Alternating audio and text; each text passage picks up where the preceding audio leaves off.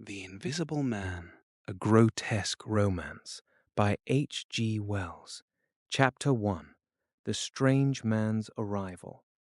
The stranger came early in February, one wintry day, through a biting wind and a driving snow, the last snowfall of the year, over the down, walking from Bramblehurst railway station and carrying a little black portmanteau in his thickly gloved hand.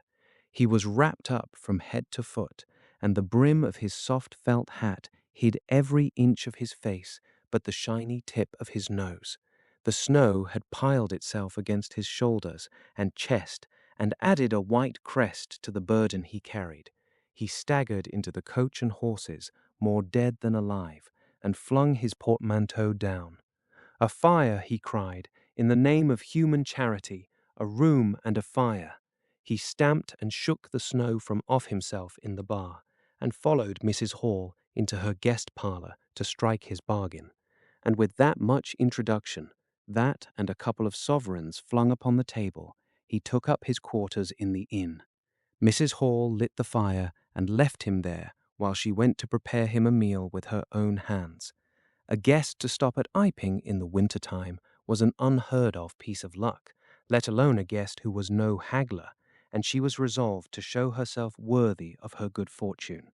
As soon as the bacon was well under way, and Milly, her lymphatic maid, had been brisked up a bit by a few deftly chosen expressions of contempt, she carried the cloth, plates, and glasses into the parlour, and began to lay them with the utmost éclat. Although the fire was burning up briskly, she was surprised to see that her visitor still wore his hat and coat, standing with his back to her and staring out of the window at the falling snow in the yard. His gloved hands were clasped behind him, and he seemed to be lost in thought. She noticed that the melting snow that still sprinkled his shoulders dripped upon her carpet. "Can I take your hat and coat, sir?" she said, "and give them a good dry in the kitchen?" "No," he said without turning.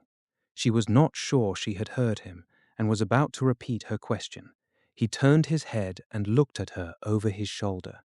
"I prefer to keep them on," he said with emphasis, and she noticed that he wore big blue spectacles with sidelights and had a bush side whisker over his coat collar that completely hid his cheeks and face. "Very well, sir," she said, "as you like. In a bit the room will be warmer." He made no answer, and had turned his face away from her again, and Mrs. Hall, feeling that her conversational advances were ill-timed, laid the rest of the table things in a quick staccato and whisked out of the room. When she returned, he was still standing there, like a man of stone, his back hunched, his collar turned up, his dripping hat brim turned down, hiding his face and ears completely. She put down the eggs and bacon with considerable emphasis and called rather than said to him, "Your lunch is served, sir." "Thank you," he said at the same time, and did not stir until she was closing the door. Then he swung round and approached the table with a certain eager quickness. As she went behind the bar to the kitchen, she heard a sound repeated at regular intervals. Chirk, chirk, chirk, it went, the sound of a spoon being rapidly whisked round a basin. "That girl," she said. "There, I clean forgot it. It's her being so long." And while she herself finished mixing the mustard, she gave Milly a few verbal stabs for her excessive slowness. She had cooked the ham and eggs, laid the table, and done everything, while Milly, help indeed, had only succeeded in delaying the mustard, and him a new guest and wanting to stay. Then she filled the mustard pot, and putting it with a certain stateliness upon a gold and black tea tray, carried it into the parlour. She rapped and entered promptly. As she did so, her visitor moved quickly, so that she got but a glimpse of a white object disappearing behind the table. It would seem he was picking something from the floor. She rapped down the mustard pot on the table, and then she noticed the overcoat and hat had been taken off and put over a chair in front of the fire, and a pair of wet boots threatened rust to her steel fender. She went to these things resolutely. "I suppose I may have them to dry now," she said in a voice that brooked no denial. "Leave the hat," said her visitor, in a muffled voice, and turning, she saw he had raised his head and was sitting and looking at her. For a moment she stood gaping at him, too surprised to speak. He held a white cloth. It was a serviette he had brought with him, over the lower part of his face, so that his mouth and jaws were completely hidden, and that was the reason of his muffled voice. But it was not that which startled Mrs. Hall. It was the fact that all his forehead above his blue glasses was covered by a white bandage, and that another covered his ears, leaving not a scrap of his face exposed, excepting only his pink-peaked nose. It was bright, pink, and shiny, just as it had been at first. He wore a dark brown velvet jacket with a high, black, linen-lined collar turned up about his neck. The thick black hair, escaping as it could below and between the cross bandages, projected in curious tails and horns, giving him the strangest appearance conceivable. This muffled and bandaged head was so unlike what she had anticipated that for a moment she was rigid. He did not remove the serviette, but remained holding it, as she saw now, with a brown gloved hand, and regarding her with his inscrutable blue glasses. "Leave the hat," he said, speaking very distinctly through the white cloth. Her nerves began to recover from the shock they had received. She placed the hat on the chair again by the fire.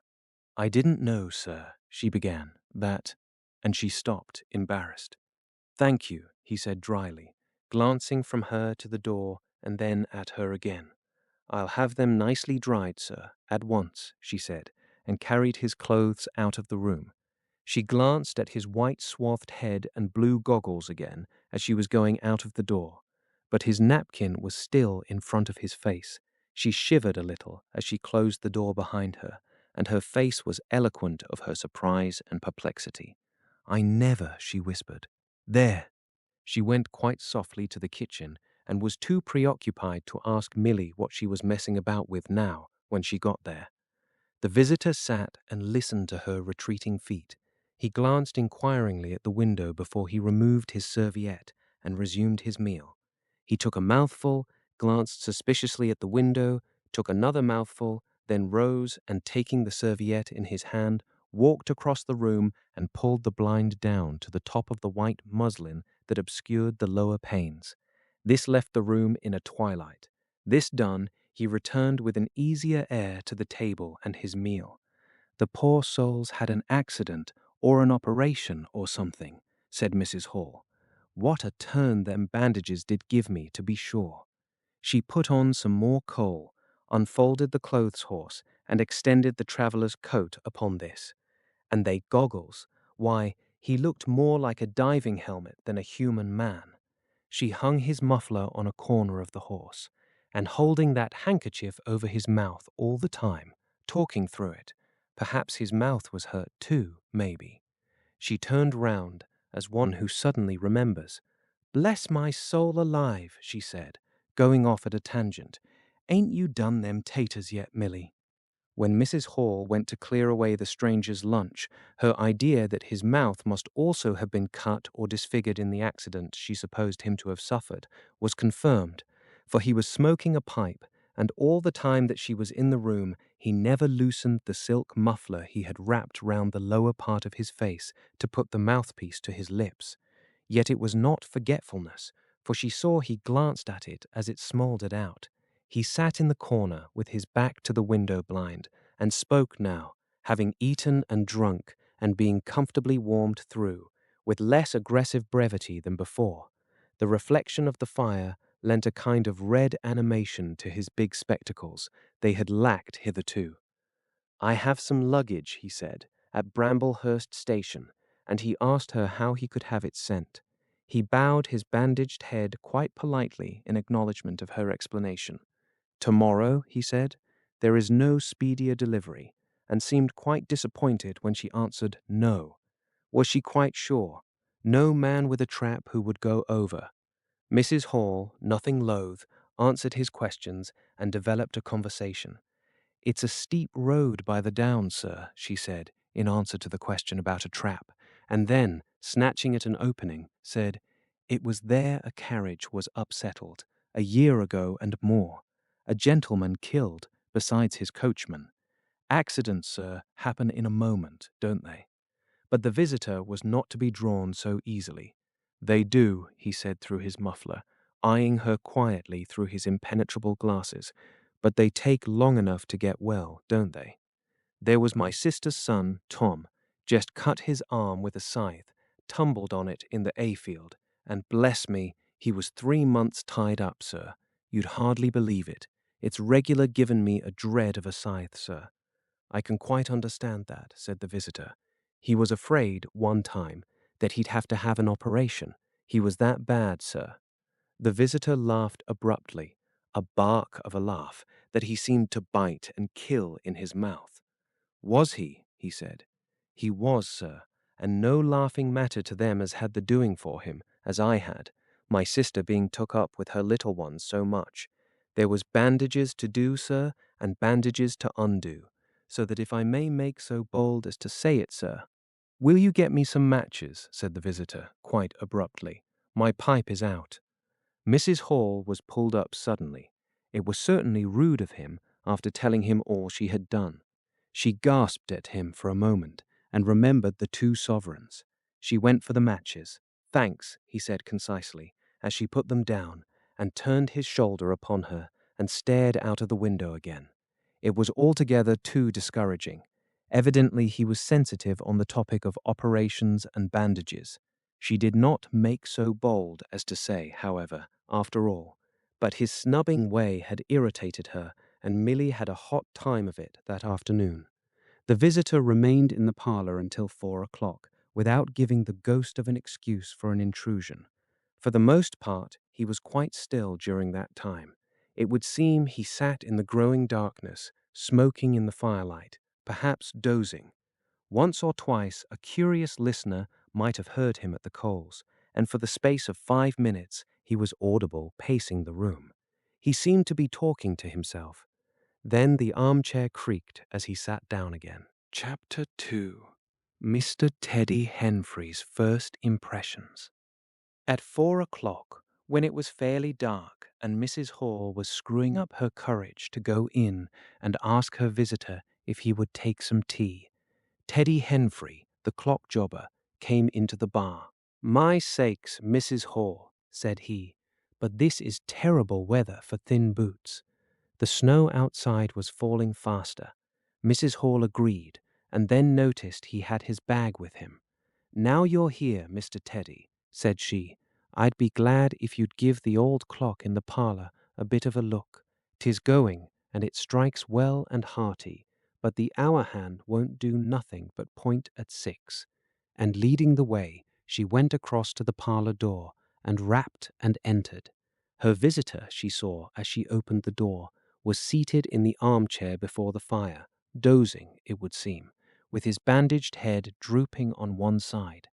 The only light in the room was the red glow from the fire, which lit his eyes like adverse railway signals, but left his downcast face in darkness, and the scanty vestiges of the day that came in through the open door. Everything was ruddy, shadowy, and indistinct to her, the more so since she had just been lighting the bar lamp, and her eyes were dazzled. But for a second it seemed to her that the man she looked at had an enormous mouth wide open, a vast and incredible mouth that swallowed the whole of the lower portion of his face. It was the sensation of a moment, the white-bound head, the monstrous goggle eyes, and this huge yawn below it. Then he stirred, started up in his chair, put up his hand.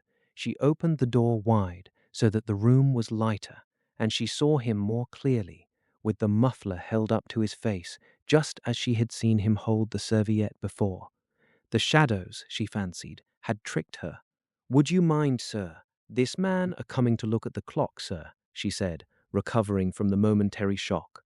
"Look at the clock," he said, staring round in a drowsy manner and speaking over his hand, and then, getting more fully awake, "Certainly." Mrs. Hall went away to get a lamp, and he rose and stretched himself. Then came the light, and Mr. Teddy Henfrey, entering, was confronted by this bandaged person. He was, he says, taken aback. "Good afternoon," said the stranger, regarding him as Mr. Henfrey says, with a vivid sense of the dark spectacles, like a lobster. "I hope," said Mr. Henfrey, "that it's no intrusion." "None whatever," said the stranger. "Though I understand," he said, turning to Mrs. Hall, "that this room is really to be mine for my own private use." "I thought, sir," said Mrs. Hall, "you'd prefer the clock." "Certainly," said the stranger, "certainly, but as a rule, I like to be alone and undisturbed." "But I'm really glad to have the clock seen to," he said, seeing a certain hesitation in Mr. Henfrey's manner. "Very glad." Mr. Henfrey had intended to apologize and withdraw, but this anticipation reassured him. The stranger turned round with his back to the fireplace and put his hands behind his back. "And presently," he said, "when the clock mending is over, I think I should like to have some tea, but not till the clock mending is over." Mrs. Hall was about to leave the room. She made no conversational advances this time, because she did not want to be snubbed in front of Mr. Henfrey, when her visitor asked her if she had made any arrangements about his boxes at Bramblehurst. She told him she had mentioned the matter to the postman, and that the carrier could bring them over on the morrow. "You are certain that is the earliest," he said. She was certain, with a marked coldness. "I should explain," he added, "what I was really too cold and fatigued to do before, that I am an experimental investigator." "Indeed, sir," said Mrs. Hall, much impressed, "and my baggage contains apparatus and appliances. Very useful things indeed they are, sir," said Mrs. Hall, "and I'm very naturally anxious to get on with my inquiries. Of course, sir, my reason for coming to Iping," he proceeded, with a certain deliberation of manner, "was a desire for solitude. I do not wish to be disturbed in my work. In addition to my work, an accident, I thought as much," said Mrs. Hall to herself, "necessitates a certain retirement. My eyes are sometimes so weak and painful that I have to shut myself up in the dark for hours together. Lock myself up, sometimes, now and then, not at present, certainly. At such times the slightest disturbance, the entry of a stranger into the room, is a source of excruciating annoyance to me. It is well these things should be understood." "Certainly, sir," said Mrs. Hall, "and if I might make so bold as to ask, that I think is all," said the stranger, with that quietly irresistible air of finality he could assume at will. Mrs. Hall reserved her question and sympathy for a better occasion. After Mrs. Hall had left the room, he remained standing in front of the fire, glaring, so Mr. Henfrey puts it, at the clock mending. Mr. Henfrey not only took off the hands of the clock and the face, but extracted the works, and he tried to work in as slow and quiet and unassuming a manner as possible. He worked with the lamp close to him, and the green shade threw a brilliant light upon his hands and upon the frame and wheels, and left the rest of the room shadowy. When he looked up, colored patches swam in his eyes. Being constitutionally of a curious nature, he had removed the works, a quite unnecessary proceeding, with the idea of delaying his departure and perhaps falling into conversation with the stranger. But the stranger stood there, perfectly silent and still. So still, it got on Henfrey's nerves. He felt alone in the room and looked up, and there, grey and dim, was the bandaged head and huge blue lenses staring fixedly, with a mist of green spots drifting in front of them. It was so uncanny to Henfrey that for a minute they remained staring blankly at one another. Then Henfrey looked down again. Very uncomfortable position. One would like to say something. Should he remark that the weather was very cold for the time of year? He looked up as if to take aim with that introductory shot. "The weather," he began. "Why don't you finish and go?" said the rigid figure, evidently in a state of painfully suppressed rage. "All you've got to do is to fix the hour hand on its axle. You're simply humbugging." "Certainly, sir. 1 minute more. I overlooked, and Mr. Henfrey finished and went. But he went feeling excessively annoyed. "Damn it," said Mr. Henfrey to himself, trudging down the village through the thawing snow. "A man must do a clock at times, surely." And again, "Can't a man look at you, ugly, and yet again, seemingly not. If the police was wanting you, you couldn't be more ropped and bandaged. At Gleason's corner he saw Hall, who had recently married the stranger's hostess at the Coach and Horses, and who now drove the Iping conveyance, when occasional people required it, to Sidderbridge Junction, coming towards him on his return from that place. Hall had evidently been stopping a bit at Sidderbridge, to judge by his driving. "'Ow do, Teddy?" he said, passing. "You got a rum 'un up home," said Teddy. Hall very sociably pulled up. "What's that?" he asked. "Rum-looking customer stopping at the Coach and Horses," said Teddy. "My sakes," and he proceeded to give Hall a vivid description of his grotesque guest. "Looks a bit like a disguise, don't it? I'd like to see a man's face if I had him stopping in my place," said Henfrey. "But women are that trustful where strangers are concerned. He's took your rooms, and he ain't even given a name, Hall." "You don't say so," said Hall, who was a man of sluggish apprehension. "Yes," said Teddy, "by the week.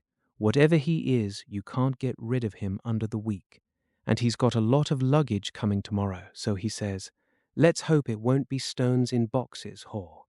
He told Hall how his aunt at Hastings had been swindled by a stranger with empty portmanteaux. Altogether, he left Hall vaguely suspicious. "Get up, old girl," said Hall. "I suppose I must see about this."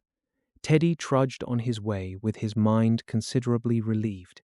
Instead of seeing about it, however, Hall, on his return, was severely rated by his wife on the length of time he had spent in Sidderbridge, and his mild inquiries were answered snappishly and in a manner not to the point. But the seed of suspicion Teddy had sown germinated in the mind of Mr. Hall, in spite of these discouragements. "You Whim don't know everything," said Mr. Hall, resolved to ascertain more about the personality of his guest at the earliest possible opportunity. And after the stranger had gone to bed, which he did about 9:30, Mr. Hall went very aggressively into the parlour and looked very hard at his wife's furniture, just to show that the stranger wasn't master there, and scrutinized closely and a little contemptuously a sheet of mathematical computations the stranger had left. When retiring for the night, he instructed Mrs. Hall to look very closely at the stranger's luggage when it came next day. "You mind your own business, Hall," said Mrs. Hall, "and I'll mind mine." She was all the more inclined to snap at Hall because the stranger was undoubtedly an unusually strange sort of stranger, and she was by no means assured about him in her own mind. In the middle of the night she woke up dreaming of huge white heads like turnips that came trailing after her, at the end of interminable necks and with vast black eyes. But being a sensible woman, she subdued her terrors and turned over and went to sleep again. Chapter 3. The 1,001 Bottles. So it was that on the 29th day of February, at the beginning of the thaw, this singular person fell out of infinity into Iping village. Next day his luggage arrived through the slush, and very remarkable luggage it was. There were a couple of trunks indeed, such as a rational man might need, but in addition there were a box of books, big, fat books, of which some were just in an incomprehensible handwriting, and a dozen or more crates, boxes, and cases containing objects packed in straw, as it seemed to Hall, tugging with a casual curiosity at the straw. Glass bottles. The stranger, muffled in hat, coat, gloves, and wrapper, came out impatiently to meet Fearenside's cart, while Hall was having a word or so of gossip preparatory to helping bring them in. Out he came, not noticing Fearenside's dog, who was sniffing in a dilettante spirit at Hall's legs. "Come along with those boxes," he said. "I've been waiting long enough." And he came down the steps towards the tail of the cart, as if to lay hands on the smaller crate. No sooner had Fearenside's dog caught sight of him, however, than it began to bristle and growl savagely, and when he rushed down the steps, it gave an undecided hop, and then sprang straight at his hand. "Whoop!" cried Hall, jumping back, for he was no hero with dogs, and Fearenside howled, "Lie down!" and snatched his whip. They saw the dog's teeth had slipped the hand, heard a kick, saw the dog execute a flanking jump and get home on the stranger's leg, and heard the rip of his trousering. Then the finer end of Fearenside's whip reached his property, and the dog, yelping with dismay, retreated under the wheels of the wagon. It was all the business of a swift half-minute. No one spoke, everyone shouted. The stranger glanced swiftly at his torn glove and at his leg, made as if he would stoop to the latter, then turned and rushed swiftly up the steps into the inn. They heard him go headlong across the passage and up the uncarpeted stairs to his bedroom. "You brute, you," said Fearenside, climbing off the wagon with his whip in his hand, while the dog watched him through the wheel. "Come here," said Fearenside. "You'd better." Hall had stood gaping. "He was bit," said Hall. "I'd better go and see to him," and he trotted after the stranger. He met Mrs. Hall in the passage. "Carrier's dog," he said, "bitten." He went straight upstairs, and the stranger's door being ajar, he pushed it open and was entering without any ceremony, being of a naturally sympathetic turn of mind. The blind was down and the room dim. He caught a glimpse of a most singular thing, what seemed a handless arm waving towards him, and a face of three huge indeterminate spots on white, very like the face of a pale pansy. Then he was struck violently in the chest, hurled back, and the door slammed in his face and locked. It was so rapid that it gave him no time to observe. A waving of indecipherable shapes, a blow, and a concussion. There he stood on the dark little landing, wondering what it might be that he had seen. A couple of minutes after, he rejoined the little group that had formed outside the coach and horses. There was Fearenside telling about it all over again for the second time. There was Mrs. Hall saying his dog didn't have no business to bite her guests. There was Huckster, the general dealer from over the road, interrogative, and Sandy Wodgers from the forge, judicial, besides women and children, all of them saying fatuities. "Wouldn't let him bite me, I knows. Tasn't right have such dogs. What he bitin' for, then?" and so forth. Mr. Hall, staring at them from the steps and listening, found it incredible that he had seen anything so very remarkable happen upstairs. Besides, his vocabulary was altogether too limited to express his impressions. "He don't want no help, he says," he said in answer to his wife's inquiry. "We'd better be a taking of his luggage in. He ought to have it cauterized at once," said Mr. Huckster, "especially if it's at all inflamed." "I'd shoot on, that's what I'd do," said a lady in the group. Suddenly the dog began growling again. "Come along," cried an angry voice in the doorway, and there stood the muffled stranger with his collar turned up and his hat brim bent down. "The sooner you get those things in, the better I'll be pleased." It is stated by an anonymous bystander that his trousers and gloves had been changed. "Was you hurt, sir?" said Fearenside. "I'm rare sorry the dog—" "Not a bit," said the stranger. "Never broke the skin. Hurry up with those things." He then swore to himself, so Mr. Hall asserts. Directly the first crate was, in accordance with his directions, carried into the parlor, the stranger flung himself upon it with extraordinary eagerness and began to unpack it, scattering the straw with an utter disregard of Mrs. Hall's carpet, and from it he began to produce bottles, little fat bottles containing powders, small and slender bottles containing colored and white fluids, fluted blue bottles labeled poison, bottles with round bodies and slender necks, large green glass bottles, large white glass bottles, bottles with glass stoppers and frosted labels, bottles with fine corks, bottles with bungs, bottles with wooden caps, wine bottles, salad oil bottles, putting them in rows on the chiffonier, on the mantel, on the table under the window, round the floor, on the bookshelf, everywhere. The chemist's shop in Bramblehurst could not boast half so many. Quite a sight it was. Crate after crate yielded bottles, until all 6 were empty and the table high with straw. The only things that came out of these crates, besides the bottles, were a number of test tubes and a carefully packed balance. And directly the crates were unpacked, the stranger went to the window and set to work, not troubling in the least about the litter of straw, the fire which had gone out, the box of books outside, nor for the trunks and other luggage that had gone upstairs. When Mrs. Hall took his dinner into him, he was already so absorbed in his work, pouring little drops out of the bottles into test tubes, that he did not hear her until she had swept away the bulk of the straw and put the tray on the table, with some little emphasis perhaps, seeing the state that the floor was in. Then he half turned his head and immediately turned it away again. But she saw he had removed his glasses. They were beside him on the table, and it seemed to her that his eye sockets were extraordinarily hollow. He put on his spectacles again, and then turned and faced her. She was about to complain of the straw on the floor when he anticipated her.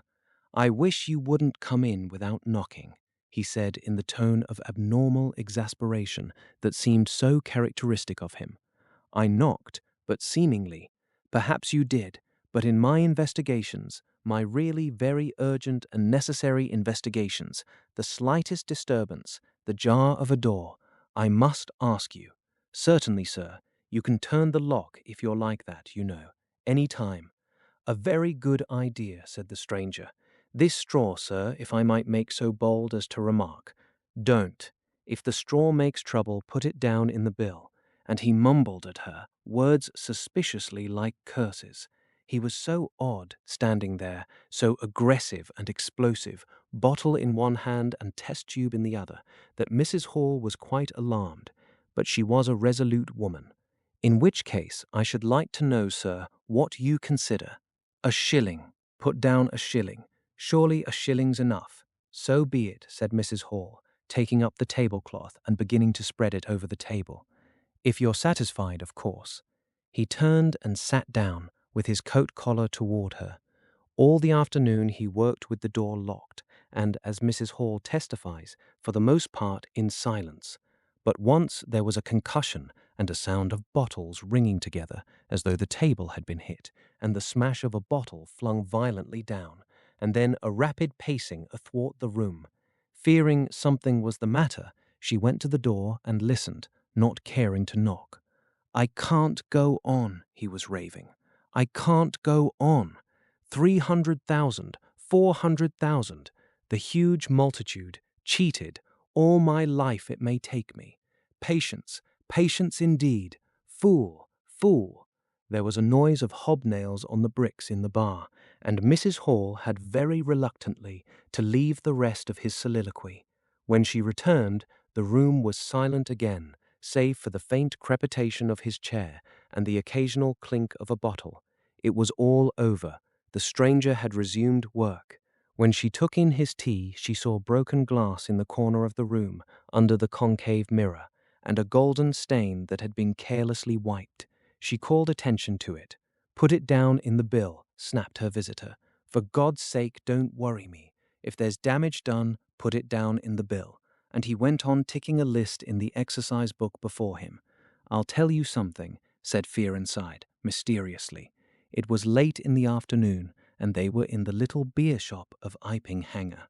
"Well," said Teddy Henfrey, "this chap you're speaking of, what my dog bit, well, he's black, leastways, his legs are. I seed through the tear of his trousers and the tear of his glove.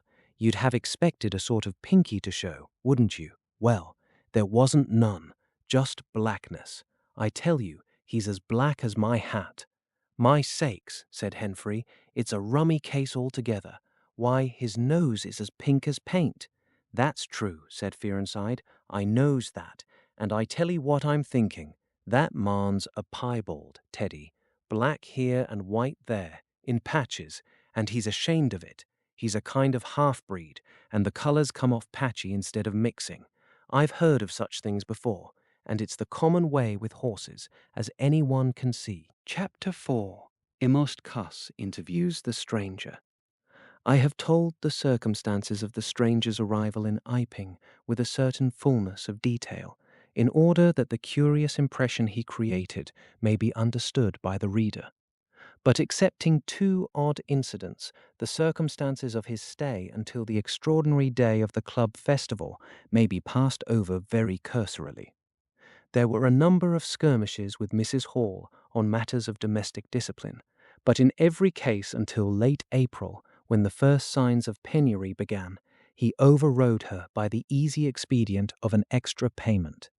Hall did not like him, and whenever he dared, he talked of the advisability of getting rid of him, but he showed his dislike chiefly by concealing it ostentatiously and avoiding his visitor as much as possible. "Wait till the summer," said Mrs. Hall sagely, "when the artists are beginning to come. Then we'll see. He may be a bit overbearing, but bills settled punctual is bills settled punctual, whatever you'd like to say." The stranger did not go to church, and indeed made no difference between Sunday and the irreligious days, even in costume. He worked, as Mrs. Hall thought, very fitfully. Some days he would come down early and be continuously busy. On others he would rise late, pace his room, fretting audibly for hours together, smoke, sleep in the armchair by the fire. Communication with the world beyond the village he had none. His temper continued very uncertain. For the most part, his manner was that of a man suffering under almost unendurable provocation, and once or twice things were snapped, torn, crushed, or broken in spasmodic gusts of violence. He seemed under a chronic irritation of the greatest intensity. His habit of talking to himself in a low voice grew steadily upon him, but though Mrs. Hall listened conscientiously, she could make neither head nor tail of what she heard. He rarely went abroad by daylight, but at twilight he would go out muffled up invisibly, whether the weather were cold or not, and he chose the loneliest paths and those most overshadowed by trees and banks. His goggling spectacles and ghastly bandaged face under the penthouse of his hat came with a disagreeable suddenness out of the darkness upon one or two home-going labourers, and Teddy Henfrey, tumbling out of the scarlet coat one night at 9:30, was scared shamefully by the stranger's skull-like head. He was walking hat in hand, lit by the sudden light of the opened inn door. Such children as saw him at nightfall dreamt of bogies, and it seemed doubtful whether he disliked boys more than they disliked him, or the reverse. But there was certainly a vivid enough dislike on either side. It was inevitable that a person of so remarkable an appearance and bearing should form a frequent topic in such a village as Iping. Opinion was greatly divided about his occupation. Mrs. Hall was sensitive on the point. When questioned, she explained very carefully that he was an experimental investigator, going gingerly over the syllables as one who dreads pitfalls. When asked what an experimental investigator was, she would say with a touch of superiority that most educated people knew such things as that, and would thus explain that he discovered things. Her visitor had had an accident, she said, which temporarily discolored his face and hands, and being of a sensitive disposition, he was averse to any public notice of the fact. Out of her hearing, there was a view largely entertained that he was a criminal trying to escape from justice by wrapping himself up so as to conceal himself altogether from the eye of the police. This idea sprang from the brain of Mr. Teddy Henfrey. No crime of any magnitude dating from the middle or end of February was known to have occurred. Elaborated in the imagination of Mr. Gould, the probationary assistant in the National School, this theory took the form that the stranger was an anarchist in disguise, preparing explosives, and he resolved to undertake such detective operations as his time permitted.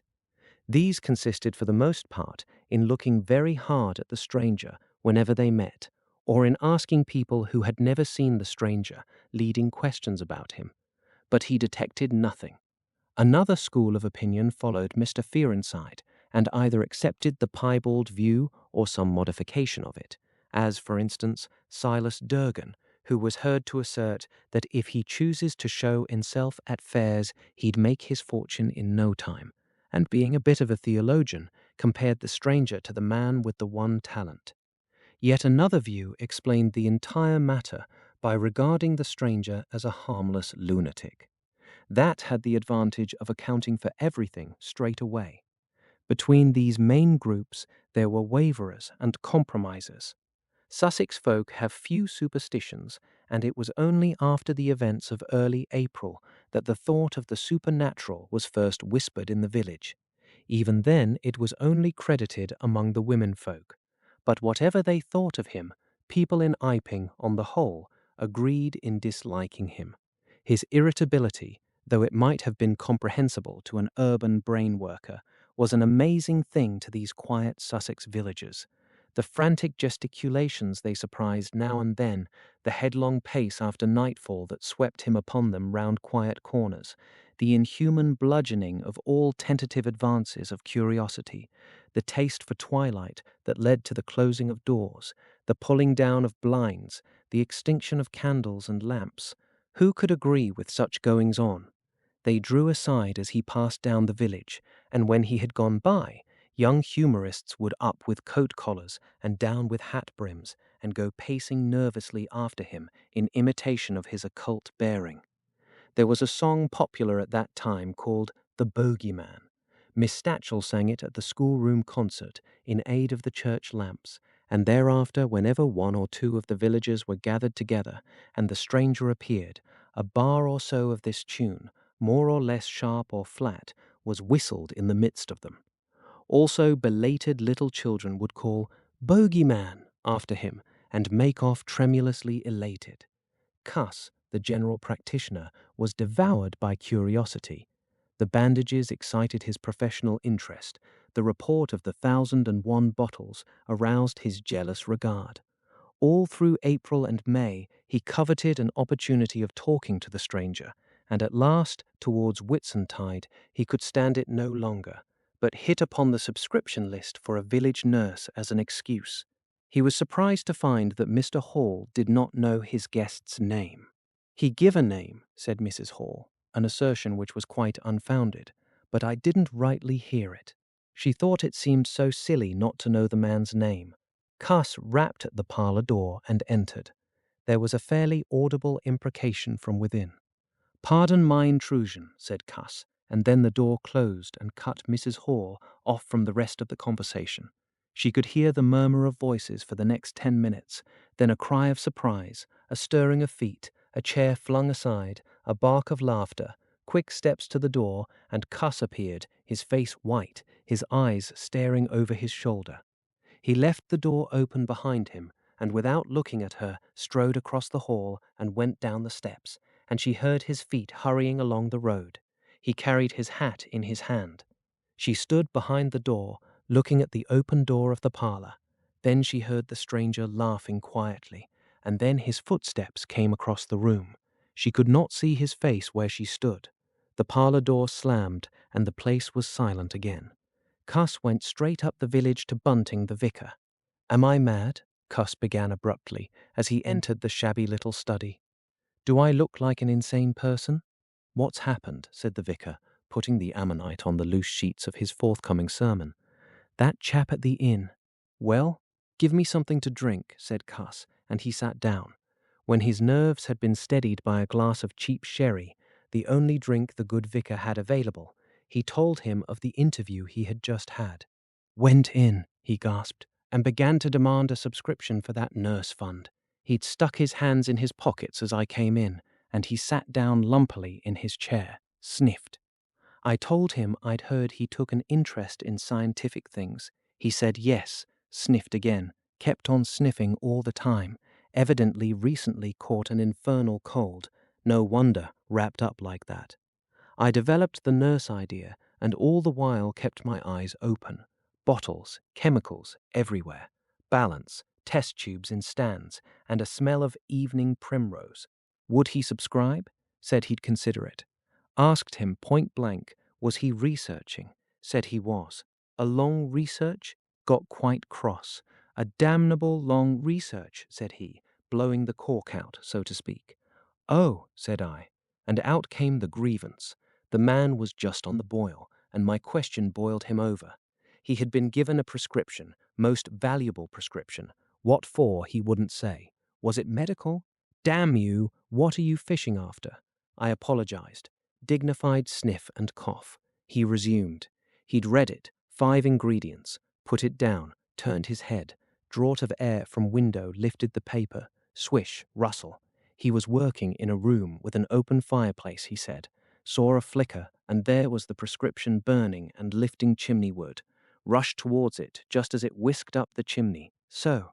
Just at that point, to illustrate his story, out came his arm. Well, no hand, just an empty sleeve. Lord, I thought, that's a deformity. Got a cork arm, I suppose, and has taken it off. Then, I thought, there's something odd in that. What the devil keeps that sleeve up and open if there's nothing in it? There was nothing in it, I tell you. Nothing down it, right down to the joint. I could see right down it to the elbow, and there was a glimmer of light shining through a tear of the cloth. Good God, I said. Then he stopped, stared at me with those black goggles of his, and then at his sleeve. Well, that's all. He never said a word, just glared and put his sleeve back in his pocket quickly. I was saying, said he, that there was the prescription burning, wasn't I? Interrogative cough. How the devil, said I, can you move an empty sleeve like that? Empty sleeve? Yes, said I, an empty sleeve. It's an empty sleeve, is it? You saw it was an empty sleeve. He stood up right away. I stood up too. He came towards me in 3 very slow steps and stood quite close, sniffed venomously. I didn't flinch, though I'm hanged if that bandaged knob of his and those blinkers aren't enough to unnerve anyone coming quietly up to you. You said it was an empty sleeve, he said. Certainly, I said.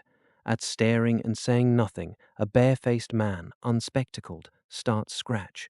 Then, very quietly, he pulled his sleeve out of his pocket again and raised his arm towards me as though he would show it to me again. He did it very, very slowly.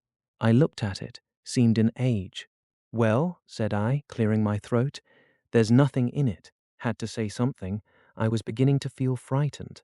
I could see right down it. He extended it straight towards me, slowly, slowly, just like that, until the cuff was 6 inches from my face. Queer thing to see an empty sleeve come at you like that. And then, well, something, exactly like a finger and thumb, it felt, nipped my nose. Bunting began to laugh. There wasn't anything there, said Cuss, his voice running up into a shriek at the there. It's all very well for you to laugh, but I tell you I was so startled I hit his cuff hard and turned around and cut out of the room. I left him. Cuss stopped. There was no mistaking the sincerity of his panic. He turned round in a helpless way and took a second glass of the excellent vicar's very inferior sherry. When I hit his cuff, said Cuss, I tell you it felt exactly like hitting an arm. And there wasn't an arm. There wasn't the ghost of an arm. Mr. Bunting thought it over. He looked suspiciously at Cuss. It's a most remarkable story, he said. He looked very wise and grave indeed. It's really, said Mr. Bunting with judicial emphasis, a most remarkable story. Chapter 5. The Burglary at the Vicarage. The facts of the burglary at the vicarage came to us chiefly through the medium of the vicar and his wife. It occurred in the small hours of Whit Monday, the day devoted in Iping to the club festivities. Mrs. Bunting, it seems, woke up suddenly in the stillness that comes before the dawn, with the strong impression that the door of their bedroom had opened and closed. She did not arouse her husband at first, but sat up in bed, listening. She then distinctly heard the pad, pad, pad of bare feet coming out of the adjoining dressing room and walking along the passage towards the staircase. As soon as she felt assured of this, she aroused the Reverend Mr. Bunting as quietly as possible. He did not strike a light, but putting on his spectacles, her dressing gown, and his bath slippers, he went out on the landing to listen. He heard quite distinctly a fumbling going on at his study desk downstairs, and then a violent sneeze. At that he returned to his bedroom, armed himself with the most obvious weapon, the poker, and descended the staircase as noiselessly as possible. Mrs. Bunting came out on the landing. The hour was about 4, and the ultimate darkness of the night was past. There was a faint shimmer of light in the hall, but the study doorway yawned impenetrably black. Everything was still, except the faint creaking of the stairs under Mr. Bunting's tread and the slight movements in the study. Then something snapped, the drawer was opened, and there was a rustle of papers. Then came an imprecation, and a match was struck, and the study was flooded with yellow light. Mr. Bunting was now in the hall, and through the crack of the door he could see the desk and the open drawer and a candle burning on the desk. But the robber he could not see. He stood there in the hall, undecided what to do, and Mrs. Bunting, her face white and intent, crept slowly downstairs after him. One thing kept Mr. Bunting's courage, the persuasion that this burglar was a resident in the village. They heard the chink of money and realized that the robber had found the housekeeping reserve of gold, £2.10 in half-sovereigns altogether. At that sound, Mr. Bunting was nerved to abrupt action. Gripping the poker firmly, he rushed into the room, closely followed by Mrs. Bunting. "Surrender!" cried Mr. Bunting fiercely, and then stooped amazed. Apparently, the room was perfectly empty, yet their conviction that they had, that very moment, heard somebody moving in the room had amounted to a certainty. For half a minute, perhaps, they stood gaping. Then Mrs. Bunting went across the room and looked behind the screen, while Mr. Bunting, by a kindred impulse, peered under the desk. Then Mrs. Bunting turned back the window curtains, and Mr. Bunting looked up the chimney and probed it with the poker. Then Mrs. Bunting scrutinized the waste paper basket, and Mr. Bunting opened the lid of the coal scuttle. Then they came to a stop and stood with eyes interrogating each other. "I could have sworn," said Mr. Bunting. "The candle," said Mr. Bunting. "Who lit the candle?" "The drawer," said Mrs. Bunting. "And the money's gone." She went hastily to the doorway. Of all the strange occurrences, there was a violent sneeze in the passage. They rushed out, and as they did so, the kitchen door slammed. "Bring the candle," said Mr. Bunting, and led the way. They both heard a sound of bolts being hastily shot back.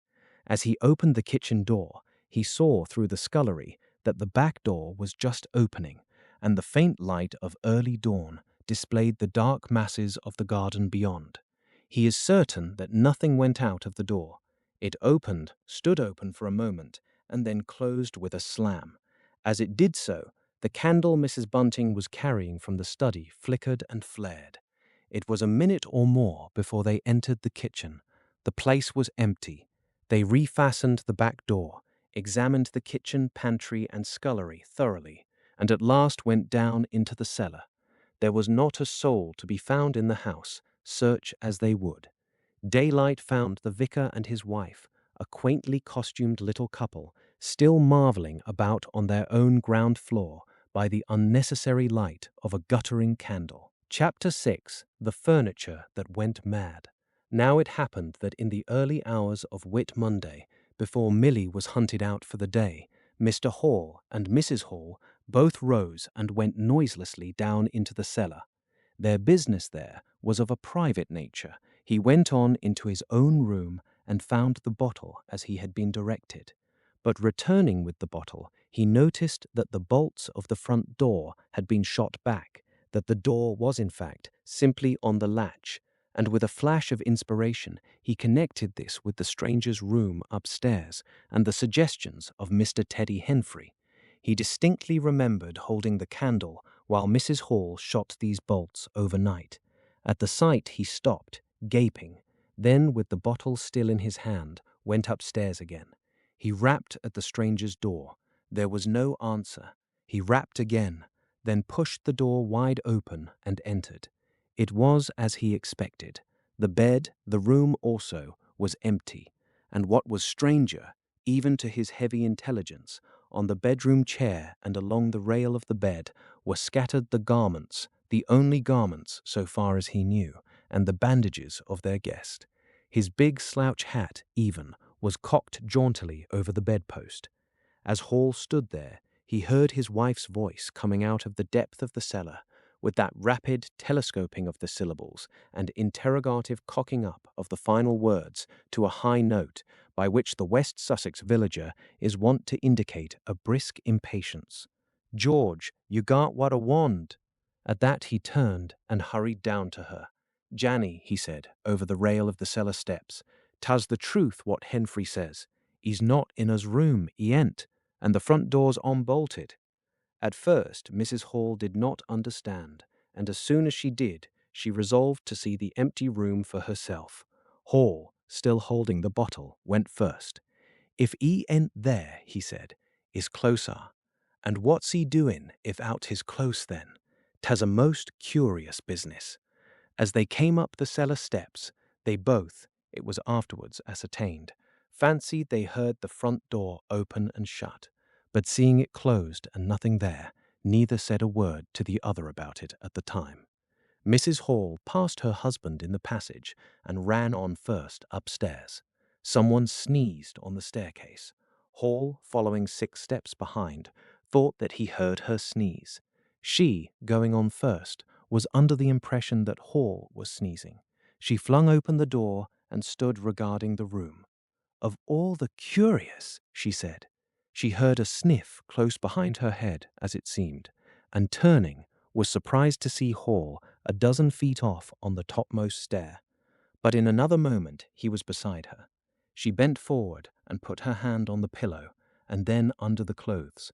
"Cold," she said. "He's been up this hour or more." As she did so, a most extraordinary thing happened. The bedclothes gathered themselves together, leapt up suddenly into a sort of peak, and then jumped headlong over the bottom rail. It was exactly as if a hand had clutched them in the center and flung them aside. Immediately after, the stranger's hat hopped off the bedpost, described a whirling flight in the air through the better part of a circle, and then dashed straight at Mrs. Hall's face.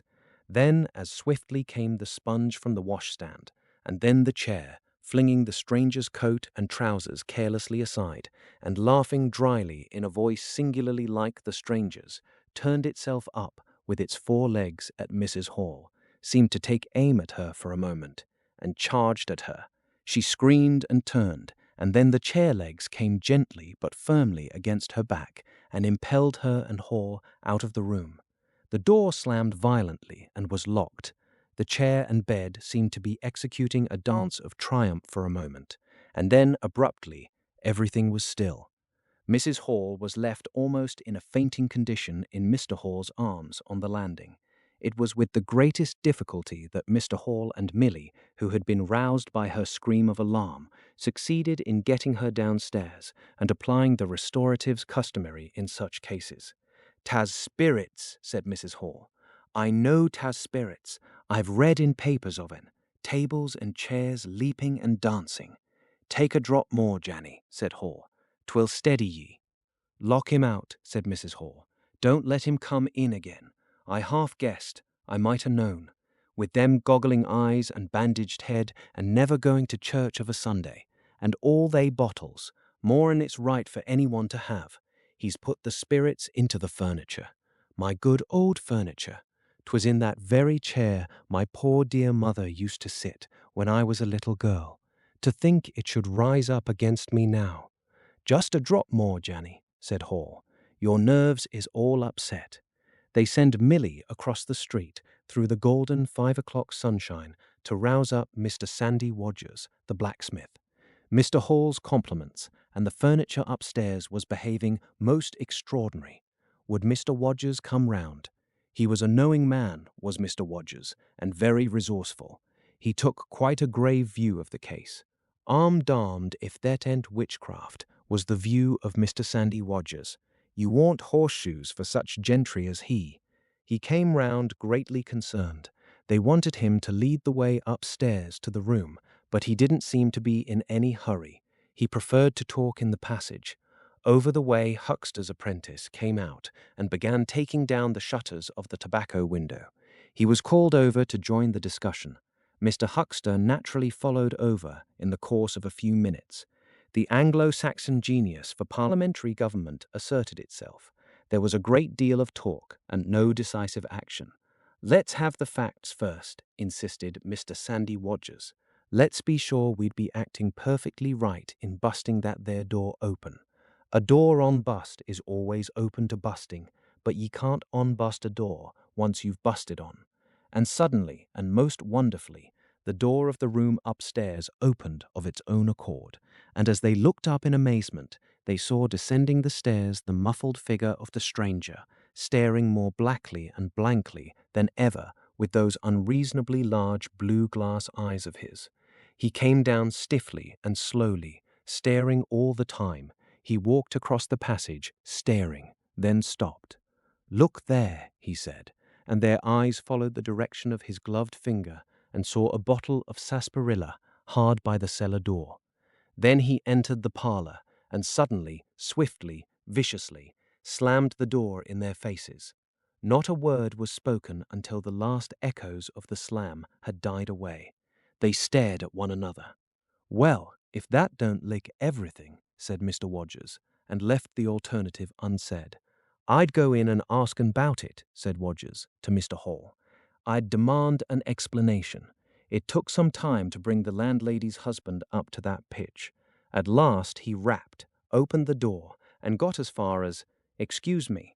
'Go to the devil,' said the stranger in a tremendous voice, 'and shut that door after you.' So that brief interview terminated. Chapter 7. The Unveiling of the Stranger. The stranger went into the little parlor of the Coach and Horses about 5:30 in the morning, and there he remained until near midday, the blinds down, the door shut, and none, after Hall's repulse, venturing near him. All that time he must have fasted. Thrice he rang his bell, the third time furiously and continuously, but no one answered him. Him and his go to the devil indeed, said Mrs. Hall. Presently came an imperfect rumor of the burglary at the vicarage, and two were put together. Hall, assisted by Wodgers, went off to find Mr. Shuckleforth, the magistrate, and take his advice. No one ventured upstairs. How the stranger occupied himself is unknown. Now and then he would stride violently up and down, and twice came an outburst of curses, a tearing of paper, and a violent smashing of bottles. The little group of scared but curious people increased. Mrs. Huxter came over. Some gay young fellows, resplendent in black ready-made jackets and piqué paper ties, for it was Whit Monday, joined the group with confused interrogations. Young Archie Harker distinguished himself by going up the yard and trying to peep under the window blinds. He could see nothing, but gave reason for supposing that he did, and others of the Iping youth presently joined him. It was the finest of all possible Whit Mondays, and down the village street stood a row of nearly a dozen booths, a shooting gallery, and on the grass by the forge were 3 yellow and chocolate wagons, and some picturesque strangers of both sexes putting up a coconut shy. The gentlemen wore blue jerseys, the ladies white aprons, and quite fashionable hats with heavy plumes.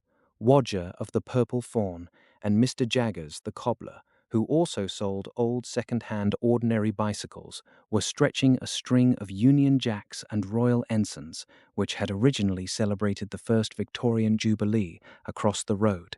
And inside, in the artificial darkness of the parlor, into which only one thin jet of sunlight penetrated, the stranger, hungry we must suppose, and fearful, hidden in his uncomfortable hot wrappings, poured through his dark glasses upon his paper, or chinked his dirty little bottles, and occasionally swore savagely at the boys, audible if invisible, outside the windows.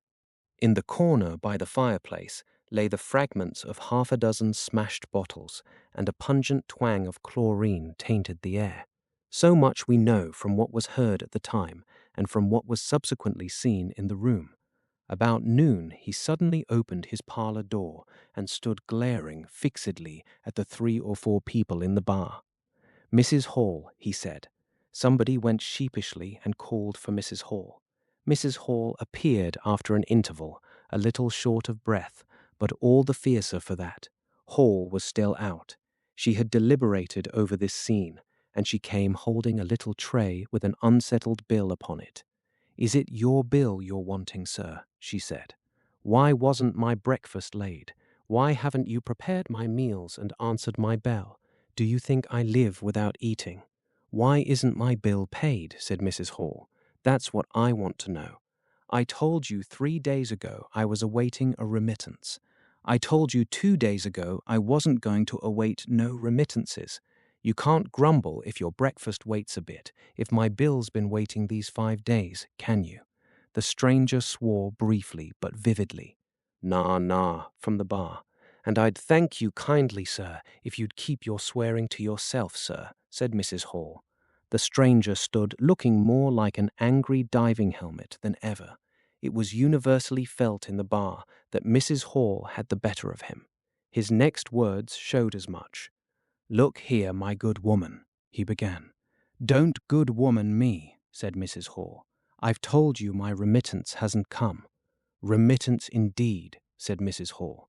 "Still, I dare say in my pocket. You told me 3 days ago that you hadn't anything but a sovereign's worth of silver upon you. Well, I've found some more." "Hullo," from the bar. "I wonder where you found it," said Mrs. Hall. That seemed to annoy the stranger very much. He stamped his foot. "What do you mean?" he said. "That I wonder where you found it," said Mrs. Hall.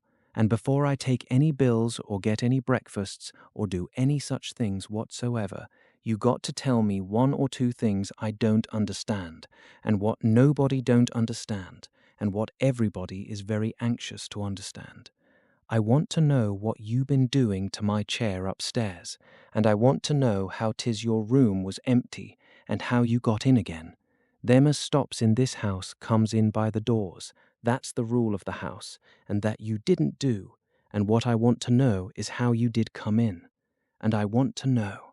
Suddenly, the stranger raised his gloved hands, clenched, stamped his foot, and said, "Stop," with such extraordinary violence that he silenced her instantly.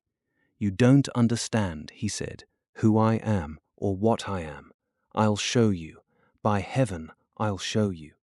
Then he put his open palm over his face and withdrew it. The center of his face became a black cavity. "Here," he said.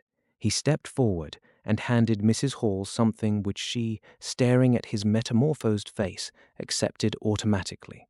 Then, when she saw what it was, she screamed loudly, dropped it, and staggered back. The nose, it was the stranger's nose, pink and shining, rolled on the floor. Then he removed his spectacles, and everyone in the bar gasped. He took off his hat, and with a violent gesture tore at his whiskers and bandages. For a moment they resisted him. A flash of horrible anticipation passed through the bar. "Oh my God," said someone. Then off they came. It was worse than anything. Mrs. Hall, standing open-mouthed and horror-struck, shrieked at what she saw and made for the door of the house. Everyone began to move. They were prepared for scars, disfigurements, tangible horrors, but nothing. The bandages and false hair flew across the passage into the bar, making a hobbledehoy jump to avoid them. Everyone tumbled on everyone else down the steps. For the man who stood there shouting some incoherent explanation was a solid, gesticulating figure up to the coat collar of him, and then nothingness. No visible thing at all. People down the village heard shouts and shrieks, and looking up the street, saw the coach and horses violently firing out its humanity. They saw Mrs. Hall fall down, and Mr. Teddy Henfrey jump to avoid tumbling over her. And then they heard the frightful screams of Milly, who, emerging suddenly from the kitchen at the noise of the tumult, had come upon the headless stranger from behind. These increased suddenly.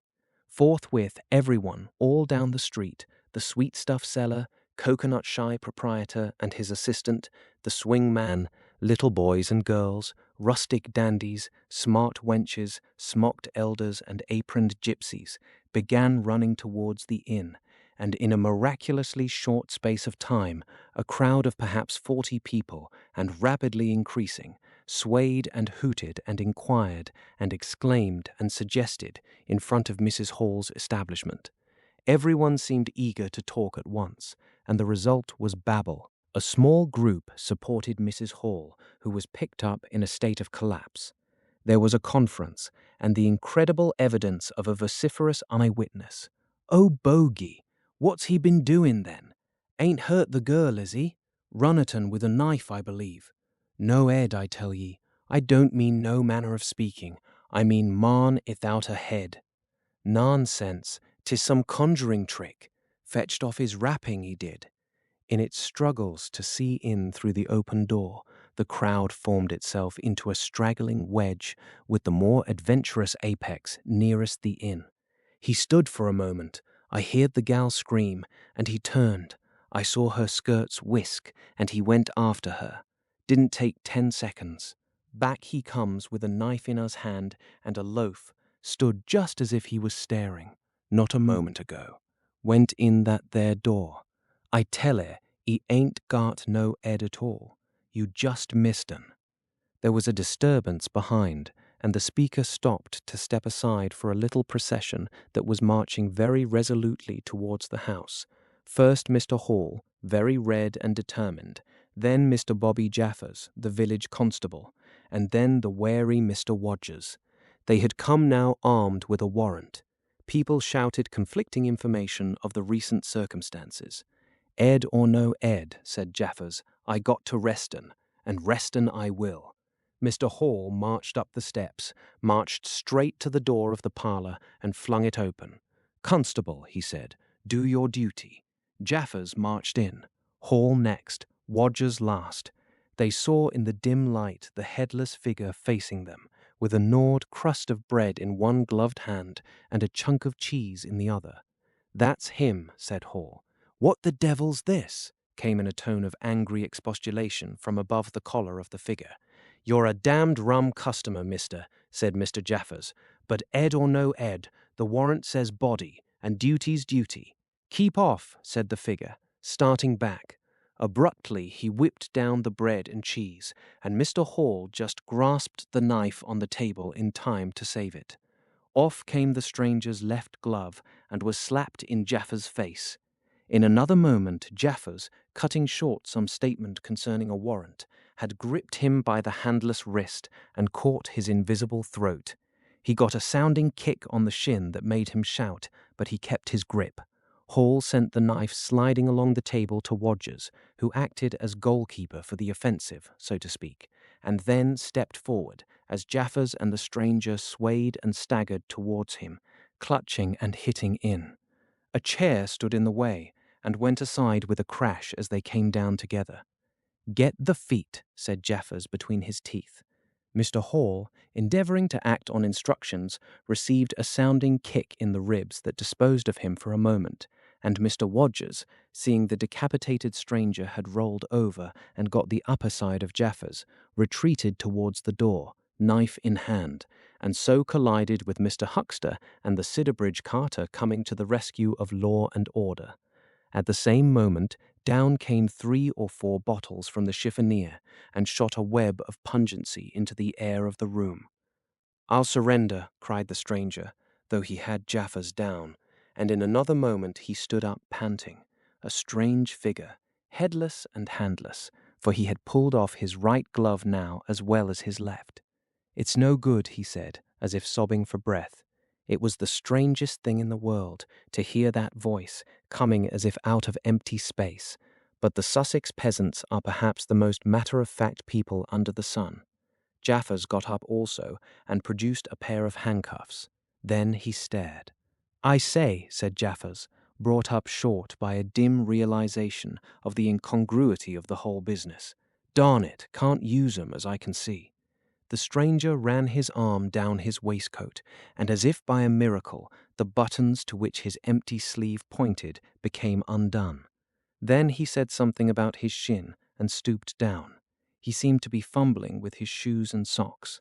"Why," said Huxter suddenly, "that's not a man at all. It's just empty clothes. Look, you can see down his collar and the linings of his clothes. I could put my arm." He extended his hand. It seemed to meet something in mid-air, and he drew it back with a sharp exclamation. "I wish you'd keep your fingers out of my eye," said the aerial voice, in a tone of savage expostulation. "The fact is, I'm all here, head, hands, legs, and all the rest of it, but it happens I'm invisible. It's a confounded nuisance, but I am.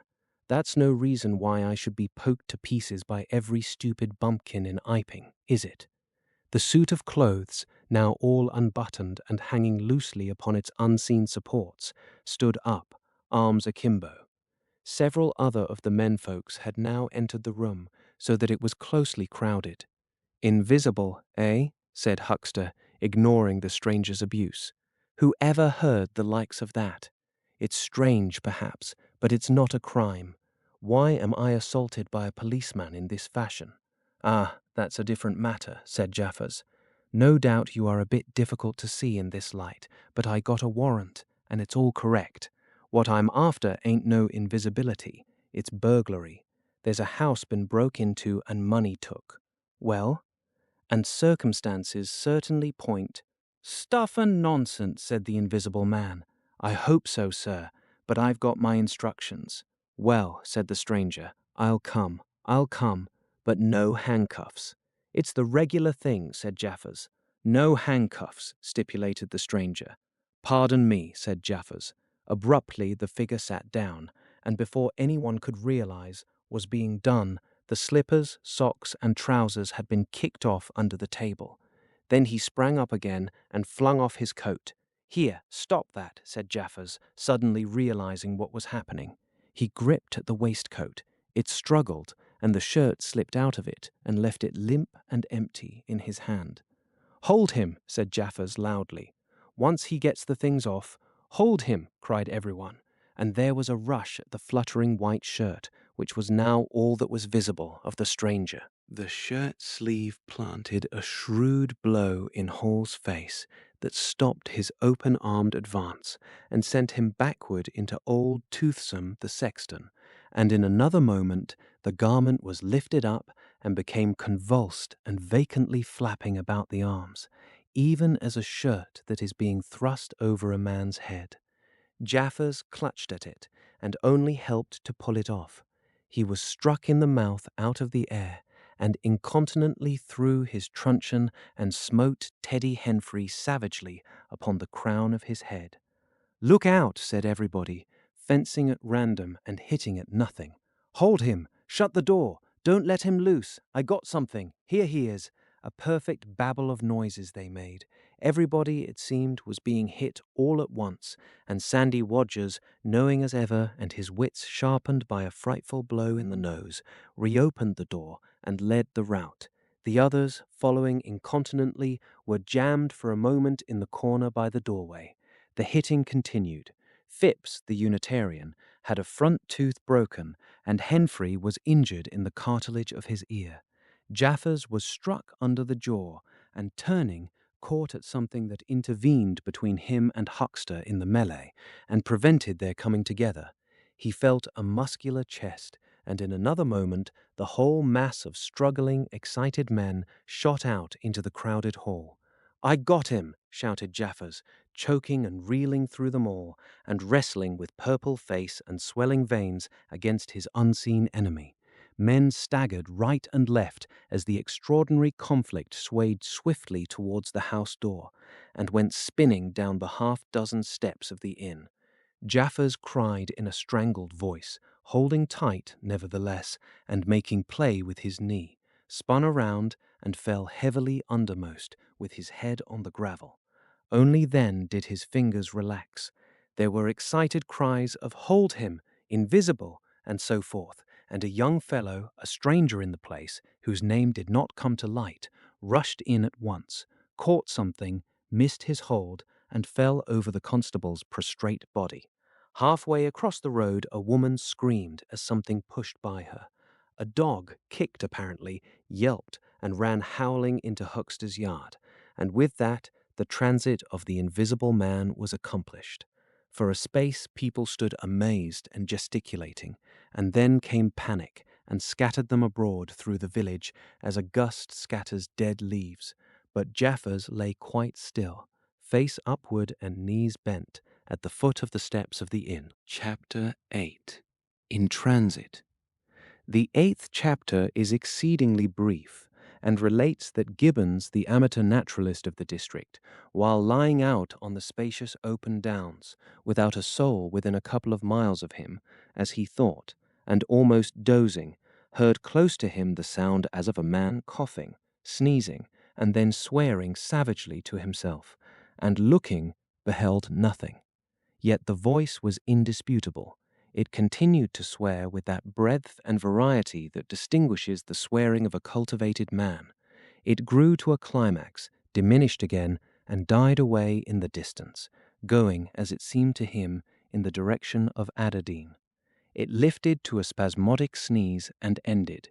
Gibbons had heard nothing of the morning's occurrences, but the phenomenon was so striking and disturbing that his philosophical tranquillity vanished. He got up hastily and hurried down the steepness of the hill towards the village as fast as he could go, to picture Mr. Thomas Marvel as a person of copious, fluctuating mouth and a beard of bristling eccentricity. His figure inclined to embonpoint. His short limbs accentuated this inclination.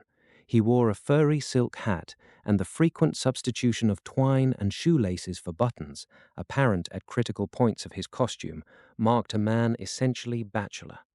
Mr. Thomas Marvel was sitting with his feet in a ditch by the roadside, over the down towards Adadine, about 1.5 miles out of Iping. His feet, save for socks of irregular openwork, were bare. His big toes were broad and pricked like the ears of a watchful dog. In a leisurely manner, he did everything in a leisurely manner. He was contemplating trying on a pair of boots. They were the soundest boots he had come across for a long time, but too large for him, whereas the ones he had were, in dry weather, a very comfortable fit, but too thin-soled for damp. Mr. Thomas Marvel hated roomy shoes, but then he hated damp. He had never properly thought out which he hated most, and it was a pleasant day, and there was nothing better to do. So he put the 4 shoes in a graceful group on the turf and looked at them. And seeing them there among the grass and springing agrimony, it suddenly occurred to him that both pairs were exceedingly ugly to see. He was not at all startled by a voice behind him. "They're boots, anyhow," said the voice. "They are. Charity boots," said Mr. Thomas Marvel, with his head on one side regarding them distastefully. "And which is the ugliest pair in the whole blessed universe, I'm darned if I know." Said the voice. "I've worn worse. In fact, I've worn none. But none so audacious ugly, if you'll allow the expression.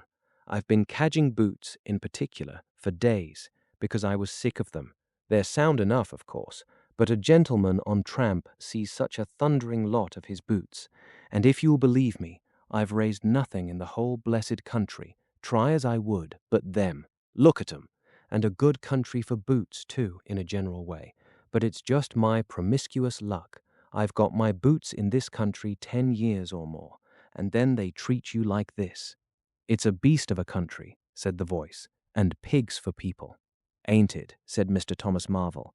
"Lord, but them boots, it beats it." He turned his head over his shoulder to the right to look at the boots of his interlocutor with a view to comparisons, and lo, where the boots of his interlocutor should have been, were neither legs nor boots. He was irradiated by the dawn of a great amazement. "Where are you?" said Mr. Thomas Marvel over his shoulder and coming on all fours. He saw a stretch of empty downs with the wind swaying the remote green-pointed furze bushes.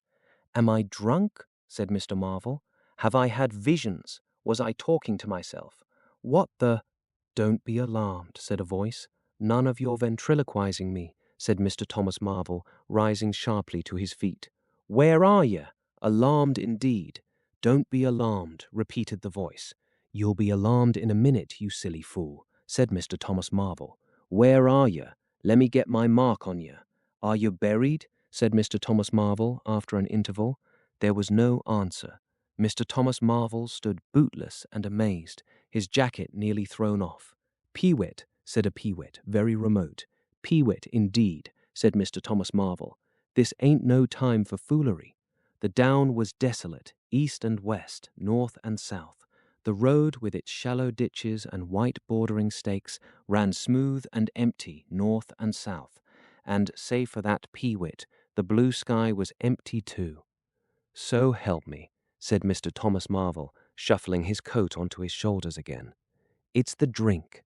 I might ha' known." "It's not the drink," said the voice. "You keep your nerves steady." "Ow!" said Mr. Marvel, and his face grew white amidst its patches. "It's the drink," his lips repeated noiselessly. He remained staring about him, rotating slowly backwards. "I could have swore I heard a voice," he whispered. "Of course you did." "It's there again," said Mr. Marvel, closing his eyes and clasping his hand on his brow with a tragic gesture. He was suddenly taken by the collar and shaken violently and left more dazed than ever. "Don't be a fool," said the voice. "I'm off my blooming chump," said Mr. Marvel. "It's no good. It's fretting about them blasted boots. I'm off my blessed blooming chump. Or it's spirits. Neither one thing nor the other," said the voice. "Listen." "Chump," said Mr. Marvel. "1 minute," said the voice, penetratingly, tremulous with self-control. "Well," said Mr. Thomas Marvel, with a strange feeling of having been dug in the chest by a finger. "You think I'm just imagination.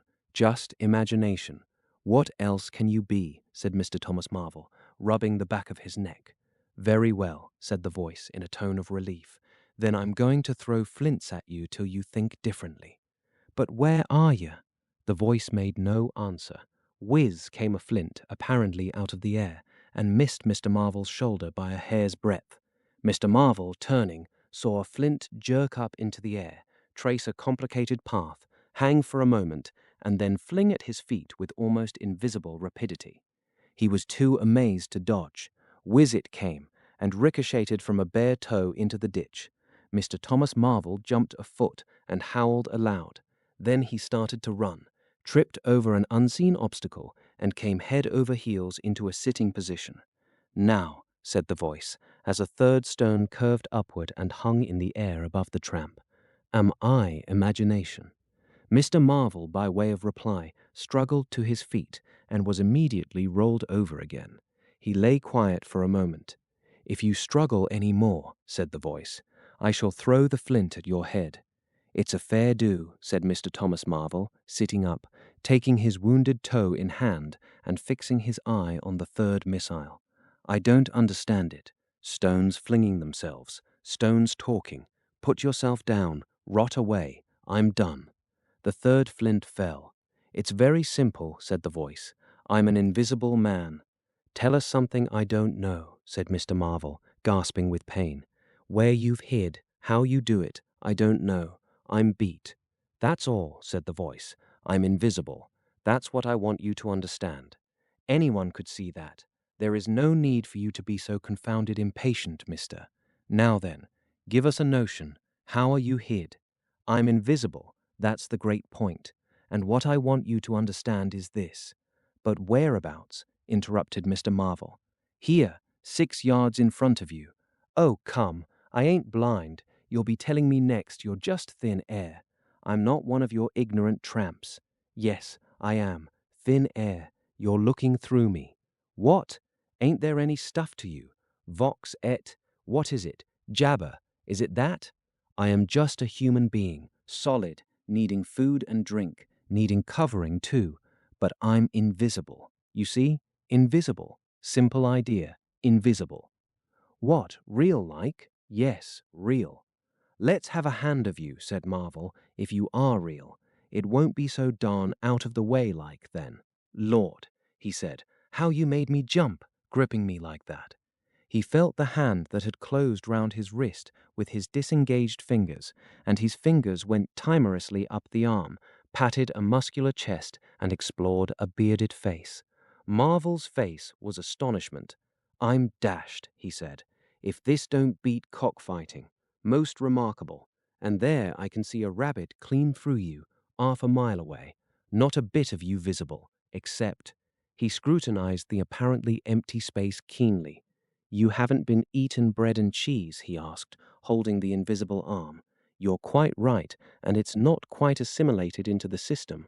"Ah," said Mr. Marvel, "sort of ghostly, though."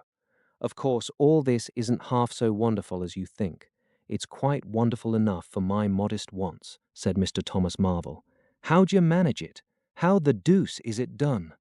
"It's too long a story, and besides, I tell you, the whole business fairly beats me," said Mr. Marvel. "What I want to say at present is this.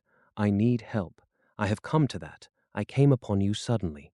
I was wandering, mad with rage, naked, impotent. I could have murdered, and I saw you." "Lord," said Mr. Marvel. "I came up behind you, hesitated, went on." Mr. Marvel's expression was eloquent, then stopped. "Here," I said, "is an outcast like myself. This is the man for me. So I turned back and came to you. You. And—" "Lord," said Mr. Marvel, "but I'm all in a tizzy. May I ask, how is it, and what you may be requiring in the way of help? Invisible. I want you to help me get clothes and shelter, and then with other things. I've left them long enough. If you won't, well, but you will, must." "Look here," said Mr. Marvel, "I'm too flabbergasted. Don't knock me about any more, and leave me go. I must get steady a bit, and you've pretty near broken my toe. It's all so unreasonable. Empty downs, empty sky, nothing visible for miles except the bosom of nature, and then comes a voice out of heaven, and stones, and a fist. Lord, pull yourself together," said the voice, "for you have to do the job I've chosen for you." Mr. Marvel blew out his cheeks, and his eyes were round. "I've chosen you," said the voice. "You are the only man except some of those fools down there who knows there is such a thing as an invisible man. You have to be my helper. Help me, and I will do great things for you. An invisible man is a man of power." He stopped for a moment to sneeze violently. "But if you betray me," he said, "if you fail to do as I direct you—" He paused and tapped Mr. Marvel's shoulder smartly. Mr. Marvel gave a yelp of terror at the touch. "I don't want to betray you," said Mr. Marvel, edging away from the direction of the fingers. "Don't you go a-thinking that, whatever you do. All I want to do is to help you. Just tell me what I got to do. Lord, whatever you want done, that I'm most willing to do." Chapter 10. Mr. Marvel's Visit to Iping. After the first gusty panic had spent itself, Iping became argumentative. Skepticism suddenly reared its head. Rather nervous skepticism, not at all assured of its back, but skepticism nevertheless. It is so much easier not to believe in an invisible man, and those who had actually seen him dissolve into air or felt the strength of his arm could be counted on the fingers of two hands.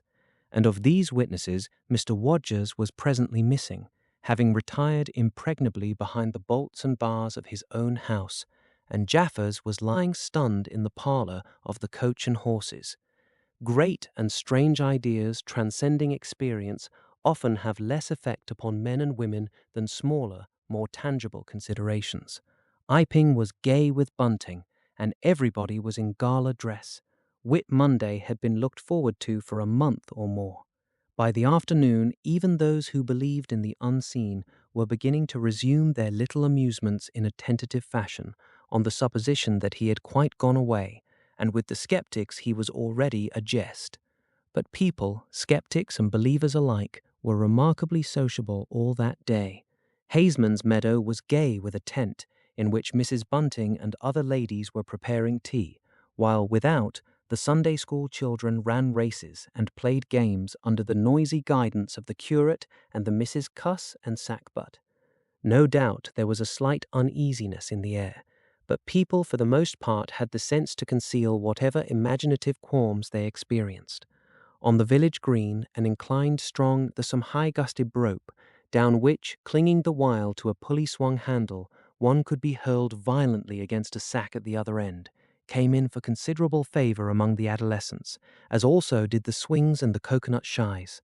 There was also promenading, and the steam organ attached to a small roundabout filled the air with a pungent flavor of oil and with equally pungent music. Members of the club who had attended church in the morning were splendid in badges of pink and green, and some of the gayer-minded had also adorned their bowler hats with brilliant-colored favors of ribbon. Old Fletcher, whose conceptions of holiday-making were severe, was visible through the jasmine about his window, or through the open door, whichever way you chose to look, poised delicately on a plank supported on two chairs, and whitewashing the ceiling of his front room. About 4 o'clock a stranger entered the village from the direction of the downs. He was a short, stout person in an extraordinarily shabby top hat, and he appeared to be very much out of breath. His cheeks were alternately limp and tightly puffed. His mottled face was apprehensive, and he moved with a sort of reluctant alacrity. He turned the corner of the church and directed his way to the coach and horses. Among others, old Fletcher remembers seeing him, and indeed the old gentleman was so struck by his peculiar agitation that he inadvertently allowed a quantity of whitewash to run down the brush into the sleeve of his coat while regarding him. This stranger, to the perceptions of the proprietor of the coconut shy, appeared to be talking to himself, and Mr. Huxter remarked the same thing. He stopped at the foot of the coach and horses' steps, and according to Mr. Huxter, appeared to undergo a severe internal struggle before he could induce himself to enter the house. Finally, he marched up the steps, and was seen by Mr. Huxter to turn to the left and open the door of the parlour. Mr. Huxter heard voices from within the room, and from the bar apprising the man of his error. "That room's private," said Hall, and the stranger shut the door clumsily and went into the bar. In the course of a few minutes he reappeared, wiping his lips with the back of his hand with an air of quiet satisfaction that somehow impressed Mr. Huxter as assumed. He stood looking about him for some moments, and then Mr. Huxter saw him walk in an oddly furtive manner towards the gates of the yard, upon which the parlour window opened. The stranger, after some hesitation, leant against one of the gate-posts, produced a short clay pipe, and prepared to fill it. His fingers trembled while doing so. He lit it clumsily, and folding his arms began to smoke in a languid attitude, an attitude which his occasional glances up the yard altogether belied. All this Mr. Huxter saw over the canisters of the tobacco window, and the singularity of the man's behaviour prompted him to maintain his observation. Presently, the stranger stood up abruptly and put his pipe in his pocket. Then he vanished into the yard. Forthwith, Mr. Huxter, conceiving he was witness of some petty larceny, leapt round his counter and ran out into the road to intercept the thief. As he did so, Mr. Marvel reappeared, his hat askew, a big bundle in a blue tablecloth in one hand, and 3 books tied together, as it proved afterwards with the vicar's braces, in the other. Directly he saw Huxter, he gave a sort of gasp, and turning sharply to the left, began to run. "Stop, thief!" cried Huxter, and set off after him. Mr. Huxter's sensations were vivid but brief. He saw the man just before him and spurting briskly for the church corner and the hill road. He saw the village flags and festivities beyond, and a face or so turned towards him. He bawled, "Stop!" again. He had hardly gone 10 strides before his shin was caught in some mysterious fashion, and he was no longer running, but flying with inconceivable rapidity through the air. He saw the ground suddenly close to his face. The world seemed to splash into a million whirling specks of light, and subsequent proceedings interested him no more. Chapter 11. In the Coach and Horses. Now, in order clearly to understand what had happened in the inn, it is necessary to go back to the moment when Mr. Marvel first came into view of Mr. Huxter's window. At that precise moment, Mr. Cuss and Mr. Bunting were in the parlour. They were seriously investigating the strange occurrences of the morning, and were, with Mr. Hall's permission, making a thorough examination of the invisible man's belongings. Jaffers had partially recovered from his fall, and had gone home in the charge of his sympathetic friends. The stranger's scattered garments had been removed by Mrs. Hall, and the room tidied up, and on the table under the window where the stranger had been wont to work, Cuss had hit almost at once on 3 big books in manuscript labelled Diary. "Diary," said Cuss, putting the 3 books on the table. "Now, at any rate, we shall learn something." The vicar stood with his hands on the table. "Diary," repeated Cuss, sitting down, putting 2 volumes to support the 3rd, and opening it. No name on the flyleaf. Bother, cipher, and figures. The vicar came round to look over his shoulder. Cuss turned the pages over with a face suddenly disappointed. Dear me, it's all cipher, Bunting." "There are no diagrams?" asked Mr. Bunting. "No illustrations throwing light." "See for yourself," said Mr. Cuss. "Some of it's mathematical, and some of it's Russian, or some such language, to judge by the letters, and some of it's Greek.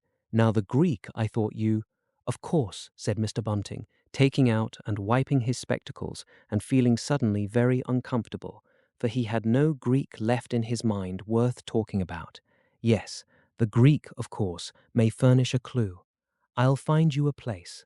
I'd rather glance through the volumes first, said Mr. Bunting, still wiping. A general impression first, cuss, and then, you know, we can go looking for clues. He coughed, put on his glasses, arranged them fastidiously, coughed again, and wished something would happen to avert the seemingly inevitable exposure. Then he took the volume Cuss handed him in a leisurely manner. And then something did happen. The door opened suddenly. Both gentlemen started violently, looked round, and were relieved to see a sporadically rosy face beneath a furry silk hat. "Tap?" asked the face, and stood staring. "No," said both gentlemen at once. "Over the other side, my man," said Mr. Bunting. And, "Please shut that door," said Mr. Cuss irritably. "All right," said the intruder, as it seemed in a low voice, curiously different from the huskiness of its first inquiry. "Right you are," said the intruder in the former voice. "Stand clear," and he vanished and closed the door. "A sailor, I should judge," said Mr. Bunting. "Amusing fellows they are. Stand clear, indeed. A nautical term, referring to his getting back out of the room, I suppose." "I dare say so," said Cuss. "My nerves are all loose today. It quite made me jump, the door opening like that." Mr. Bunting smiled as if he had not jumped. "And now," he said with a sigh, "these books." Someone sniffed as he did so. "One thing is indisputable," said Bunting, drawing up a chair next to that of Cuss. "There certainly have been very strange things happen in Iping during the last few days. Very strange. I cannot, of course, believe in this absurd invisibility story." "It's incredible," said Cuss. "Incredible. But the fact remains that I certainly saw right down his sleeve. But are you sure? Suppose a mirror, for instance. Hallucinations are so easily produced. I don't know if you have ever seen a really good conjurer." "I won't argue again," said Cuss. "We've thrashed that out, Bunting, and just now there's these books. Ah, here's some of what I take to be Greek. Greek letters, certainly." He pointed to the middle of the page. Mr. Bunting flushed slightly and brought his face nearer, apparently finding some difficulty with his glasses. Suddenly, he became aware of a strange feeling at the nape of his neck. He tried to raise his head and encountered an immovable resistance. The feeling was a curious pressure, the grip of a heavy, firm hand, and it bore his chin irresistibly to the table. "Don't move, little men," whispered a voice, "or I'll brain you both." He looked into the face of Cuss close to his own, and each saw a horrified reflection of his own sickly astonishment. "I'm sorry to handle you so roughly," said the voice, "but it's unavoidable." "Since when did you learn to pry into an investigator's private memoranda?" said the voice, and two chins struck the table simultaneously, and two sets of teeth rattled. "Since when did you learn to invade the private rooms of a man in misfortune?" And the concussion was repeated. "Where have they put my clothes?" "Listen," said the voice. "The windows are fastened, and I've taken the key out of the door. I am a fairly strong man, and I have the poker handy, besides being invisible. There's not the slightest doubt that I could kill you both and get away quite easily if I wanted to. Do you understand? Very well. If I let you go, will you promise not to try any nonsense and do what I tell you?" The vicar and the doctor looked at one another, and the doctor pulled a face. "Yes," said Mr. Bunting, and the doctor repeated it. Then the pressure on the necks relaxed, and the doctor and the vicar sat up, both very red in the face and wriggling their heads.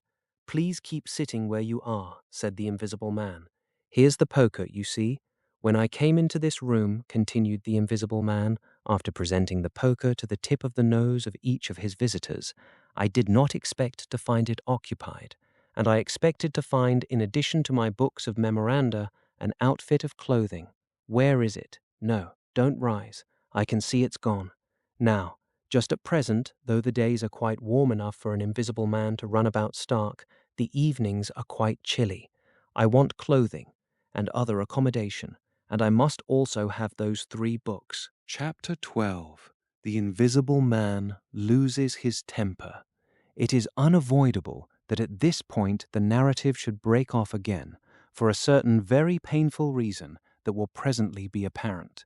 While these things were going on in the parlor, and while Mr. Huckster was watching Mr. Marvel smoking his pipe against the gate, not a dozen yards away were Mr. Hall and Teddy Henfrey discussing in a state of cloudy puzzlement the one iping topic.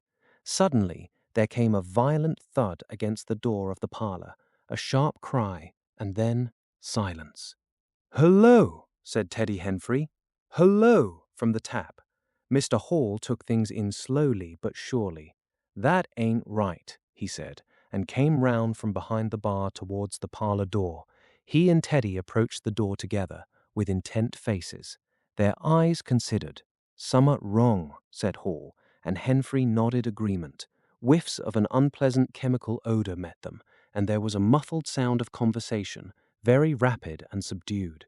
"You all right, thir?" asked Hall, rapping. The muttered conversation ceased abruptly. For a moment silence. Then the conversation was resumed, in hissing whispers, then a sharp cry of, "No, no, you don't." There came a sudden motion, and the oversetting of a chair, a brief struggle, silence again. "What the deuce!" exclaimed Henfrey, sotto voce. "You all right, thir?" asked Mr. Hall, sharply, again. The vicar's voice answered with a curious, jerking intonation. "Quite right, right. Please don't interrupt." "Odd," said Mr. Henfrey. "Odd," said Mr. Hall. "Says, don't interrupt," said Henfrey. "I heard un," said Hall.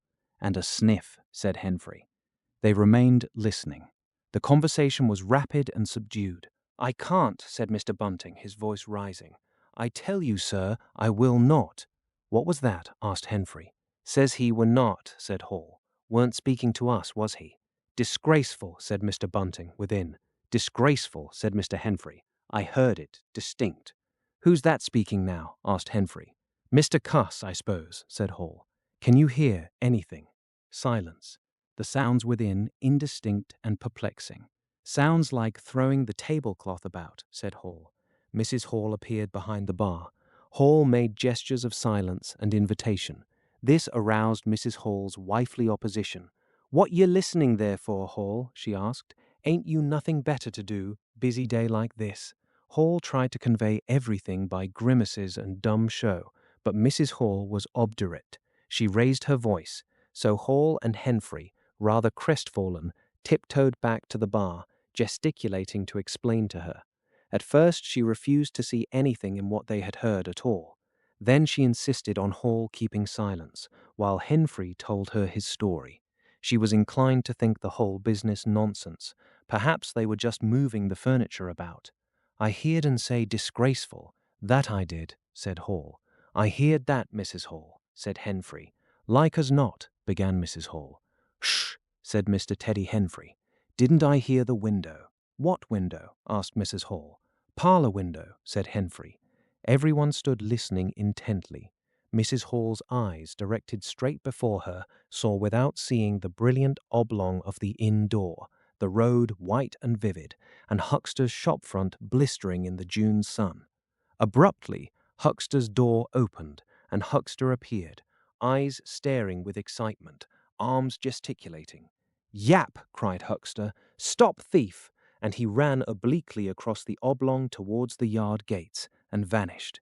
Simultaneously came a tumult from the parlor, and a sound of windows being closed. Hall, Henfrey, and the human contents of the tap rushed out at once, pell-mell, into the street. They saw someone whisk round the corner towards the road, and Mr. Huckster executing a complicated leap in the air that ended on his face and shoulder. Down the street, people were standing astonished or running towards them. Mr. Huckster was stunned. Henfrey stopped to discover this, but Hall and the two labourers from the tap rushed at once to the corner, shouting incoherent things, and saw Mr. Marvel vanishing by the corner of the church wall. They appear to have jumped to the impossible conclusion that this was the invisible man suddenly become visible, and set off at once along the lane in pursuit. But Hall had hardly run a dozen yards before he gave a loud shout of astonishment and went flying headlong sideways, clutching one of the labourers and bringing him to the ground. He had been charged just as one charges a man at football. The second labourer came round in a circle, stared, and conceiving that Hall had tumbled over of his own accord, turned to resume the pursuit, only to be tripped by the ankle, just as Huckster had been. Then, as the first labourer struggled to his feet, he was kicked sideways by a blow that might have felled an ox. As he went down, the rush from the direction of the village green came round the corner. The first to appear was the proprietor of the Coconut Shy, a burly man in a blue jersey. He was astonished to see the lane empty save for 3 men sprawling absurdly on the ground. And then something happened to his rearmost foot, and he went headlong and rolled sideways, just in time to graze the feet of his brother and partner, following headlong. The two were then kicked, knelt on, fallen over, and cursed by quite a number of over-hasty people. Now when Hall and Henfrey and the labourers ran out of the house, Mrs. Hall, who had been disciplined by years of experience, remained in the bar next the till, and suddenly the parlour door was opened, and Mr. Cuss appeared, and without glancing at her, rushed at once down the steps toward the corner. "Hold him!" he cried. "Don't let him drop that parcel." He knew nothing of the existence of Marvel, for the invisible man had handed over the books and bundle in the yard. The face of Mr. Cuss was angry and resolute, but his costume was defective, a sort of limp white kilt that could only have passed muster in Greece. "Hold him!" he bawled. "He's got my trousers, and every stitch of the vicar's clothes. Tend to him in a minute," he cried to Henfrey as he passed the prostrate huckster, and coming round the corner to join the tumult, was promptly knocked off his feet into an indecorous sprawl. Somebody in full flight trod heavily on his finger. He yelled, struggled to regain his feet, was knocked against and thrown on all fours again, and became aware that he was involved not in a capture, but a rout. Everyone was running back to the village. He rose again and was hit severely behind the ear. He staggered and set off back to the coach and horses forthwith, leaping over the deserted huckster, who was now sitting up on his way. Behind him, as he was halfway up the inn steps, he heard a sudden yell of rage, rising sharply out of the confusion of cries, and a sounding smack in someone's face. He recognized the voice as that of the invisible man, and the note was that of a man suddenly infuriated by a painful blow. In another moment Mr. Cuss was back in the parlour. "He's coming back, Bunting," he said, rushing in. "Save yourself." Mr. Bunting was standing in the window, engaged in an attempt to clothe himself in the hearth-rug and a West Surrey Gazette. "Who's coming?" he said, so startled that his costume narrowly escaped disintegration. "Invisible man," said Cuss, and rushed on to the window. "We'd better clear out from here. He's fighting mad, mad." In another moment he was out in the yard.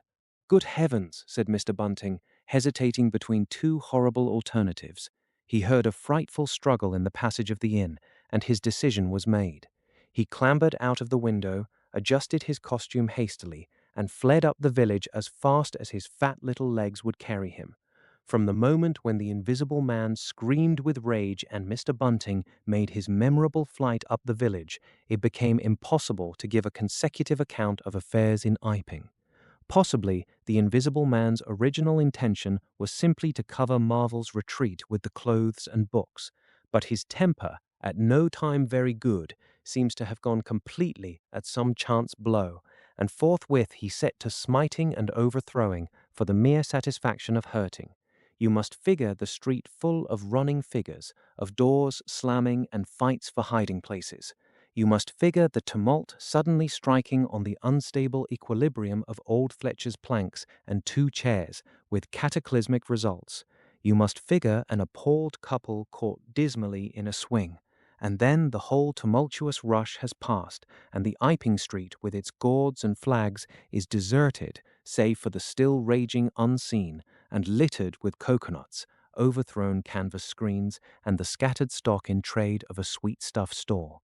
Everywhere there is a sound of closing shutters and shoving bolts, and the only visible humanity is an occasional flitting eye under a raised eyebrow in the corner of a window pane. The invisible man amused himself for a little while by breaking all the windows in the coach and horses, and then he thrust a street lamp through the parlour window of Mrs. Gribble. He it must have been who cut the telegraph wire to Adderdean just beyond Higgins' cottage on the Adderdean Road, and after that, as his peculiar qualities allowed, he passed out of human perceptions altogether, and he was neither heard, seen, nor felt in Iping any more. He vanished absolutely. But it was the best part of 2 hours before any human being ventured out again into the desolation of Iping Street. This was the best part of 2 hours before any human being ventured out into the desolation of Iping Street. Chapter 13. Mr. Marvel discusses his resignation. When the dusk was gathering and Iping was just beginning to peep timorously forth upon the shattered wreckage of its bank holiday, a short, thick-set man in a shabby silk hat was marching painfully through the twilight behind the beech woods.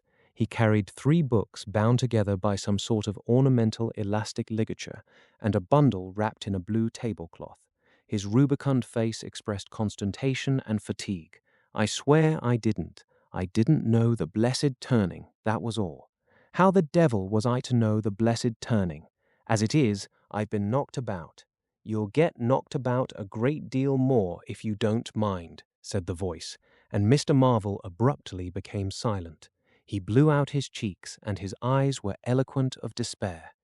"It's bad enough to let these floundering yokels explode my little secret, without your cutting off with my books. It's lucky for some of them they cut and ran when they did. Here am I. No one knew I was invisible. And now, what am I to do?" "What am I to do?" asked Marvel, sotto voce. "It's all about. It will be in the papers. Everybody will be looking for me. Everyone on their guard." The voice broke off into vivid curses and ceased. The despair of Mr. Marvel's face deepened, and his pace slackened. "Go on," said the voice. Mr. Marvel's face assumed a greyish tint between the ruddier patches. "Don't drop those books, stupid," said the voice sharply, overtaking him. "The fact is," said the voice, "I shall have to make use of you. You're a poor tool, but I must." "I'm a miserable tool," said Marvel. "You are," said the voice. "I'm the worst possible tool you could have," said Marvel. "I'm not strong," he said, after a discouraging silence. "I'm not over-strong," he repeated. "No? And my heart's weak. That little business, I pulled it through, of course, but bless you, I could have dropped.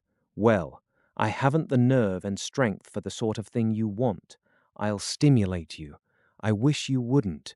I wouldn't like to mess up your plans, you know, but I might, out of sheer funk and misery." "You'd better not," said the voice, with quiet emphasis. "I wish I was dead," said Marvel. "It ain't justice," he said. "You must admit. It seems to me I've a perfect right—" "Get on," said the voice. Mr. Marvel mended his pace, and for a time they went in silence again. "It's devilish hard," said Mr. Marvel. This was quite ineffectual. He tried another tack. "What do I make by it?" he began again, in a tone of unendurable wrong. "Oh, shut up," said the voice, with sudden, amazing vigor. "I'll see to you all right. You do what you're told. You'll do it all right. You're a fool and all that, but you'll do. I tell you, sir, I'm not the man for it. Respectfully, but it is so." "If you don't shut up, I shall twist your wrist again," said the invisible man. "I want to think." Presently, 2 oblongs of yellow light appeared through the trees, and the square tower of a church loomed through the gloaming. "I shall keep my hand on your shoulder," said the voice, "all through the village. Go straight through and try no foolery. It will be the worse for you if you do." "I know that," sighed Mr. Marvel. "I know all that." The unhappy-looking figure in the obsolete silk hat passed up the street of the little village with his burdens, and vanished into the gathering darkness beyond the lights of the windows. Chapter 14. At Port Stowe. 10 o'clock the next morning found Mr. Marvel, unshaven, dirty, and travel-stained, sitting with the books beside him and his hands deep in his pockets, looking very weary, nervous, and uncomfortable, and inflating his cheeks at infrequent intervals on the bench outside a little inn on the outskirts of Port Stowe. Beside him were the books, but now they were tied with string. The bundle had been abandoned in the pine woods beyond Bramblehurst, in accordance with a change in the plans of the Invisible Man. Mr. Marvel sat on the bench, and although no one took the slightest notice of him, his agitation remained at fever heat. His hands would go ever and again to his various pockets with a curious, nervous fumbling. When he had been sitting for the best part of an hour, however, an elderly mariner, carrying a newspaper, came out of the inn and sat down beside him. "Pleasant day," said the mariner. Mr. Marvel glanced about him with something very like terror. "Very," he said. "Just seasonable weather for the time of year," said the mariner, taking no denial. "Quite," said Mr. Marvel. The mariner produced a toothpick, and, saving his regard, was engrossed thereby for some minutes. His eyes, meanwhile, were at liberty to examine Mr. Marvel's dusty figure and the books beside him. As he had approached Mr. Marvel, he had heard a sound like the dropping of coins into a pocket. He was struck by the contrast of Mr. Marvel's appearance with this suggestion of opulence. Thence his mind wandered back again to a topic that had taken a curiously firm hold of his imagination. "Books?" he said suddenly, noisily finishing with the toothpick. Mr. Marvel started and looked at them. "Oh, yes," he said. "Yes, they're books." "There's some extraordinary things in books," said the mariner. "I believe you," said Mr. Marvel. "And some extraordinary things out of 'em," said the mariner. "True, likewise," said Mr. Marvel. He eyed his interlocutor and then glanced about him. "There's some extraordinary things in newspapers, for example," said the mariner. "There are." "In this newspaper," said the mariner. "Ah," said Mr. Marvel. "There's a story," said the mariner, fixing Mr. Marvel with an eye that was firm and deliberate. "There's a story about an invisible man, for instance." Mr. Marvel pulled his mouth askew and scratched his cheek and felt his ears glowing. "What will they be writing next?" he asked faintly. "Austria or America?" "Neither," said the mariner. "Here." "Lord," said Mr. Marvel, starting. "When I say here," said the mariner, to Mr. Marvel's intense relief, "I don't, of course, mean here in this place. I mean hereabouts." "An invisible man," said Mr. Marvel. "And what's he been up to?" "Everything," said the mariner, controlling Marvel with his eye, and then amplifying. "Every blessed thing." "I ain't seen a paper these 4 days," said Marvel. "Iping's the place he started at," said the mariner. "Indeed," said Mr. Marvel. "He started there, and where he came from nobody don't seem to know. Here it is, Peculiar Story from Iping, and it says in this paper that the evidence is extraordinary strong. Extraordinary." "Lord," said Mr. Marvel. "But then it's an extraordinary story. There is a clergyman and a medical gent witnesses, saw him all right and proper, or leastways didn't see him. He was staying, it says, at the Coach and Horses, and no one don't seem to have been aware of his misfortune, it says, aware of his misfortune, until in an altercation in the inn, it says, his bandages on his head was torn off. It was then observed that his head was invisible. Attempts were at once made to secure him, but casting off his garments, it says, he succeeded in escaping, but not until after a desperate struggle in which he had inflicted serious injuries, it says, on our worthy and able constable, Mr. J. A. Jaffers. Pretty straight story, eh? Names and everything." "Lord," said Mr. Marvel, looking nervously about him, trying to count the money in his pockets by his unaided sense of touch, and full of a strange and novel idea. "It sounds most astonishing." "Don't it? Extraordinary, I call it. Never heard tell of invisible men before, I haven't. But nowadays one hears such a lot of extraordinary things. That all he did?" asked Marvel, trying to seem at his ease. "It's enough, ain't it?" said the mariner. "Didn't go back by any chance?" asked Marvel. "Just escaped, and that's all, eh?" "All," said the mariner. "Why, ain't it enough?" "Quite enough," said Marvel. "I should think it was enough," said the mariner. "I should think it was enough."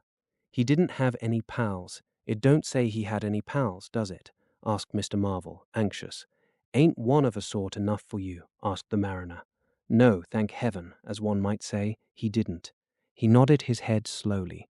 "It makes me regular uncomfortable, the bare thought of that chap running about the country. He is at present at large, and from certain evidence it is supposed that he has took, I suppose they mean, the road to Port Stowe. You see, we're right in it. None of your American wonders this time. And just think of the things he might do. Where'd you be if he took a drop over and above and had a fancy to go for you? Suppose he wants to rob. Who can prevent him? He can trespass, he can burgle, he could walk through a cordon of policemen as easy as me or you could give the slip to a blind man. Easier. For these here blind chaps hear uncommon sharp, I'm told, and wherever there was liquor he fancied. He's got a tremendous advantage, certainly, said Mr. Marvel. And, well, you're right, said the mariner, he has. All this time Mr. Marvel had been glancing about him intently, listening for faint footfalls, trying to detect imperceptible movements. He seemed on the point of some great resolution. He coughed behind his hand. He looked about him again, listened, bent towards the mariner, and lowered his voice. The fact of it is, I happen to know just a thing or two about this invisible man, from private sources. Oh, said the mariner, interested. You? Yes, said Mr. Marvel. Me. Indeed, said the mariner. And may I ask, you'll be astonished, said Mr. Marvel behind his hand. It's tremendous. Indeed, said the mariner. The fact is, began Mr. Marvel eagerly in a confidential undertone. Suddenly his expression changed marvelously. Ow, he said. He rose stiffly in his seat.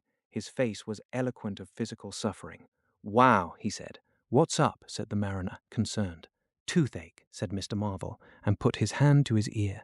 He caught hold of his books. I must be getting on, I think, he said. He edged in a curious way along the seat away from his interlocutor. But you was just a-going to tell me about this here invisible man, protested the mariner. Mr. Marvel seemed to consult with himself. Hoax, said a voice. It's a hoax, said Mr. Marvel. But it's in the paper, said the mariner. Hoax all the same, said Marvel. I know the chap that started the lie. There ain't no invisible man whatsoever, blimey. But how about this paper? Do you mean to say, not a word of it, said Marvel stoutly. The mariner stared, paper in hand. Mr. Marvel jerkily faced about. Wait a bit, said the mariner, rising and speaking slowly. Do you mean to say, I do, said Mr. Marvel. Then why did you let me go on and tell you all this blasted stuff then?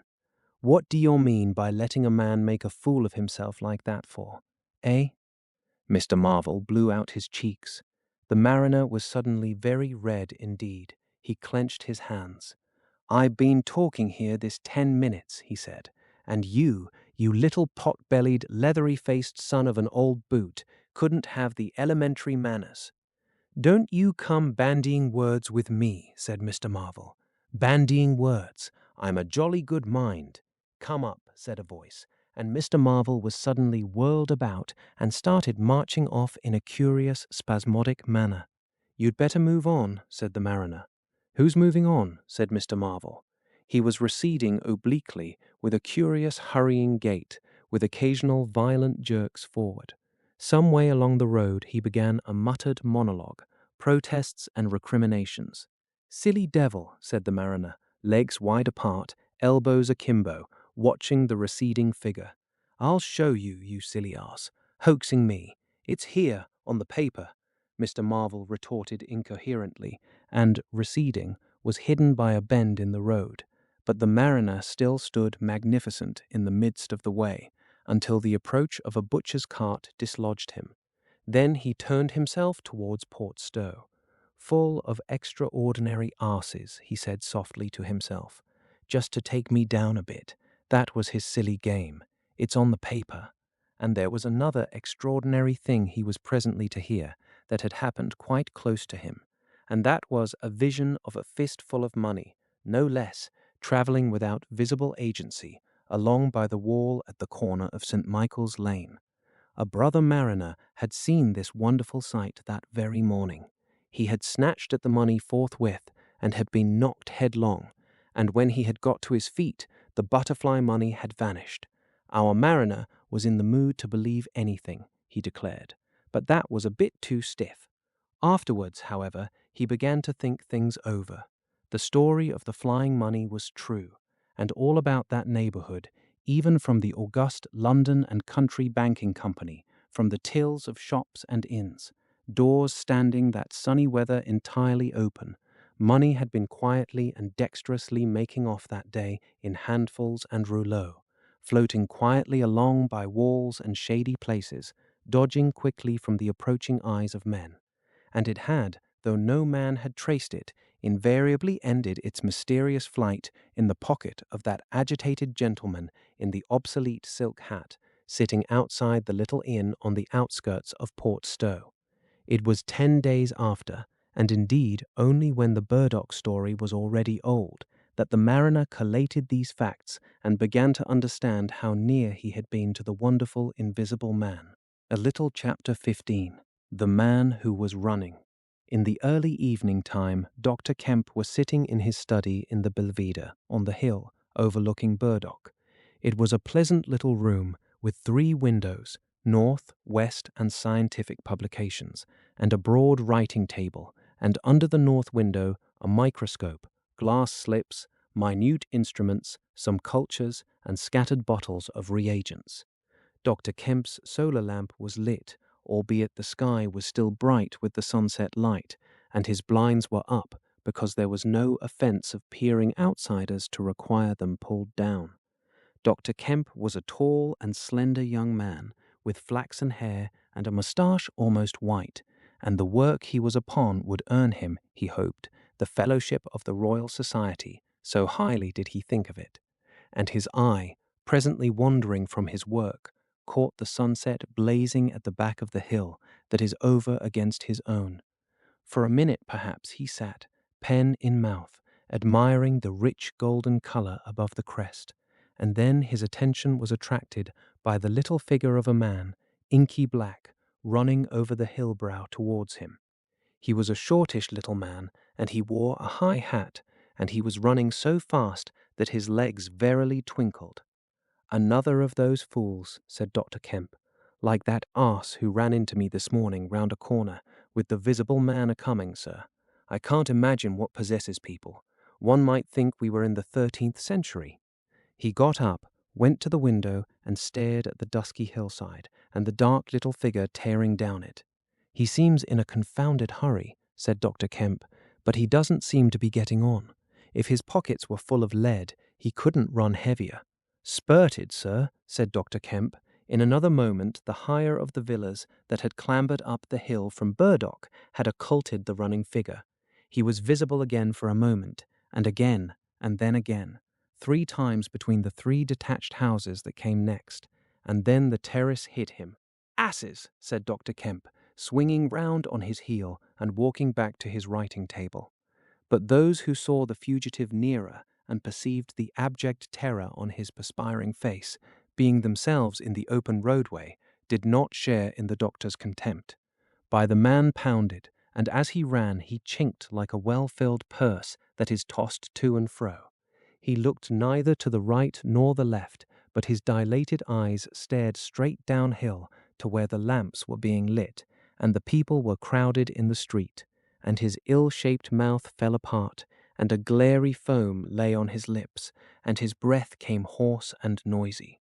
All he passed stopped and began staring up the road and down, and interrogating one another with an inkling of discomfort for the reason of his haste.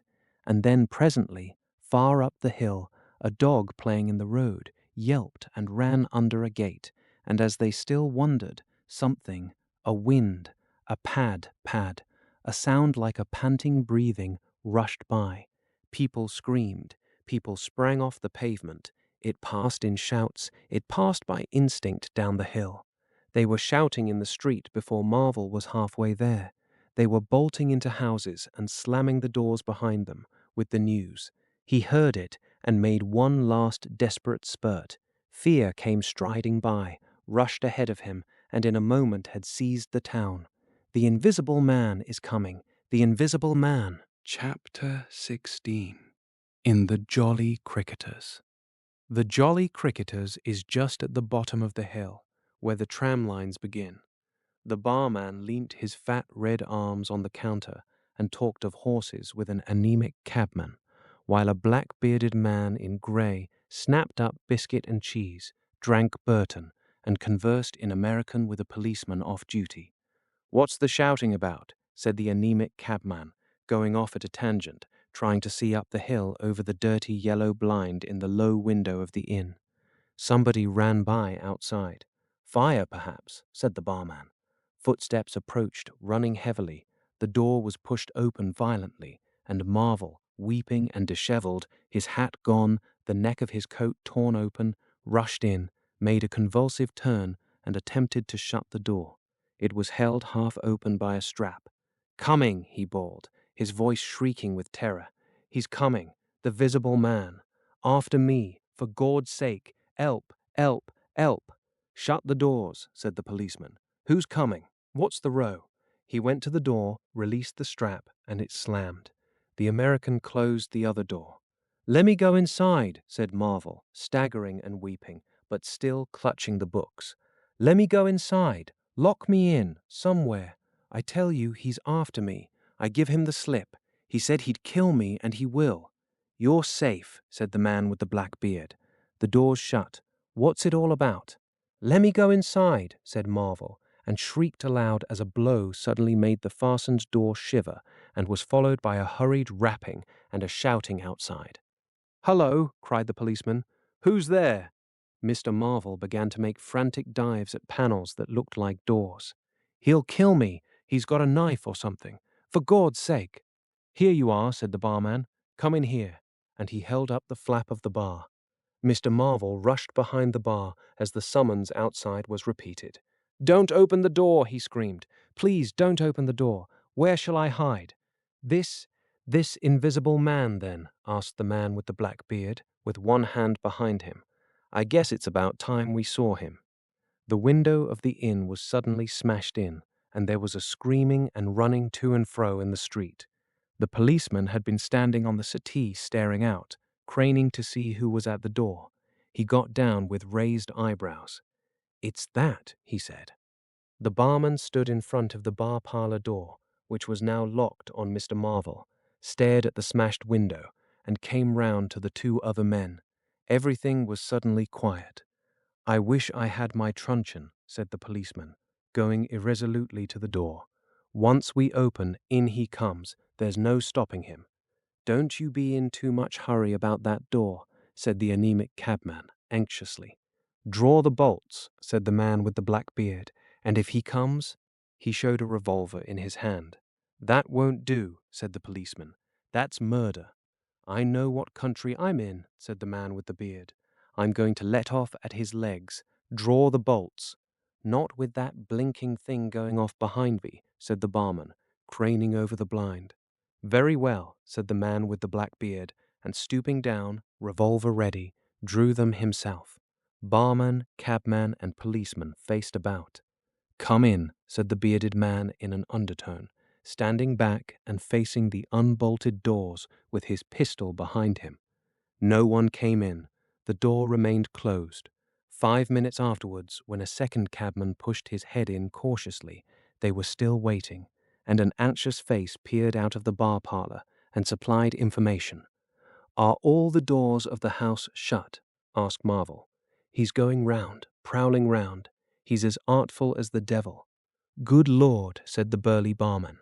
"There's the back. Just watch them doors. I say." He looked about him helplessly. The bar parlor door slammed, and they heard the key turn. "There's the yard door and the private door.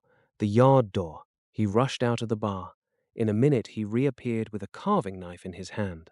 "The yard door was open," he said, and his fat underlip dropped. "He may be in the house now," said the first cabman. "He's not in the kitchen," said the barman.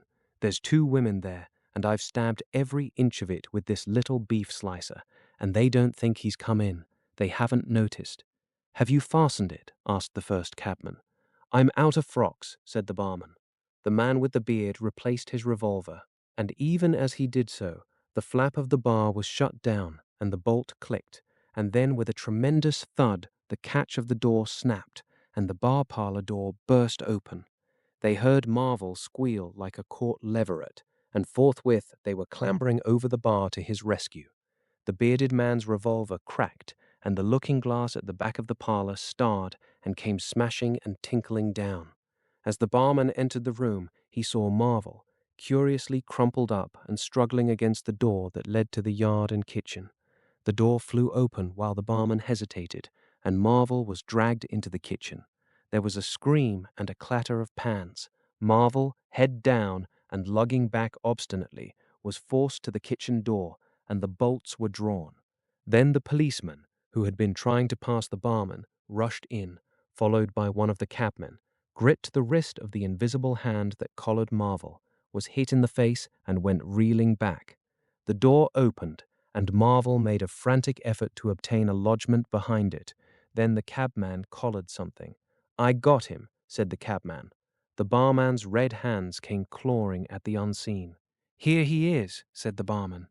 Mr. Marvel, released, suddenly dropped to the ground and made an attempt to crawl behind the legs of the fighting men.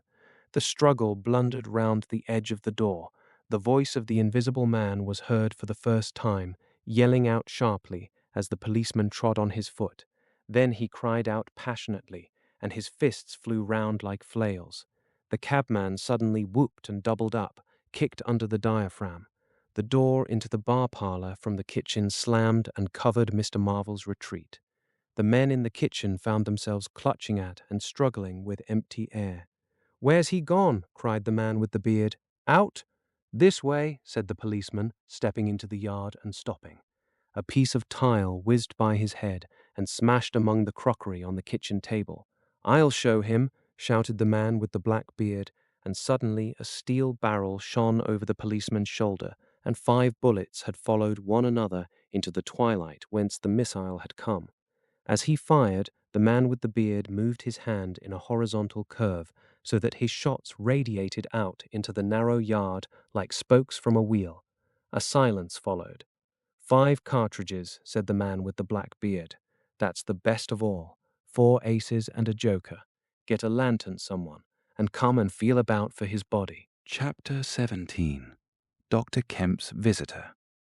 Dr. Kemp had continued writing in his study until the shots aroused him. Crack, crack, crack. They came one after the other. "Hello," said Dr. Kemp, putting his pen into his mouth again and listening. "Who's letting off revolvers in Burdock? What are the arses at now?" He went to the south window, threw it up, and leaning out, stared down on the network of windows, beaded gas lamps and shops, with its black interstices of roof and yard that made up the town at night. "Looks like a crowd down the hill," he said, "by the cricketers," and remained watching.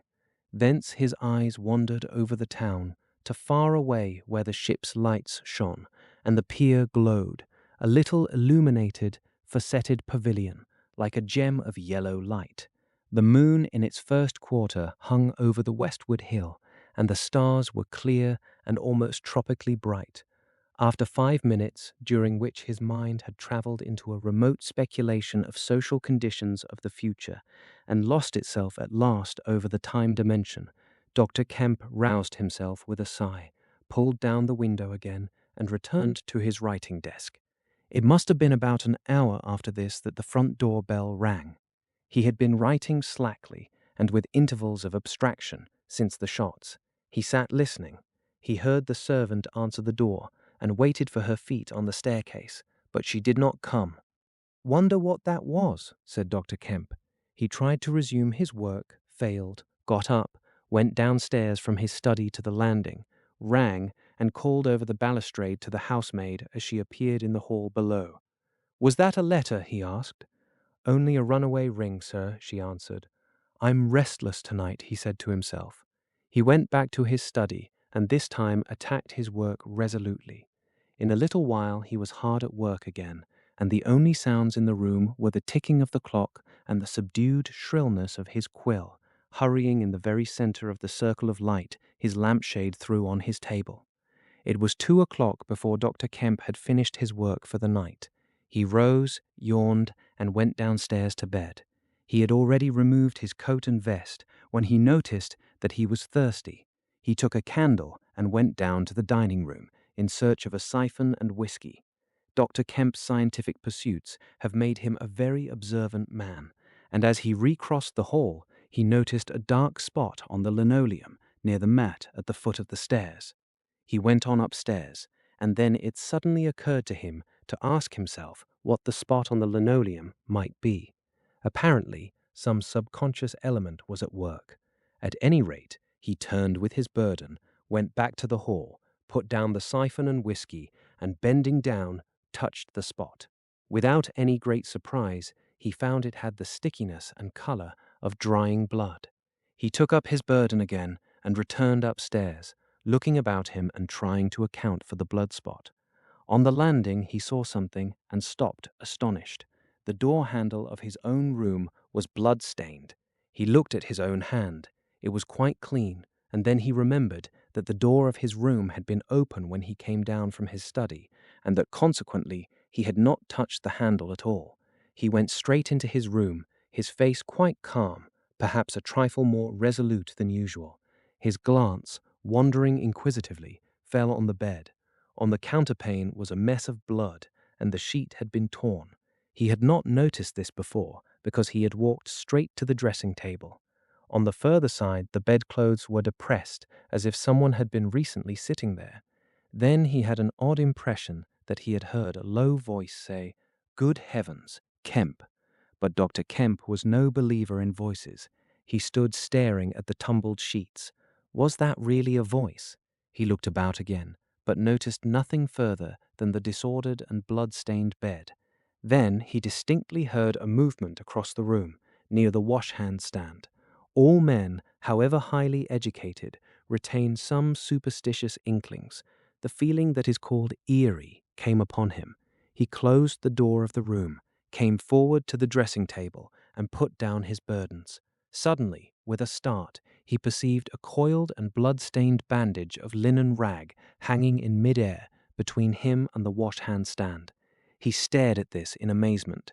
It was an empty bandage, a bandage properly tied but quite empty.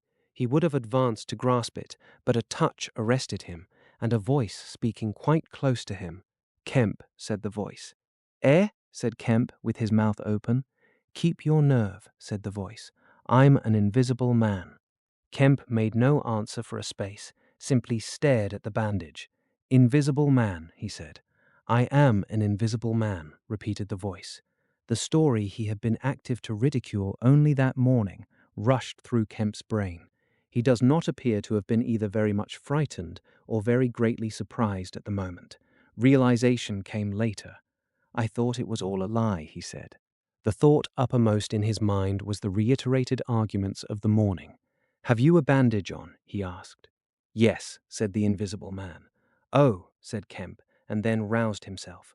"I say," he said, "but this is nonsense. It's some trick." He stepped forward suddenly, and his hand, extended towards the bandage, met invisible fingers. He recoiled at the touch, and his color changed. "Keep steady, Kemp, for God's sake. I want help badly. Stop." The hand gripped his arm. He struck at it. "Kemp!" cried the voice. "Kemp, keep steady!" And the grip tightened.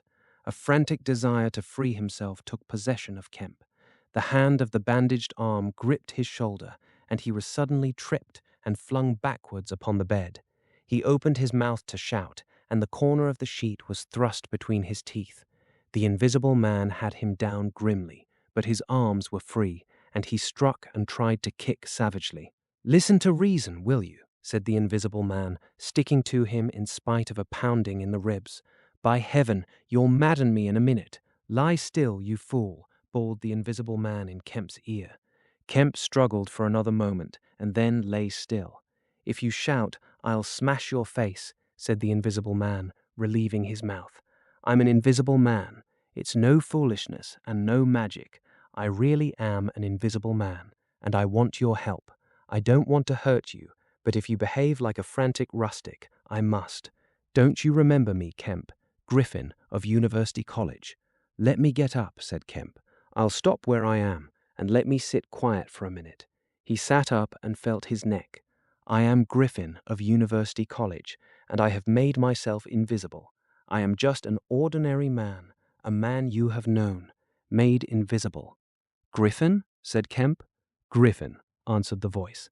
"A younger student than you were, almost an albino, 6 feet high and broad, with a pink and white face and red eyes, who won the medal for chemistry." I am confused, said Kemp. My brain is rioting. What has this to do with Griffin? I am Griffin, Kemp thought. It's horrible, he said. But what devilry must happen to make a man invisible? It's no devilry. It's a process, sane and intelligible enough. It's horrible, said Kemp. How on earth? It's horrible enough, but I'm wounded and in pain and tired. Great God, Kemp, you are a man. Take it steady, give me some food and drink, and let me sit down here. Kemp stared at the bandage as it moved across the room, then saw a basket chair dragged across the floor and come to rest near the bed. It creaked, and the seat was depressed the quarter of an inch or so. He rubbed his eyes and felt his neck again. This beats ghosts, he said, and laughed stupidly. That's better. Thank heaven you're getting sensible. Or silly, said Kemp, and knuckled his eyes. Give me some whiskey. I'm near dead. It didn't feel so. Where are you? If I get up, shall I run into you? There. All right. Whiskey? Here. Where shall I give it to you? The chair creaked, and Kemp felt the glass drawn away from him. He let go. By an effort. His instinct was all against it. It came to rest poised 20 inches above the front edge of the seat of the chair. He stared at it in infinite perplexity. This must be hypnotism. You have suggested you are invisible. Nonsense, said the voice. It's frantic. Listen to me. I demonstrated conclusively this morning, began Kemp, that invisibility, never mind what you've demonstrated. I'm starving, said the voice, and the night is chilly to a man without clothes. Food, said Kemp. The tumbler of whiskey tilted itself. Yes, said the invisible man, wrapping it down. Have you a dressing gown? Kemp made some exclamation in an undertone. He walked to a wardrobe and produced a robe of dingy scarlet. This do? He asked. It was taken from him. It hung limp for a moment in mid-air, fluttered weirdly, stood full and decorous, buttoning itself, and sat down in his chair. Drawers, socks, slippers would be a comfort, said the unseen curtly. And food. Anything. But this is the insanest thing I ever was in my life. He turned out his drawers for the articles, and then went downstairs to ransack his larder. He came back with some cold cutlets and bread, pulled up a light table, and placed them before his guest. Never mind knives, said his visitor, and a cutlet hung in mid-air with a sound of gnawing. Invisible, said Kemp, and sat down on a bedroom chair. I always like to get something about me before I eat, said the invisible man, with a full mouth, eating greedily. Queer fancy. I suppose that wrist is all right, said Kemp. Trust me, said the invisible man. Of all the strange and wonderful. Exactly. But it's odd I should blunder into your house to get my bandaging. My first stroke of luck. Anyhow, I meant to sleep in this house tonight. You must stand that. It's a filthy nuisance, my blood showing, isn't it? Quite a clot over there. Gets visible as it coagulates, I see. It's only the living tissue I've changed, and only for as long as I'm alive. I've been in the house 3 hours. But how's it done? Began Kemp in a tone of exasperation. Confound it. The whole business. It's unreasonable from beginning to end. Quite reasonable, said the invisible man. Perfectly reasonable. He reached over and secured the whiskey bottle. Kemp stared at the devouring dressing gown. A ray of candlelight penetrating a torn patch in the right shoulder made a triangle of light under the left ribs. What were the shots? He asked. How did the shooting begin? There was a real fool of a man, a sort of confederate of mine, curse him, who tried to steal my money. Has done so. Is he invisible too? No. Well, can't I have some more to eat before I tell you all that? I'm hungry, in pain, and you want me to tell stories. Kemp got up. You didn't do any shooting, he asked. Not me, said his visitor. Some fool I'd never seen fired at random. A lot of them got scared. They all got scared at me. Curse them, I say. I want more to eat than this, Kemp. I'll see what there is to eat downstairs, said Kemp. Not much, I'm afraid. After he had done eating, and he made a heavy meal, the invisible man demanded a cigar. He bit the end savagely before Kemp could find a knife, and cursed when the outer leaf loosened. It was strange to see him smoking, his mouth and throat pharynx and nares became visible as a sort of whirling smoke cast. "This blessed gift of smoking," he said, and puffed vigorously. "I'm lucky to have fallen upon you, Kemp.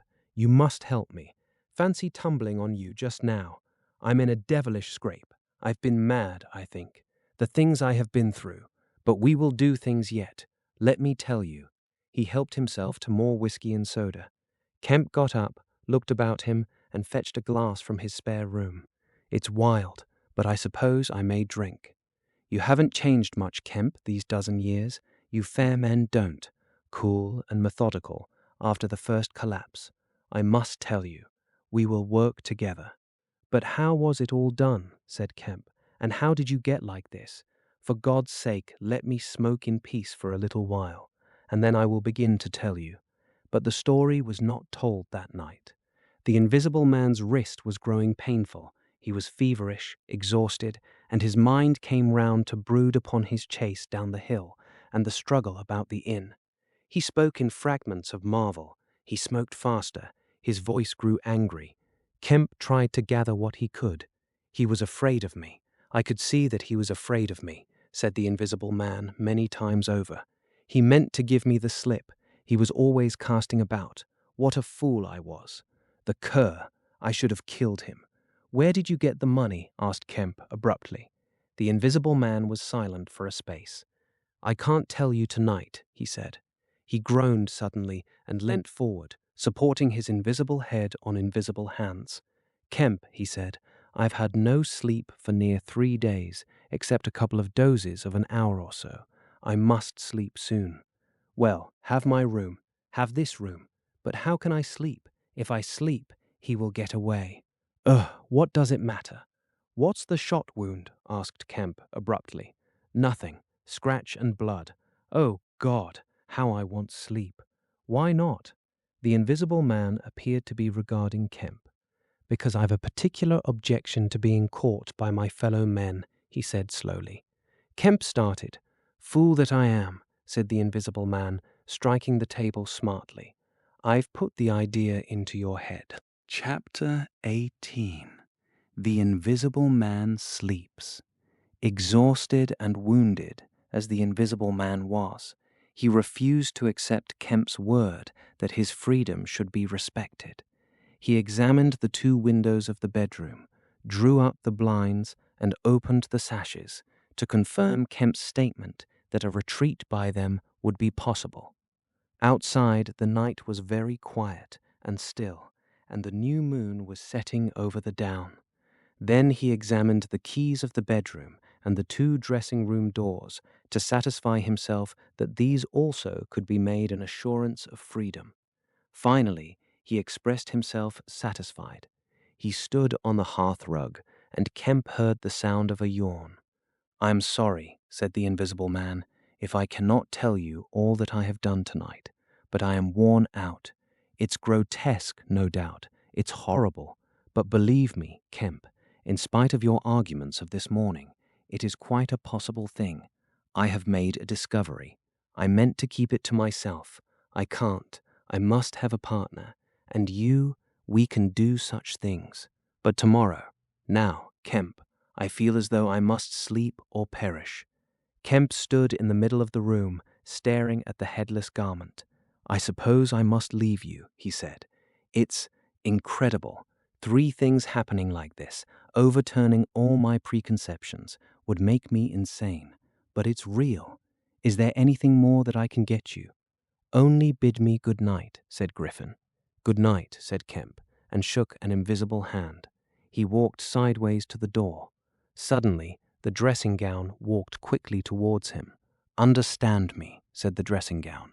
"No attempts to hamper me or capture me. Or—" Kemp's face changed a little. "I thought I gave you my word," he said. Kemp closed the door softly behind him, and the key was turned upon him forthwith. Then, as he stood with an expression of passive amazement on his face, the rapid feet came to the door of the dressing-room, and that too was locked. Kemp slapped his brow with his hand. "Am I dreaming? Has the world gone mad? Or have I?"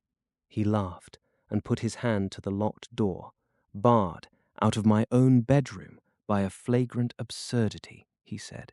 He walked to the head of the staircase, turned, and stared at the locked doors. "It's fact," he said. He put his fingers to his slightly bruised neck. "Undeniable fact." But he shook his head hopelessly, turned and went downstairs. He lit the dining room lamp, got out a cigar, and began pacing the room, ejaculating. Now and then he would argue with himself. "Invisible," he said. "Is there such a thing as an invisible animal? In the sea, yes. Thousands, millions. All the larvae, all the little nopli and tornareas, all the microscopic things, the jellyfish. In the sea there are more things invisible than visible. I never thought of that before. And in the ponds, too. All those little pond-life things, specks of colorless, translucent jelly. But in air? No, it can't be. But after all, why not? If a man was made of glass, he would still be visible." His meditation became profound.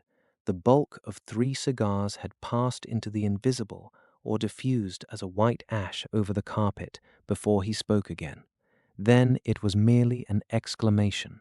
He turned aside, walked out of the room, and went into his little consulting room and lit the gas there. It was a little room because Dr. Kemp did not live by practice, and in it were the day's newspapers. The morning's paper lay carelessly opened and thrown aside. He caught it up, turned it over, and read the account of a strange story from Iping that the mariner at Port Stowe had spelled over so painfully to Mr. Marvel. Kemp read it swiftly. "Wrapped up," said Kemp. "Disguised, hiding it. No one seems to have been aware of his misfortune. What the devil is his game?" He dropped the paper, and his eye went seeking. "Ah," he said, and caught up the St. James's Gazette, lying folded up as it arrived. "Now we shall get at the truth," said Dr. Kemp. He rent the paper open. A couple of columns confronted him. "An entire village in Sussex goes mad," was the heading.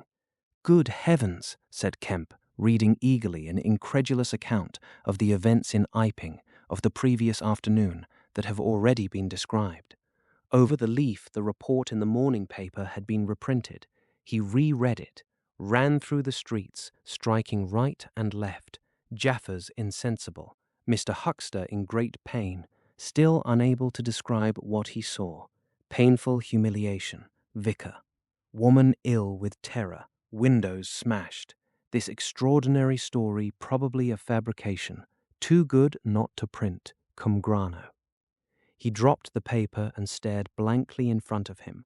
Probably a fabrication. He caught up the paper again and reread the whole business. But when does the tramp come in?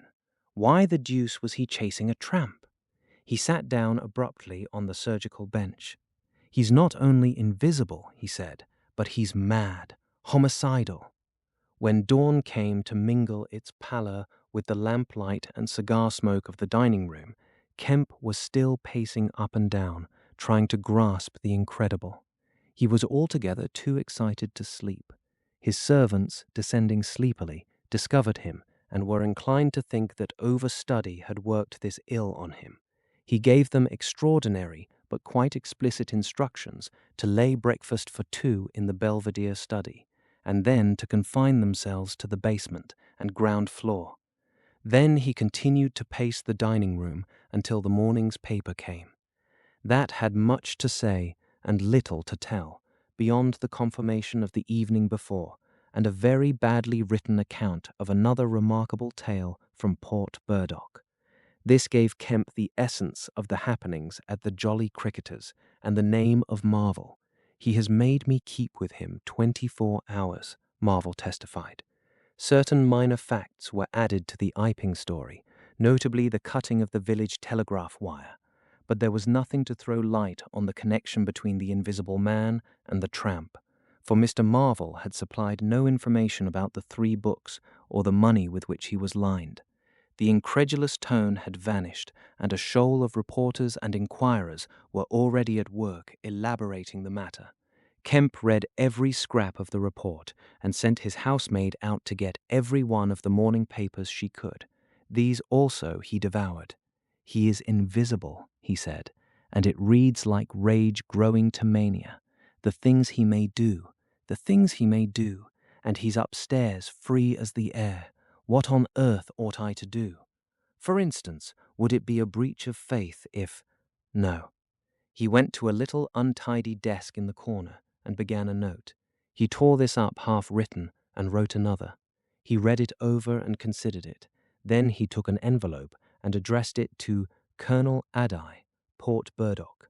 The Invisible Man awoke even as Kemp was doing this. He awoke in an evil temper, and Kemp, alert for every sound, heard his pattering feet rush suddenly across the bedroom overhead. Then a chair was flung over, and the wash-hand stand tumbler smashed. Kemp hurried upstairs and rapped eagerly. Chapter 19. Certain First Principles. "What's the matter?" asked Kemp, when the Invisible Man admitted him. "Nothing," was the answer. "But confound it, the smash." "Fit of temper," said the Invisible Man. "Forgot this arm, and it's sore. You're rather liable to that sort of thing." "I am." Kemp walked across the room and picked up the fragments of broken glass. "All the facts are out about you," said Kemp, standing up with the glass in his hand. "All that happened in Ipping and down the hill. The world has become aware of its invisible citizen, but no one knows you are here." The Invisible Man swore. "The secret's out. I gather it was a secret. I don't know what your plans are, but of course I'm anxious to help you." The Invisible Man sat down on the bed. "There's breakfast upstairs," said Kemp, speaking as easily as possible, and he was delighted to find his strange guest rose willingly. Kemp led the way up the narrow staircase to the belvedere. "Before we can do anything else," said Kemp, "I must understand a little more about this invisibility of yours." He had sat down, after one nervous glance out of the window, with the air of a man who has talking to do. His doubts of the sanity of the entire business flashed and vanished again as he looked across to where Griffin sat at the breakfast table, a headless, handless dressing gown, wiping unseen lips on a miraculously held serviette. "It's simple enough and credible enough," said Griffin, putting the serviette aside and leaning the invisible head on an invisible hand. "No doubt to you, but—" Kemp laughed. "Well, yes, to me it seemed wonderful at first, no doubt, but now, great God! But we will do great things yet. I came on the stuff first at Chesilstowe." "Chesilstowe?" "I went there after I left London. You know I dropped medicine and took up physics." "No." "Well, I did. Light fascinated me." "Ah, optical density. The whole subject is a network of riddles, a network with solutions glimmering elusively through, and being but 22 and full of enthusiasm, I said, I will devote my life to this. This is worth while. You know what fools we are at 22. Fools then or fools now," said Kemp, as though knowing could be any satisfaction to a man. "But I went to work like a slave, and I had hardly worked and thought about the matter 6 months before light came through one of the meshes suddenly, blindingly. I found a general principle of pigments and refraction, a formula, a geometrical expression involving 4 dimensions. Fools, common men, even common mathematicians, do not know anything of what some general expression may mean to the student of molecular physics. In the books that Tramp has hidden, there are marvels, miracles, but this was not a method. It was an idea that might lead to a method by which it would be possible, without changing any other property of matter, except in some instances colors, to lower the refractive index of a substance, solid or liquid, to that of air, so far as all practical purposes are concerned." "Phew," said Kemp. "That's odd, but still I don't see quite— I can understand that thereby you could spoil a valuable stone, but personal invisibility is a far cry." "Precisely," said Griffin. "But consider, visibility depends on the action of the visible bodies on light.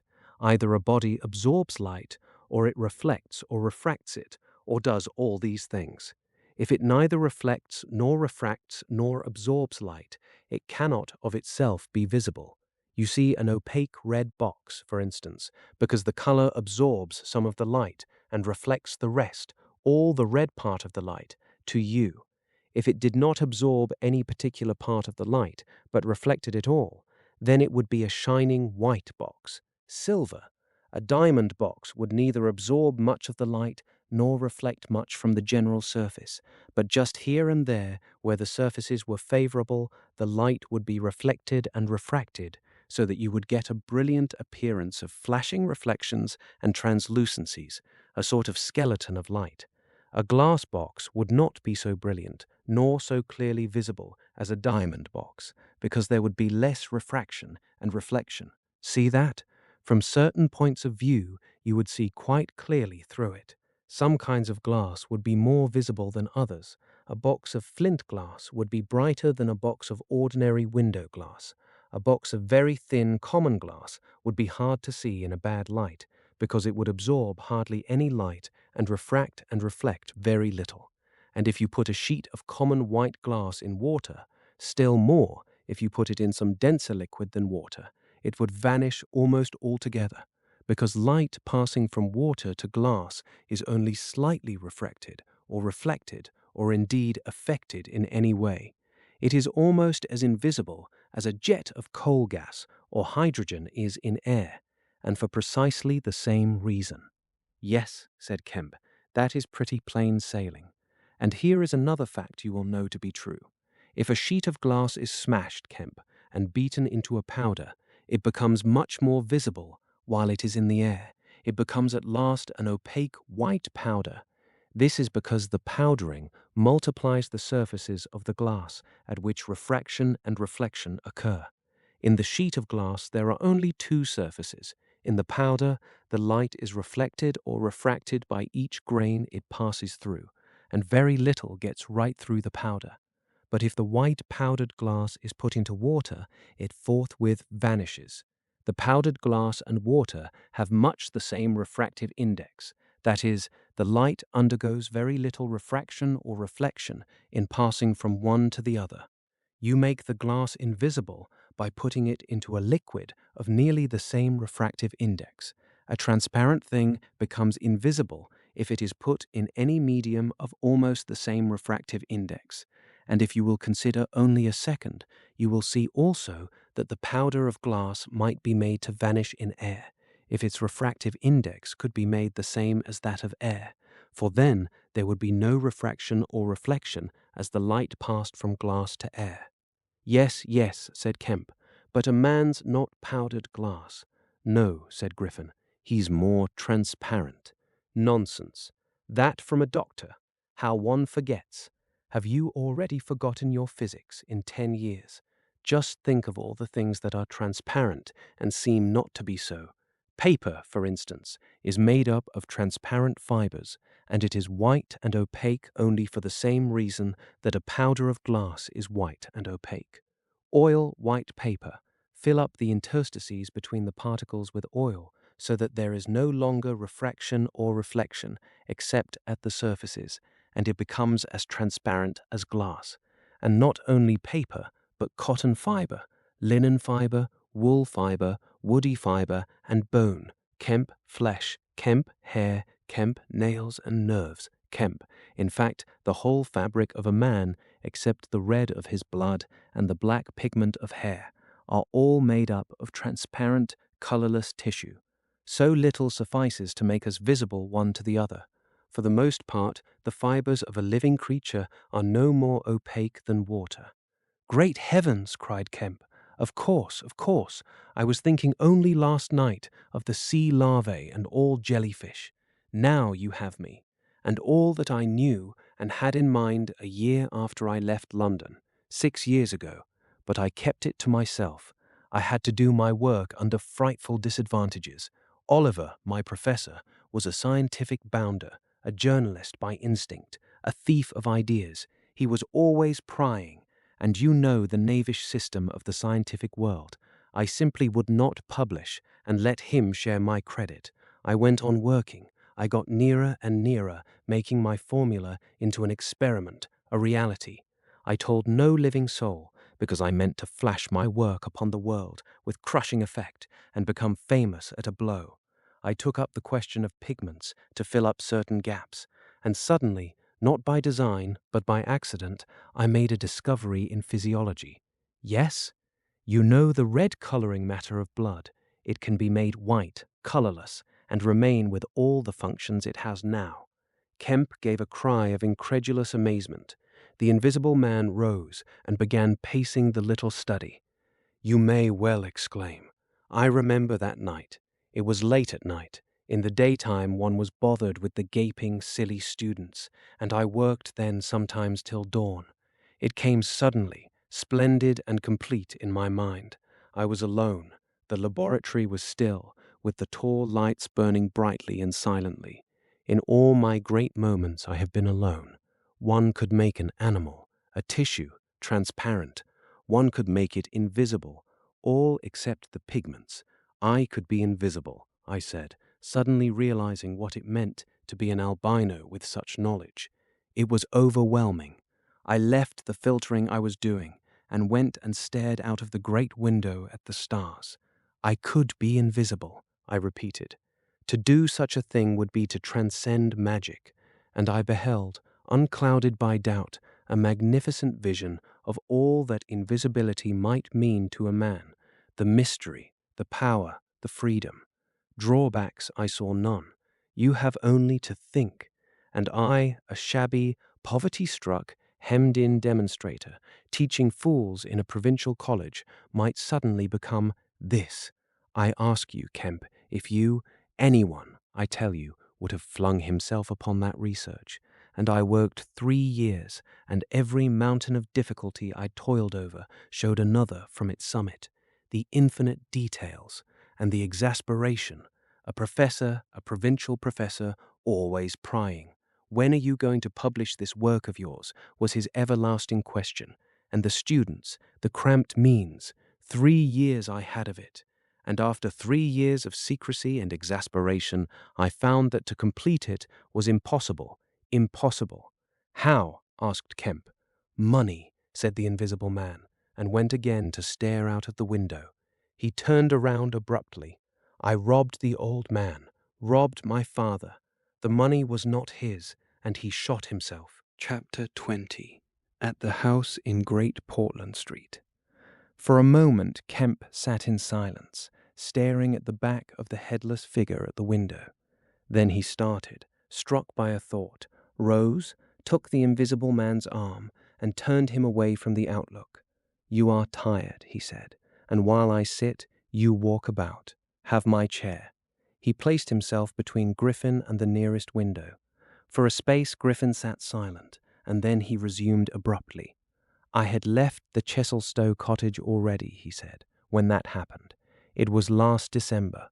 I had taken a room in London, a large unfurnished room in a big ill-managed lodging house in a slum near Great Portland Street. The room was soon full of the appliances I had bought with his money. The work was going on steadily, successfully, drawing near an end. I was like a man emerging from a thicket and suddenly coming on some unmeaning tragedy. I went to bury him. My mind was still on this research, and I did not lift a finger to save his character.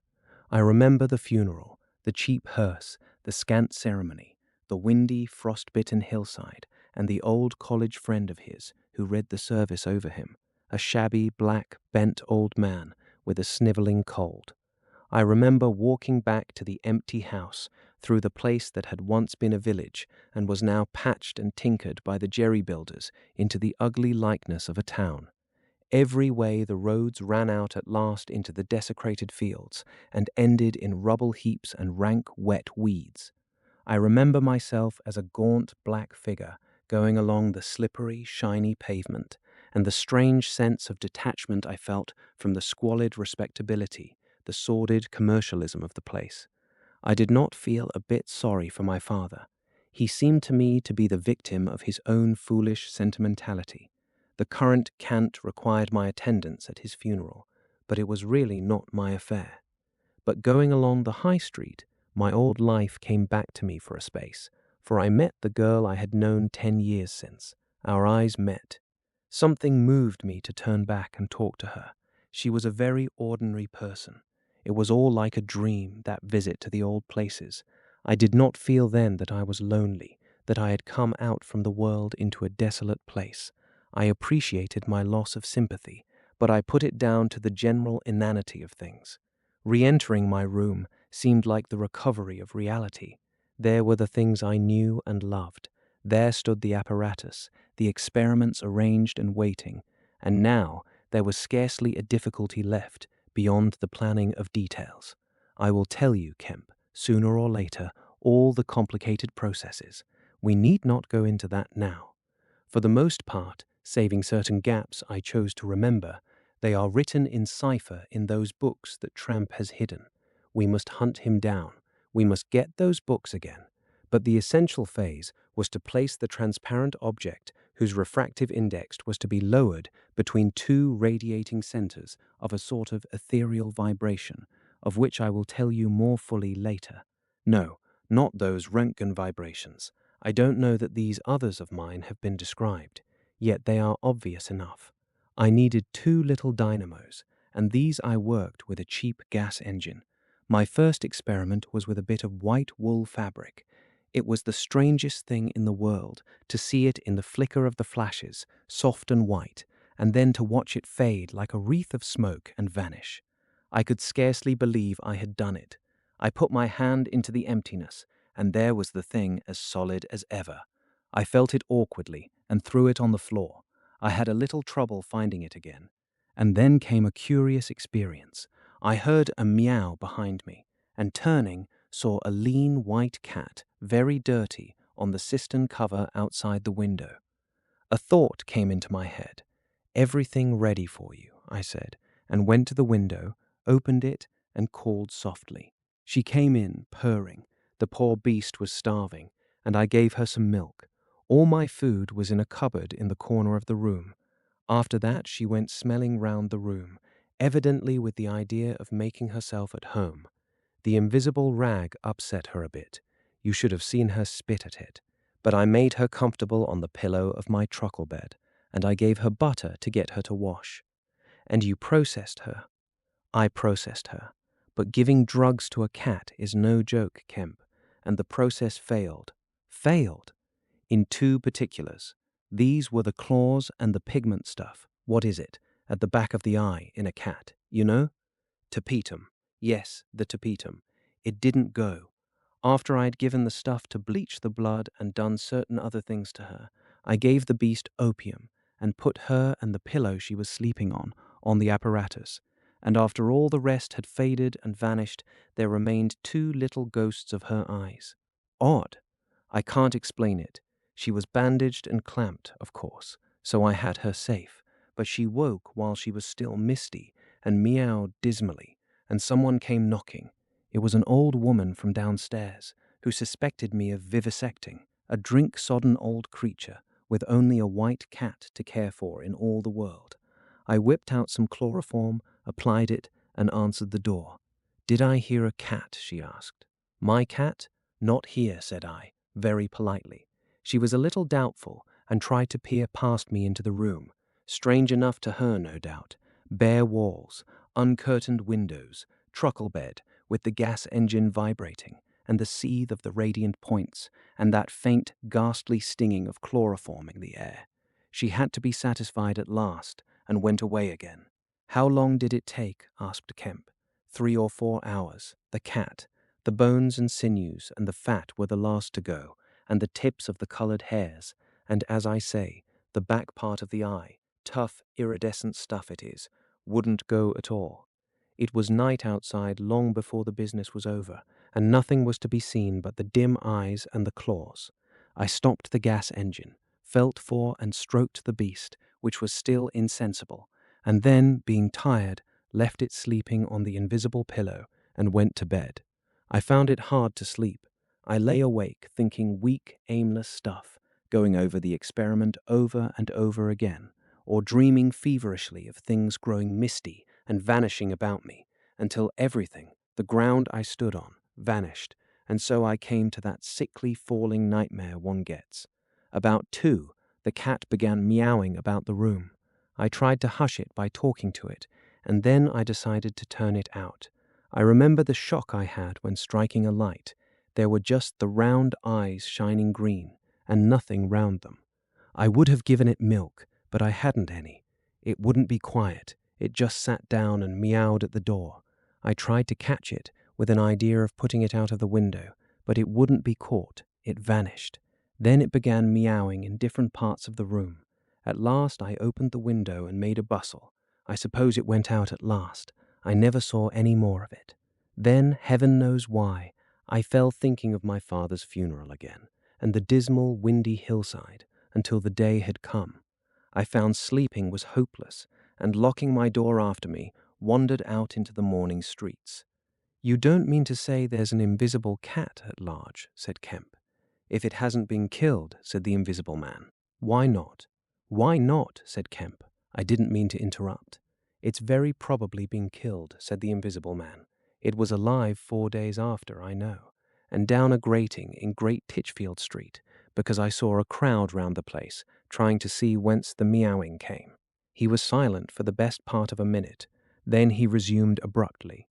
"I remember that morning before the change very vividly. I must have gone up Great Portland Street. I remember the barracks in Albany Street and the horse soldiers coming out, and at last I found the summit of Primrose Hill.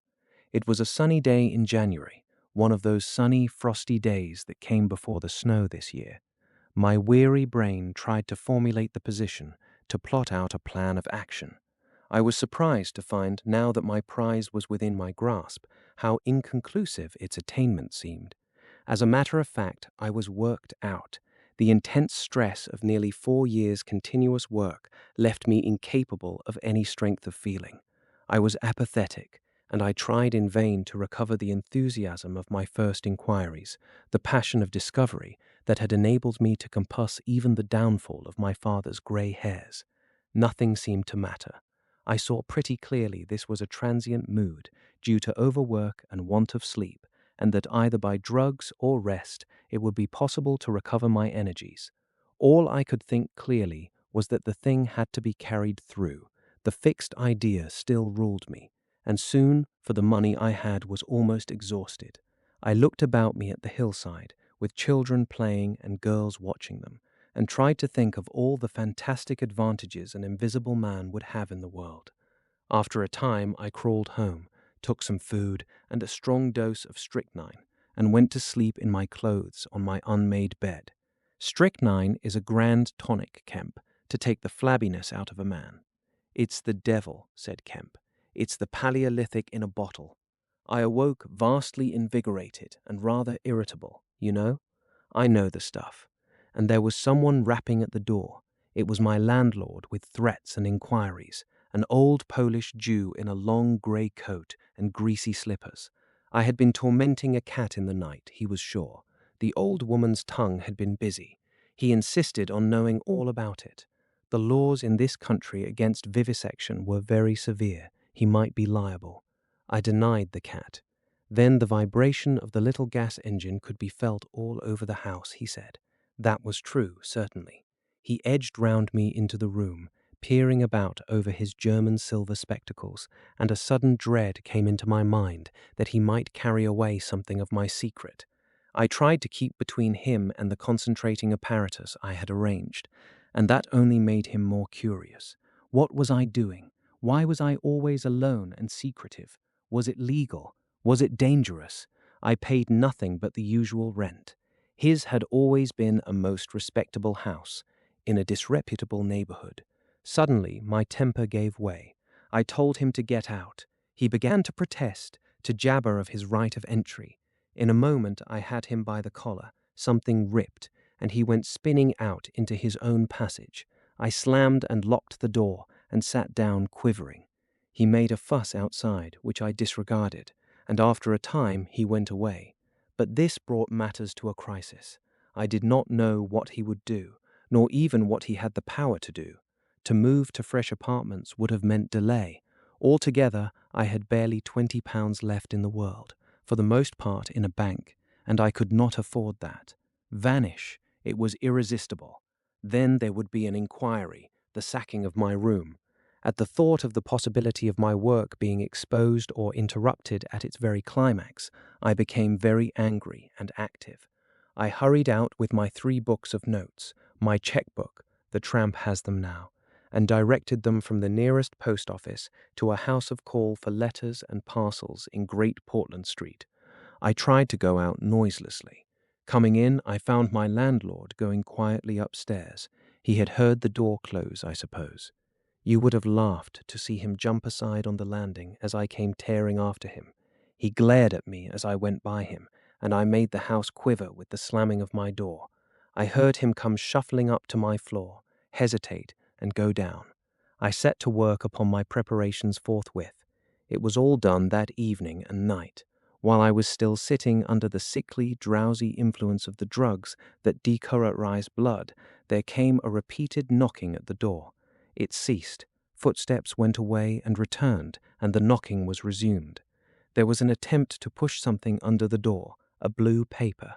Then, in a fit of irritation, I rose and went and flung the door wide open. "Now then," said I. It was my landlord, with a notice of ejectment or something. He held it out to me, saw something odd about my hands, I expect, and lifted his eyes to my face. For a moment he gaped. Then he gave a sort of inarticulate cry, dropped candle and writ together, and went blundering down the dark passage to the stairs. I shut the door, locked it, and went to the looking-glass. Then I understood his terror. My face was white, like white stone. But it was all horrible. I had not expected the suffering, a night of racking anguish, sickness, and fainting. I set my teeth, though my skin was presently afire, all my body afire, but I lay there like grim death. I understood now how it was the cat had howled until I chloroformed it.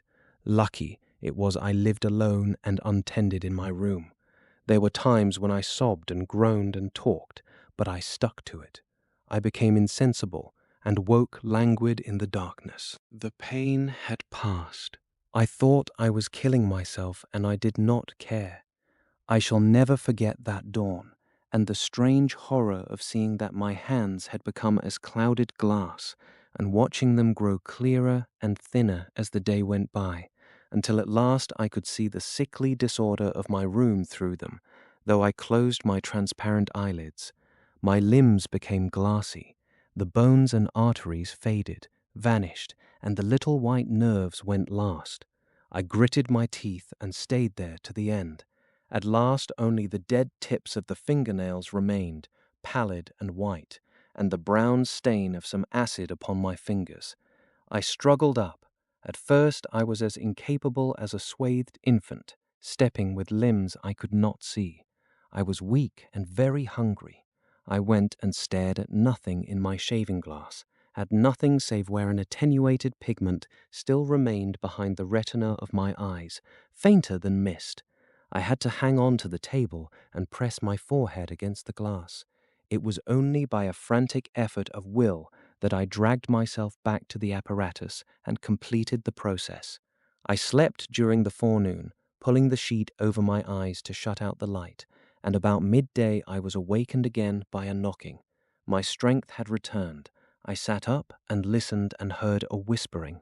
I sprang to my feet and as noiselessly as possible began to detach the connections of my apparatus and to distribute it about the room so as to destroy the suggestions of its arrangement. Presently the knocking was renewed and voices called, first my landlord's and then 2 others. To gain time I answered them. The invisible rag and pillow came to hand, and I opened the window and pitched them out onto the cistern cover.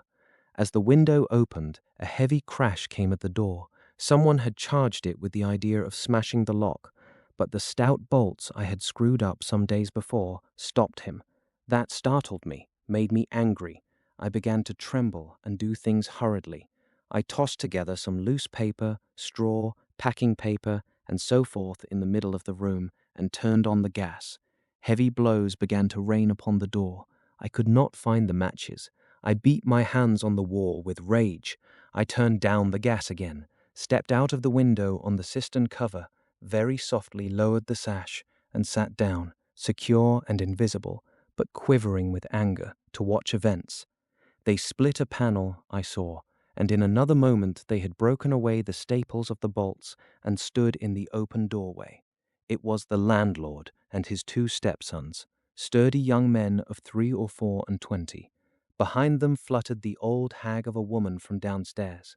You may imagine their astonishment to find the room empty.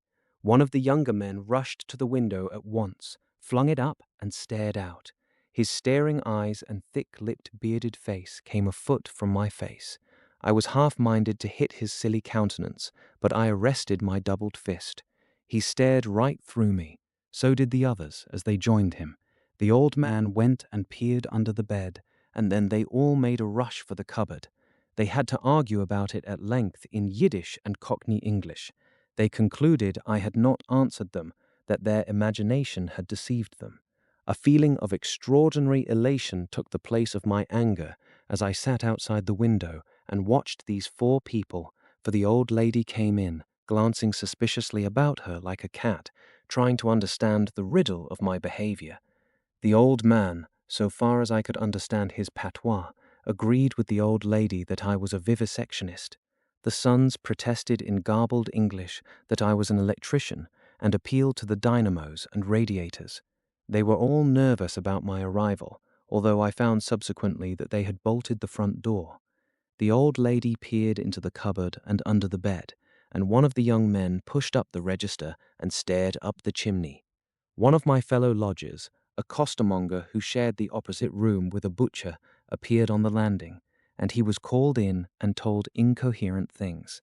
It occurred to me that the radiators, if they fell into the hands of some acute, well-educated person, would give me away too much, and watching my opportunity, I came into the room and tilted one of the little dynamos off its fellow on which it was standing, and smashed both apparatus.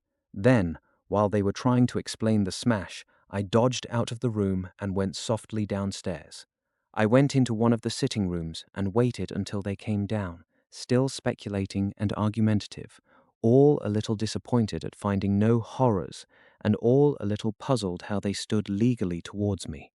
Then I slipped up again with a box of matches, fired my heap of paper and rubbish, put the chairs and bedding thereby, led the gas to the affair by means of an india-rubber tube, and waving a farewell to the room, left it for the last time. "You fired the house," exclaimed Kemp. "Fired the house. It was the only way to cover my trail, and no doubt it was insured." I slipped the bolts of the front door quietly and went out into the street. I was invisible, and I was only just beginning to realize the extraordinary advantage my invisibility gave me. My head was already teeming with plans of all the wild and wonderful things I had now impunity to do. Chapter 21. In Oxford Street. In going downstairs the first time, I found an unexpected difficulty because I could not see my feet. Indeed, I stumbled twice, and there was an unaccustomed clumsiness in gripping the bolt. By not looking down, however, I managed to walk on the level passably well. My mood, I say, was one of exaltation. I felt as a seeing man might do, with padded feet and noiseless clothes, in a city of the blind. I experienced a wild impulse to jest, to startle people, to clap men on the back, fling people's hats astray, and generally revel in my extraordinary advantage. But hardly had I emerged upon Great Portland Street, however, my lodging was close to the big draper's shop there, when I heard a clashing concussion and was hit violently behind, and turning, saw a man carrying a basket of soda-water siphons and looking in amazement at his burden. Although the blow had really hurt me, I found something so irresistible in his astonishment that I laughed aloud. "The devil's in the basket," I said, and suddenly twisted it out of his hand. He let go incontinently, and I swung the whole weight into the air. But a fool of a cabman, standing outside a public house, made a sudden rush for this, and his extending fingers took me with excruciating violence under the ear.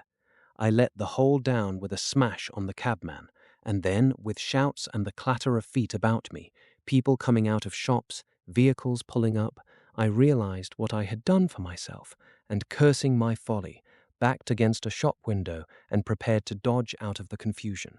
In a moment, I should be wedged into a crowd and inevitably discovered. I pushed by a butcher boy, who luckily did not turn to see the nothingness that shoved him aside, and dodged behind the cabman's four-wheeler. I do not know how they settled the business. I hurried straight across the road, which was happily clear, and hardly heeding which way I went, in the fright of detection the incident had given me, plunged into the afternoon throng of Oxford Street. I tried to get into the stream of people, but they were too thick for me, and in a moment my heels were being trodden upon. I took to the gutter, the roughness of which I found painful to my feet, and forthwith the shaft of a crawling hansom dug me forcibly under the shoulder blade, reminding me that I was already bruised severely. I staggered out of the way of the cab, avoided a perambulator by a convulsive movement, and found myself behind the hansom. A happy thought saved me, and as this drove slowly along, I followed in its immediate wake, trembling and astonished at the turn of my adventure. And not only trembling, but shivering. It was a bright day in January, and I was stark naked, and the thin slime of mud that covered the road was freezing. Foolish as it seems to me now, I had not reckoned that, transparent or not, I was still amenable to the weather and all its consequences. Then suddenly a bright idea came into my head. I ran round and got into the cab, and so, shivering, scared, and sniffing with the first intimations of a cold, and with the bruises in the small of my back growing upon my attention, I drove slowly along Oxford Street and past Tottenham Court Road. My mood was as different from that in which I had sallied forth 10 minutes ago as it is possible to imagine. This invisibility, indeed, the one thought that possessed me was, how was I to get out of the scrape I was in? We crawled past Mudie's, and there a tall woman with 5 or 6 yellow-labelled books hailed my cab, and I sprang out just in time to escape her, shaving a railway van narrowly in my flight. I made off up the roadway to Bloomsbury Square, intending to strike north past the museum and so get into the quiet district. I was now cruelly chilled, and the strangeness of my situation so unnerved me that I whimpered as I ran. At the northward corner of the square, a little white dog ran out of the Pharmaceutical Society's offices and incontinently made for me, nose down. I had never realized it before, but the nose is to the mind of a dog what the eye is to the mind of a seeing man. Dogs perceive the scent of a man moving as men perceive his vision. This brute began barking and leaping, showing, as it seemed to me, only too plainly that he was aware of me. I crossed Great Russell Street, glancing over my shoulder as I did so, and went some way along Montague Street before I realized what I was running towards. Then I became aware of a blare of music, and looking along the street, saw a number of people advancing out of Russell Square, red shirts and the banner of the Salvation Army to the fore. Such a crowd, chanting in the roadway and scoffing on the pavement, I could not hope to penetrate, and dreading to go back and farther from home again, and deciding on the spur of the moment, I ran up the white steps of a house facing the museum railings, and stood there until the crowd should have passed. Happily, the dog stopped at the noise of the band too, hesitated, and turned tail, running back to Bloomsbury Square again. On came the band, bawling with unconscious irony some hymn about "When shall we see his face?" and it seemed an interminable time to me before the tide of the crowd washed along the pavement by me.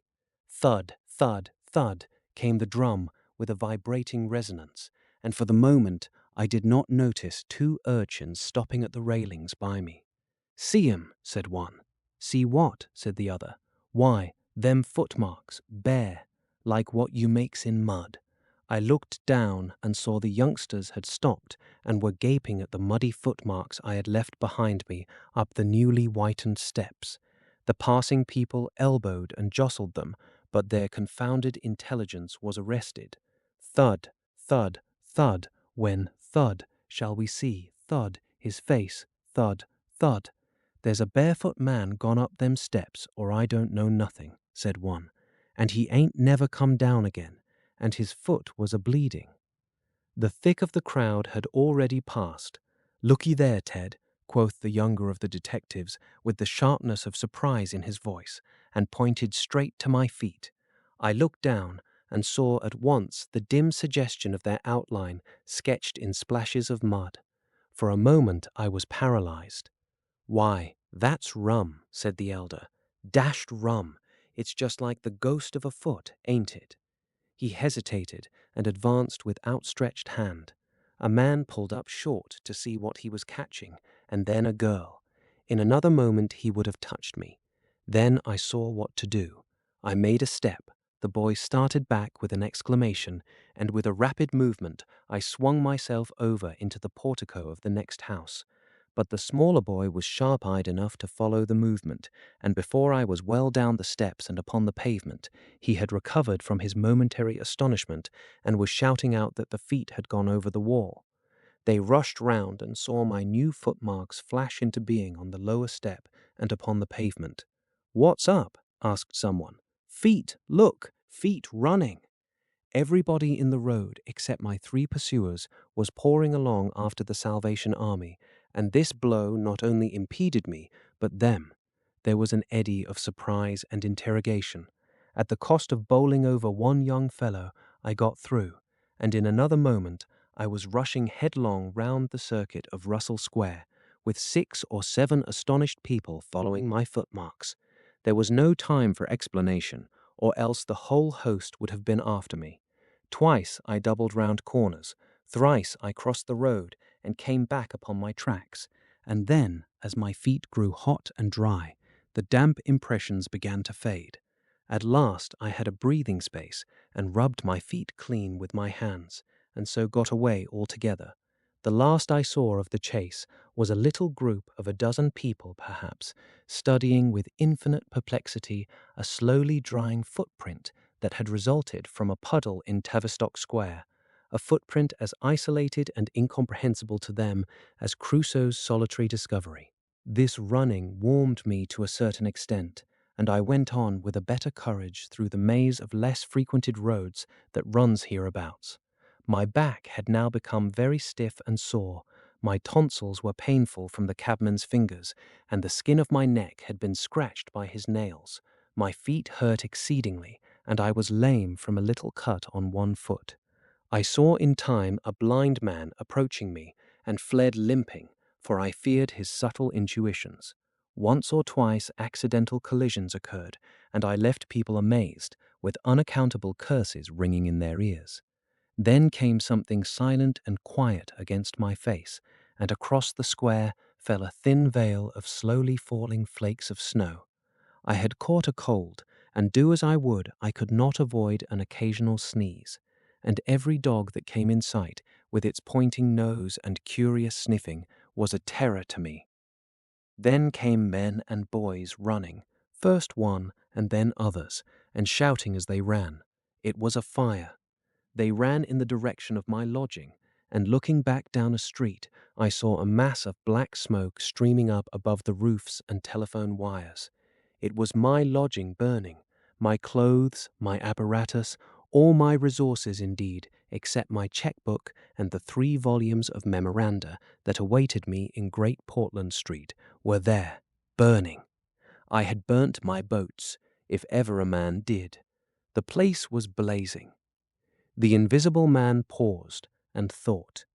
Kemp glanced nervously out of the window. "Yes," he said, "go on." Chapter 22. In the Emporium, so last January, with the beginning of a snowstorm in the air about me, and if it settled on me, it would betray me. Weary, cold, painful, inexpressibly wretched, and still but half convinced of my invisible quality, I began this new life to which I am committed. I had no refuge, no appliances, no human being in the world in whom I could confide. To have told my secret would have given me away, made a mere show and rarity of me. Nevertheless, I was half-minded to accost some passer-by and throw myself upon his mercy, but I knew too clearly the terror and brutal cruelty my advances would evoke. I made no plans in the street. My sole object was to get shelter from the snow, to get myself covered and warm. Then I might hope to plan. But even to me, an invisible man, the rows of London houses stood latched, barred, and bolted impregnably. Only one thing could I see clearly before me: the cold exposure and misery of the snowstorm and the night. And then I had a brilliant idea. I turned down one of the roads leading from Gower Street to Tottenham Court Road, and found myself outside Omnium's, the big establishment where everything is to be bought. You know the place: meat, grocery, linen, furniture, clothing, oil paintings even. A huge meandering collection of shops rather than a shop. I had thought I should find the doors open, but they were closed, and as I stood in the wide entrance, a carriage stopped outside, and a man in uniform, you know the kind of personage with Omnium on his cap, flung open the door. I contrived to enter, and walking down the shop, it was a department where they were selling ribbons and gloves and stockings and that kind of thing, came to a more spacious region devoted to picnic baskets and wicker furniture. I did not feel safe there, however. People were going to and fro, and I prowled restlessly about until I came upon a huge section in an upper floor containing multitudes of bedsteads, and over these I clambered and found a resting place at last among a huge pile of folded flock mattresses. The place was already lit up and agreeably warm, and I decided to remain where I was, keeping a cautious eye on the 2 or 3 sets of shopmen and customers who were meandering through the place until closing time came. Then I should be able, I thought, to rob the place for food and clothing, and disguised, prowl through it and examine its resources, perhaps sleep on some of the bedding. That seemed an acceptable plan. My idea was to procure clothing to make myself a muffled but acceptable figure, to get money, and then to recover my books and parcels where they awaited me, take a lodging somewhere, and elaborate plans for the complete realization of the advantages my invisibility gave me, as I still imagined, over my fellow men. Closing time arrived quickly enough. It could not have been more than an hour after I took up my position on the mattresses before I noticed the blinds of the windows being drawn and customers being marched doorward. And then a number of brisk young men began with remarkable alacrity to tidy up the goods that remained disturbed. I left my lair as the crowds diminished and prowled cautiously out into the less desolate parts of the shop. I was really surprised to observe how rapidly the young men and women appeared and ready to commit. It was very still. In one place I remember passing near one of the Tottenham Court Road entrances and listening to the tapping of boot heels of the passers-by. My first visit was to the place where I had seen stockings and gloves for sale. It was dark, and I had the devil of a hunt after matches, which I found at last in the drawer of the little cash desk. Then I had to get a candle. I had to tear down wrappings and ransack a number of boxes and drawers, but at last I managed to turn out what I sought. The box label called them lamb's wool pants and lamb's wool vests, then socks, a thick comforter, and then I went to the clothing place and got trousers, a lounge jacket, an overcoat, and a slouch hat, a clerical sort of hat with the brim turned down. I began to feel a human being again, and my next thought was food. Upstairs was a refreshment department, and there I got cold meat. There was coffee still in the urn, and I lit the gas and warmed it up again, and altogether I did not do badly. Afterwards, prowling through the place in search of blankets, I had to put up at last with a heap of down quilts. I came upon a grocery section with a lot of chocolate and candied fruits, more than was good for me indeed, and some white burgundy, and near that was a toy department, and I had a brilliant idea. I found some artificial noses, dummy noses, you know, and I thought of dark spectacles, but Omnium's had no optical department. My nose had been a difficulty indeed. I had thought of paint, but the discovery set my mind running on wigs and masks and the like.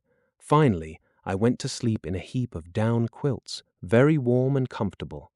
My last thoughts before sleeping were the most agreeable I had had since the change. I was in a state of physical serenity, and that was reflected in my mind.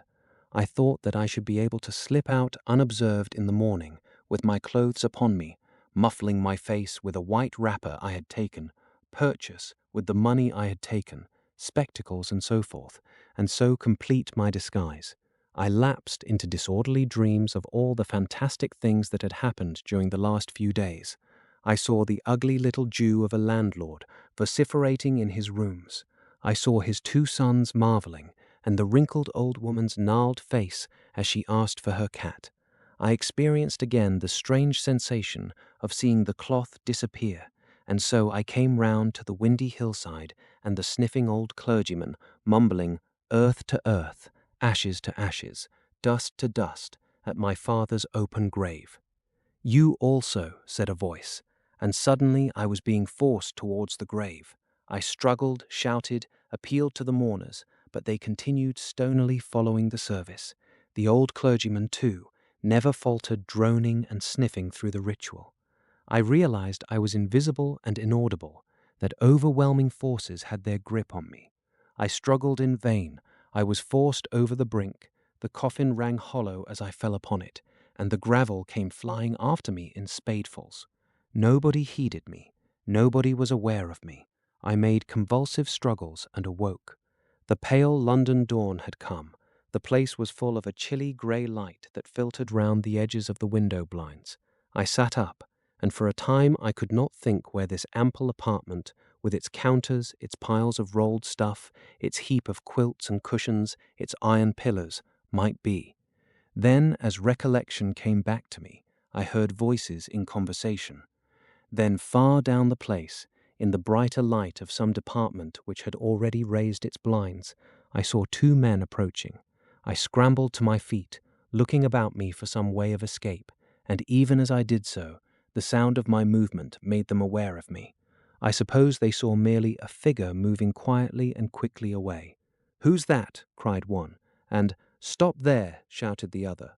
I dashed around a corner and came full tilt, a faceless figure, mind you, on a lanky lad of 15. He yelled, and I bowled him over, rushed past him, turned another corner, and by a happy inspiration threw myself behind a counter. In another moment, feet went running past, and I heard voices shouting, "All hands to the doors," asking what was up, and giving one another advice how to catch me. Lying on the ground, I felt scared out of my wits, but, odd as it may seem, it did not occur to me at the moment to take off my clothes as I should have done. I had made up my mind, I suppose, to get away in them, and that ruled me. And then down the vista of the counters came a bawling of, "Here he is!" I sprang to my feet, whipped a chair off the counter, and sent it whirling at the fool who had shouted, turned, came into another round a corner, sent him spinning, and rushed up the stairs. He kept his footing, gave a view hallo, and came up the staircase hot after me. Up the staircase were piled a multitude of those bright-coloured pot things. What are they? "Art pots," suggested Kemp.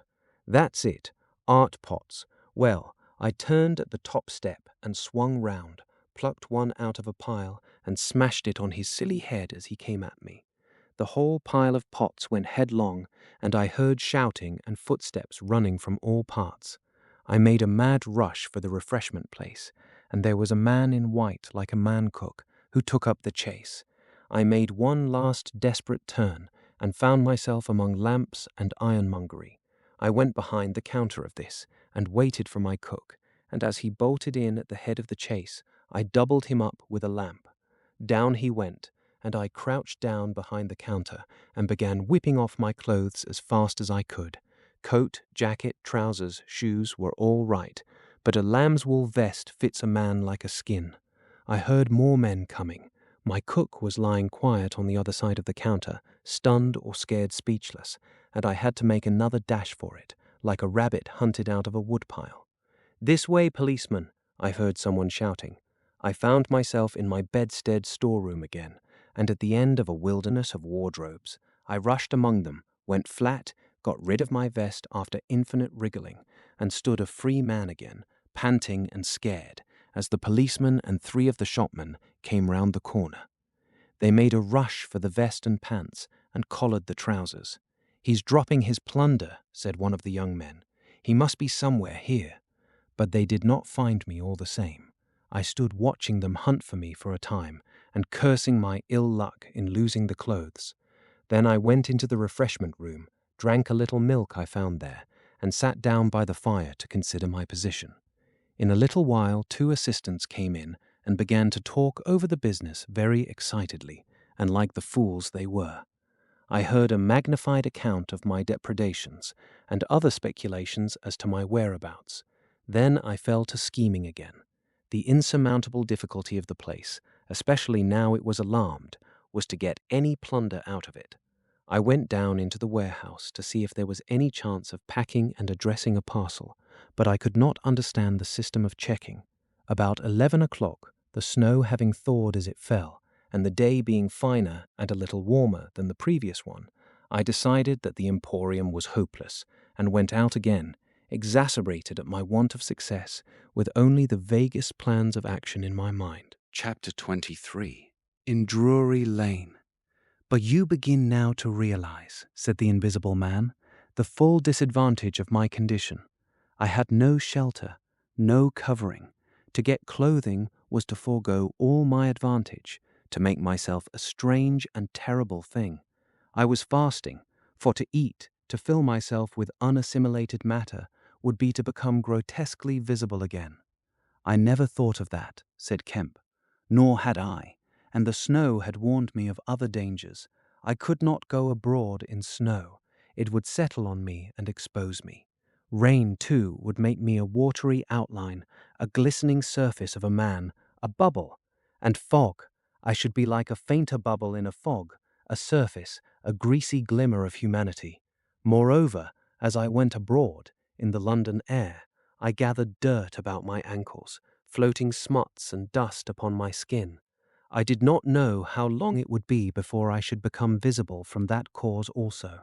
But I saw clearly it could not be for long. Not in London, at any rate. I went into the slums towards Great Portland Street, and found myself at the end of the street in which I had lodged. I did not go that way, because of the crowd halfway down it opposite to the still smoking ruins of the house I had fired. My most immediate problem was to get clothing. What to do with my face puzzled me. Then I saw in one of those little miscellaneous shops news, sweets, toys, stationery, belated Christmas tomfoolery, and so forth, an array of masks and noses. I realized that problem was solved. In a flash I saw my course. I turned about, no longer aimless, and went, circuitously in order to avoid the busy ways, towards the back streets north of the Strand, for I remembered, though not very distinctly where, that some theatrical costumiers had shops in that district. The day was cold, with a nipping wind down the northward running streets. I walked fast to avoid being overtaken. Every crossing was a danger, every passenger a thing to watch alertly. One man, as I was about to pass him at the top of Bedford Street, turned upon me abruptly and came into me, sending me into the road and almost under the wheel of a passing hansom. The verdict of the cab rank was that he had had some sort of stroke. I was so unnerved by this encounter that I went into Covent Garden Market and sat down for some time in a quiet corner by a stall of violets, panting and trembling. I found I had caught a fresh cold and had to turn out after a time lest my sneezes should attract attention. At last I reached the object of my quest, a dirty, fly-blown little shop in a byway near Drury Lane, with a window full of tinsel robes, sham jewels, wigs, slippers, dominoes, and theatrical photographs. The shop was old-fashioned and low and dark, and the house rose above it for 4 stories, dark and dismal. I peered through the window, and seeing no one within, entered. The opening of the door set a clanking bell ringing. I left it open and walked round a bare costume stand into a corner behind a cheval glass.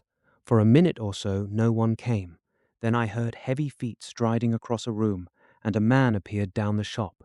My plans were now perfectly definite. I proposed to make my way into the house, secrete myself upstairs, watch my opportunity, and when everything was quiet, rummage out a wig, mask, spectacles, and costume, and go into the world, perhaps a grotesque but still a credible figure. And incidentally, of course, I could rob the house of any available money. The man who had just entered the shop was a short, slight, hunched, beetle-browed man, with long arms and very short, bandy legs.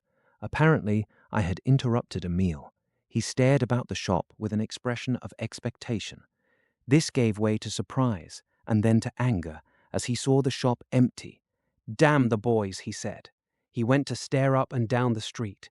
He came in again in a minute, kicked the door to with his foot spitefully, and went muttering back to the house door. I came forward to follow him, and at the noise of my movement he stopped dead. I did so too, startled by his quickness of ear. He slammed the house door in my face. I stood hesitating. Suddenly I heard his quick footsteps returning, and the door reopened.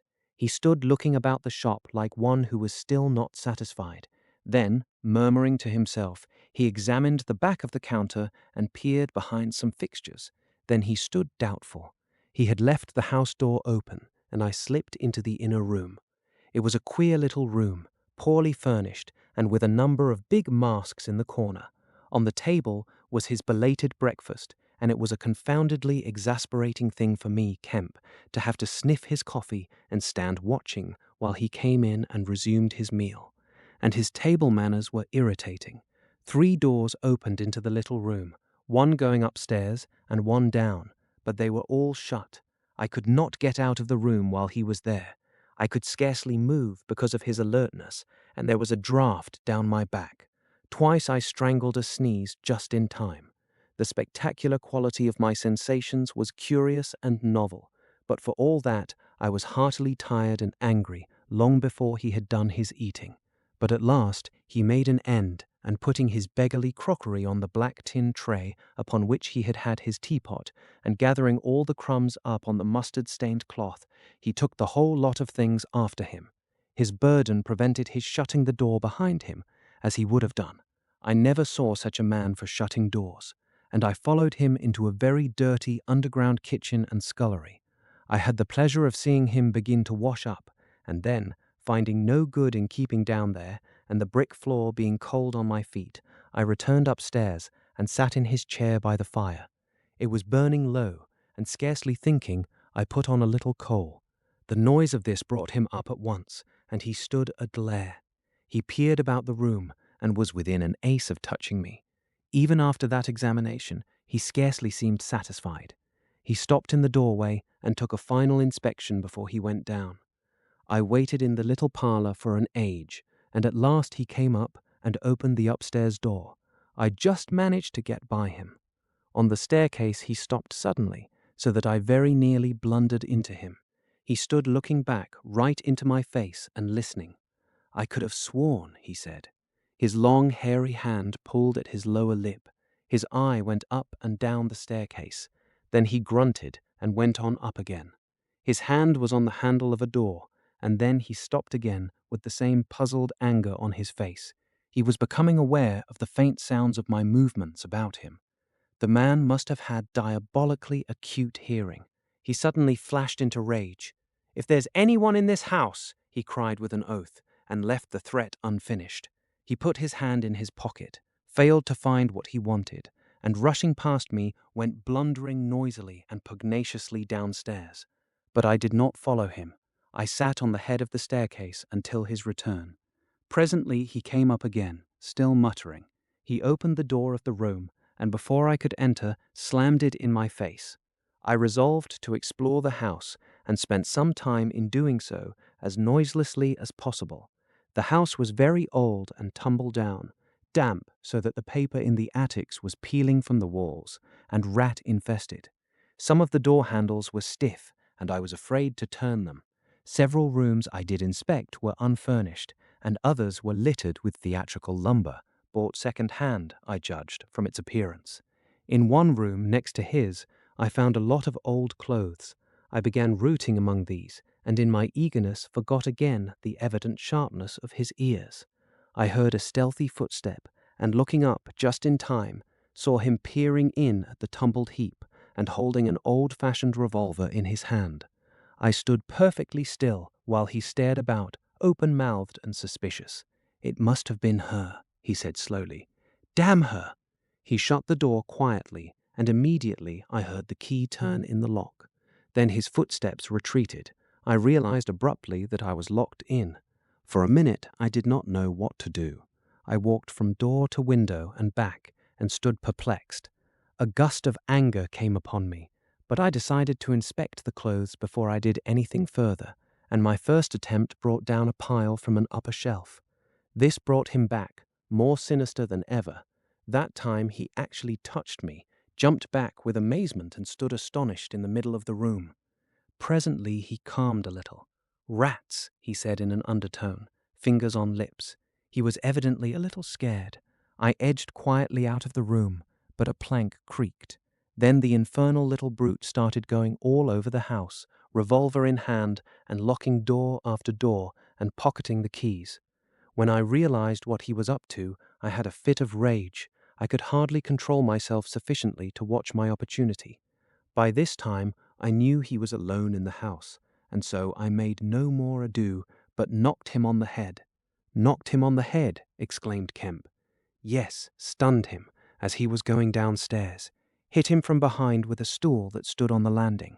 He went downstairs like a bag of old boots. But, I say, the common conventions of humanity are all very well for common people, but the point was, Kemp, that I had to get out of that house in a disguise without his seeing me. I couldn't think of any other way of doing it. And then I gagged him with a Louis Quatorze vest and tied him up in a sheet." "Tied him up in a sheet?" "Made a sort of bag of it. It was rather a good idea to keep the idiot scared and quiet, and a devilish hard thing to get out of, head away from the string. My dear Kemp, it's no good your sitting glaring as though I was a murderer. It had to be done. He had his revolver. If once he saw me, he would be able to describe me." "But still," said Kemp, "in England, today. And the man was in his own house, and you were, well, robbing." "Robbing! Confound it! You'll call me a thief next. Surely, Kemp, you're not fool enough to dance on the old strings. Can't you see my position?" "And his too," said Kemp. The invisible man stood up sharply. "What do you mean to say?" Kemp's face grew a trifle hard. He was about to speak and checked himself. "I suppose, after all," he said with a sudden change of manner, "the thing had to be done. You were in a fix, but still." "Of course I was in a fix, an infernal fix.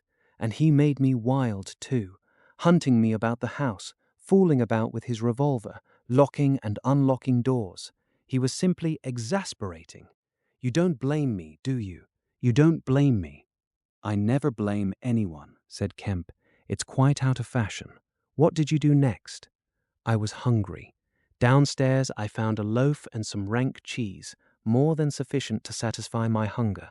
I took some brandy and water, and then went up past my impromptu bag— he was lying quite still— to the room containing the old clothes. This looked out upon the street, 2 lace curtains brown with dirt guarding the window. I went and peered out through their interstices. Outside the day was bright, by contrast with the brown shadows of the dismal house in which I found myself, dazzlingly bright. A brisk traffic was going by, fruit carts, a hansom, a four-wheeler with a pile of boxes, a fishmonger's cart. I turned with spots of colour swimming before my eyes to the shadowy fixtures behind me. My excitement was giving place to a clear apprehension of my position again. The room was full of a faint scent of benzoline, used, I suppose, in cleaning the garments. I began a systematic search of the place. I should judge the hunchback had been alone in the house for some time. He was a curious person. Everything that could possibly be of service to me I collected in the clothes storeroom, and then I made a deliberate selection. I found a handbag I thought a suitable possession, and some powder, rouge, and sticking plaster. I had thought of painting and powdering my face, and all that there was to show of me, in order to render myself visible, but the disadvantage of this lay in the fact that I should require turpentine and other appliances and a considerable amount of time before I could vanish again. Finally, I chose a mask of the better type, slightly grotesque, but not more so than many human beings, dark glasses, greyish whiskers, and a wig. I could find no underclothing, but that I could buy subsequently, and for the time I swathed myself in calico dominoes and some white cashmere scarfs. I could find no socks, but the hunchback's boots were rather a loose fit and sufficed. In a desk in the shop were 3 sovereigns and about 30 shillings worth of silver, and in a locked cupboard I burst in the inner room were 8 pounds in gold. I could go forth into the world again, equipped. Then came a curious hesitation. Was my appearance really credible? I tried myself with a little bedroom looking-glass, inspecting myself from every point of view to discover any forgotten chink, but it all seemed sound. I was grotesque to the theatrical pitch, a stage miser, but I was certainly not a physical impossibility. Gathering confidence, I took my looking-glass down into the shop, pulled down the shop blinds, and surveyed myself from every point of view with the help of the cheval glass in the corner. I spent some minutes screwing up my courage, and then unlocked the shop door and marched out into the street, leaving the little man to get out of his sheet again when he liked. In 5 minutes, a dozen turnings intervened between me and the costumier's shop. No one appeared to notice me very pointedly. My last difficulty seemed overcome. He stopped again. "And you troubled no more about the hunchback," said Kemp. "No," said the invisible man, "nor have I heard what became of him. I suppose he untied himself or kicked himself out. The knots were pretty tight." He became silent and went to the window and stared out. "What happened when you went out into the Strand?" "Oh, disillusionment again. I thought my troubles were over. Practically, I thought I had impunity to do whatever I chose, everything, save to give away my secret. So I thought. Whatever I did, whatever the consequences might be, was nothing to me. I had merely to fling aside my garments and vanish. No person could hold me. I could take my money where I found it. I decided to treat myself to a sumptuous feast, and then put up at a good hotel, and accumulate a new outfit of property. I felt amazingly confident. It's not particularly pleasant recalling that I was an ass. I went into a place and was already ordering lunch when it occurred to me that I could not eat unless I exposed my invisible face. I finished ordering the lunch, told the man I should be back in 10 minutes, and went out exasperated. I don't know if you have ever been disappointed in your appetite. "Not quite so badly," said Kemp, "but I can imagine it. I could have smashed the silly devils. At last, faint with the desire for tasteful food, I went into another place and demanded a private room. I am disfigured, I said, badly. They looked at me curiously, but of course it was not their affair, and so at last I got my lunch. It was not particularly well served, but it sufficed, and when I had had it, I sat over a cigar, trying to plan my line of action, and outside a snowstorm was beginning. The more I thought it over, Kemp, the more I realized what a helpless absurdity an invisible man was, in a cold and dirty climate and a crowded, civilized city. Before I made this mad experiment, I had dreamt of 1,000 advantages. That afternoon, it seemed all disappointment. I went over the heads of the things a man reckons desirable. No doubt, invisibility made it possible to get them, but it made it impossible to enjoy them when they are got. Ambition. What is the good of pride of place when you cannot appear there? What is the good of the love of woman when her name must needs be Delilah? I have no taste for politics, for the blackguardisms of fame, for philanthropy, for sport. What was I to do? And for this I had become a wrapped-up mystery, a swathed and bandaged caricature of a man. He paused, and his attitude suggested a roving glance at the window. "But how did you get to Iping?" said Kemp, anxious to keep his guest busy talking. "I went there to work. I had one hope. It was a half idea. I have it still. It is a full-blown idea now. A way of getting back, of restoring what I have done, when I choose, when I have done all I mean to do invisibly. And that is what I chiefly want to talk to you about now." "You went straight to Iping?" "Yes. I had simply to get my 3 volumes of memoranda and my checkbook, my luggage and underclothing, order a quantity of chemicals to work out this idea of mine. I will show you the calculations as soon as I get my books. And then I started. Jove! I remember the snowstorm now, and the accursed bother it was to keep the snow from damping my pasteboard nose. At the end, said Kemp, the day before yesterday, when they found you out, you rather, to judge by the papers, I did, rather. Did I kill that fool of a constable? No, said Kemp. He's expected to recover. That's his luck then. I clean lost my temper. The fools. Why couldn't they leave me alone? And that grocer lout?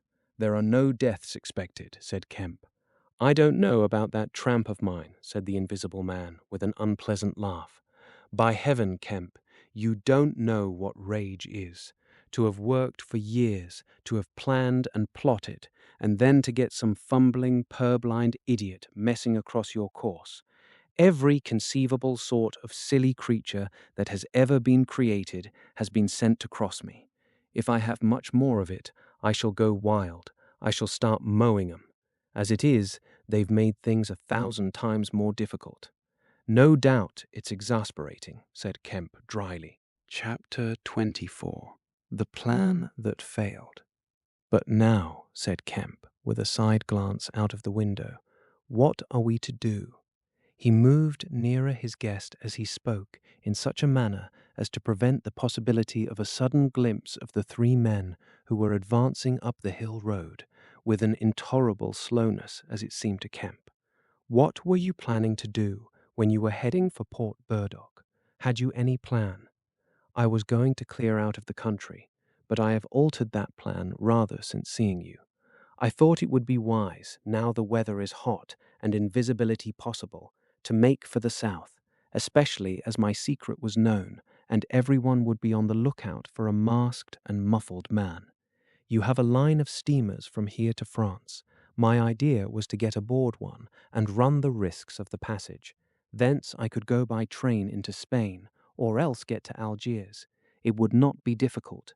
There a man might always be invisible, and yet live, and do things. I was using that tramp as a money box and luggage carrier until I decided how to get my books and things sent over to meet me. That's clear. And then the filthy brute must needs try and rob me. He has hidden my books, Kemp. Hidden my books, if I can lay my hands on him.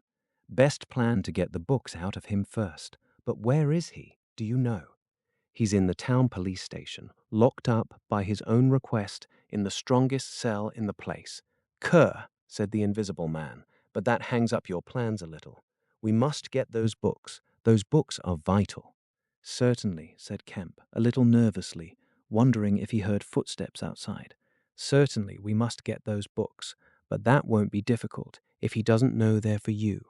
No, said the Invisible Man, and thought. Kemp tried to think of something to keep the talk going, but the Invisible Man resumed of his own accord. Blundering into your house, Kemp, he said, changes all my plans, for you are a man that can understand. In spite of all that has happened, in spite of this publicity, of the loss of my books, of what I have suffered, there still remain great possibilities, huge possibilities. You have told no one I am here, he asked abruptly. Kemp hesitated. That was implied, he said. No one, insisted Griffin. Not a soul. Ah, now. The Invisible Man stood up, and sticking his arms akimbo, began to pace the study. I made a mistake, Kemp, a huge mistake, in carrying this thing through alone. I have wasted strength, time, opportunities. Alone, it is wonderful how little a man can do alone. To rob a little, to hurt a little, and there is the end. What I want, Kemp, is a goalkeeper, a helper, and a hiding place, an arrangement whereby I can sleep and eat and rest in peace and unsuspected. I must have a confederate. With a confederate, with food and rest, 1,000 things are possible. Hitherto I have gone on vague lines. We have to consider all that invisibility means, all that it does not mean. It means little advantage for eavesdropping and so forth. One makes sounds. It's of little help, a little help, perhaps, in housebreaking and so forth. Once you've caught me, you could easily imprison me. But on the other hand, I am hard to catch. This invisibility, in fact, is only good in 2 cases. It's useful in getting away. It's useful in approaching. It's particularly useful, therefore, in killing. I can walk round a man, whatever weapon he has, choose my point, strike as I like, dodge as I like, escape as I like. Kemp's hand went to his moustache. Was that a movement downstairs? And it is killing we must do, Kemp. It is killing we must do, repeated Kemp. I'm listening to your plan, Griffin, but I'm not agreeing, mind. Why killing? Not wanton killing, but a judicious slaying. The point is, they know there is an invisible man, as well as we know there is an invisible man. And that invisible man, Kemp, must now establish a reign of terror. Yes, no doubt it's startling, but I mean it, a reign of terror. He must take some town like your Burdock and terrify and dominate it. He must issue his orders. He can do that in 1,000 ways. Scraps of paper thrust under doors would suffice. And all who disobey his orders he must kill, and kill all who would defend them. Humph, said Kemp, no longer listening to Griffin, but to the sound of his front door opening and closing. It seems to me, Griffin, he said, to cover his wandering attention, that your Confederate would be in a difficult position. No one would know he was a Confederate, said the Invisible Man, eagerly. And then, suddenly, hush, what's that downstairs? Nothing, said Kemp, and suddenly began to speak loud and fast. I don't agree to this, Griffin, he said. Understand me, I don't agree to this. Why dream of playing a game against the race? How can you hope to gain happiness? Don't be a lone wolf. Publish your results. Take the world, take the nation at least, into your confidence. Think what you might do with 1,000,000 helpers. The Invisible Man interrupted, arm extended. There are footsteps coming upstairs, he said in a low voice. Nonsense, said Kemp. Let me see, said the Invisible Man, and advanced, arm extended, to the door. And then things happened very swiftly. Kemp hesitated for a second, and then moved to intercept him. The Invisible Man started and stood still. Traitor! Cried the voice, and suddenly the dressing gown opened, and sitting down the unseen began to disrobe. Kemp made 3 swift steps to the door, and forthwith the Invisible Man, his legs had vanished, sprang to his feet with a shout. Kemp flung the door open. As it opened, there came a sound of hurrying feet downstairs and voices. With a quick movement, Kemp thrust the Invisible Man back, sprang aside, and slammed the door. The key was outside and ready. In another moment, Griffin would have been alone in the Belvedere study, a prisoner, save for one little thing. The key had been slipped in hastily that morning. As Kemp slammed the door, it fell noisily upon the carpet.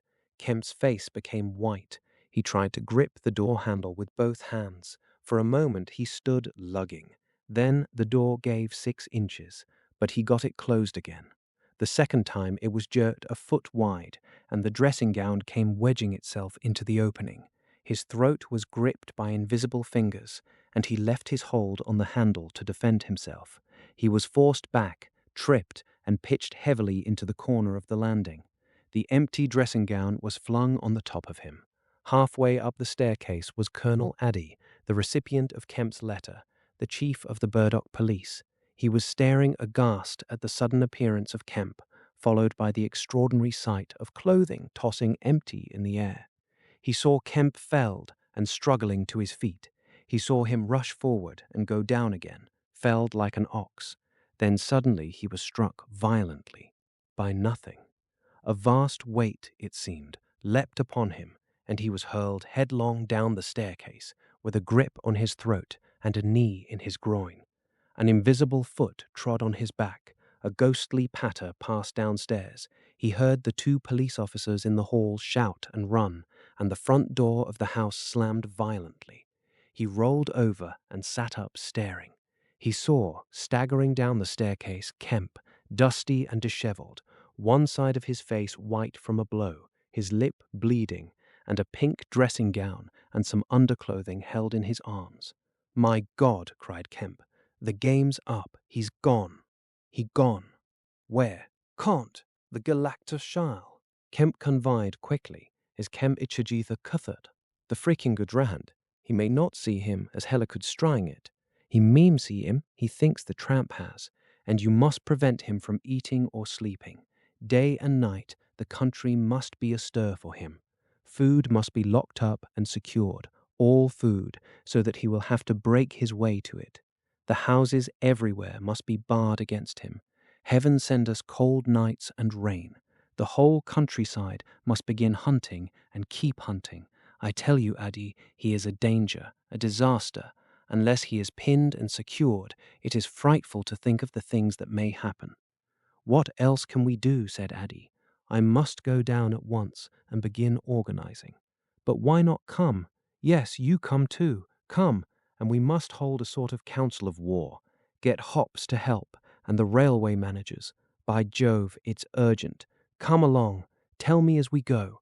What else is there we can do? Put that stuff down. In another moment, Adi was leading the way downstairs. They found the front door open and the policeman standing outside, staring at empty air. He's got away, sir, said one. We must go to the central station at once, said Adi. One of you go on down and get a cab to come up and meet us, quickly. And now, Kemp, what else? Dogs, said Kemp. Get dogs. They don't see him, but they wind him. Get dogs. Good, said Adi. It's not generally known, but the prison officials over at Holstead know a man with bloodhounds. Dogs. What else? Bear in mind, said Kemp, his food shows.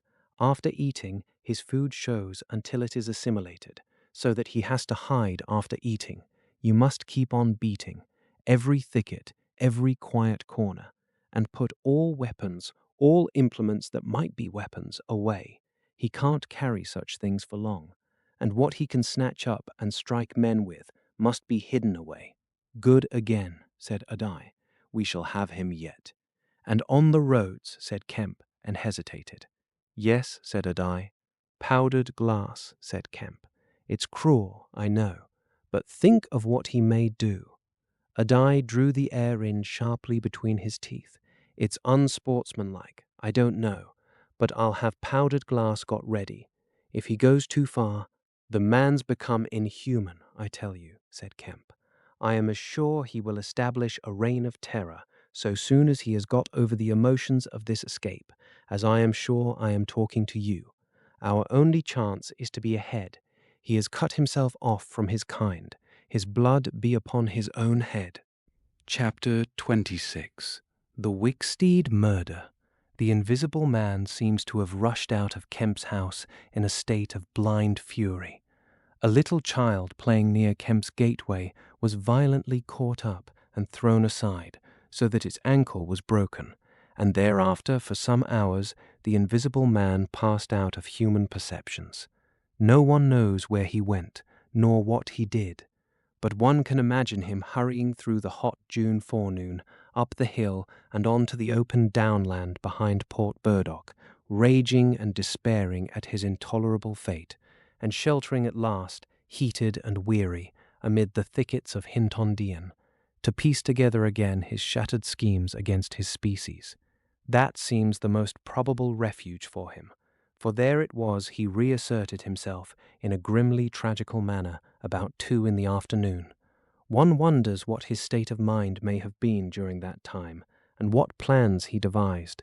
No doubt he was almost ecstatically exasperated by Kemp's treachery, and though we may be able to understand the motives that led to that deceit, we may still imagine and even sympathize a little with the fury the attempted surprise must have occasioned.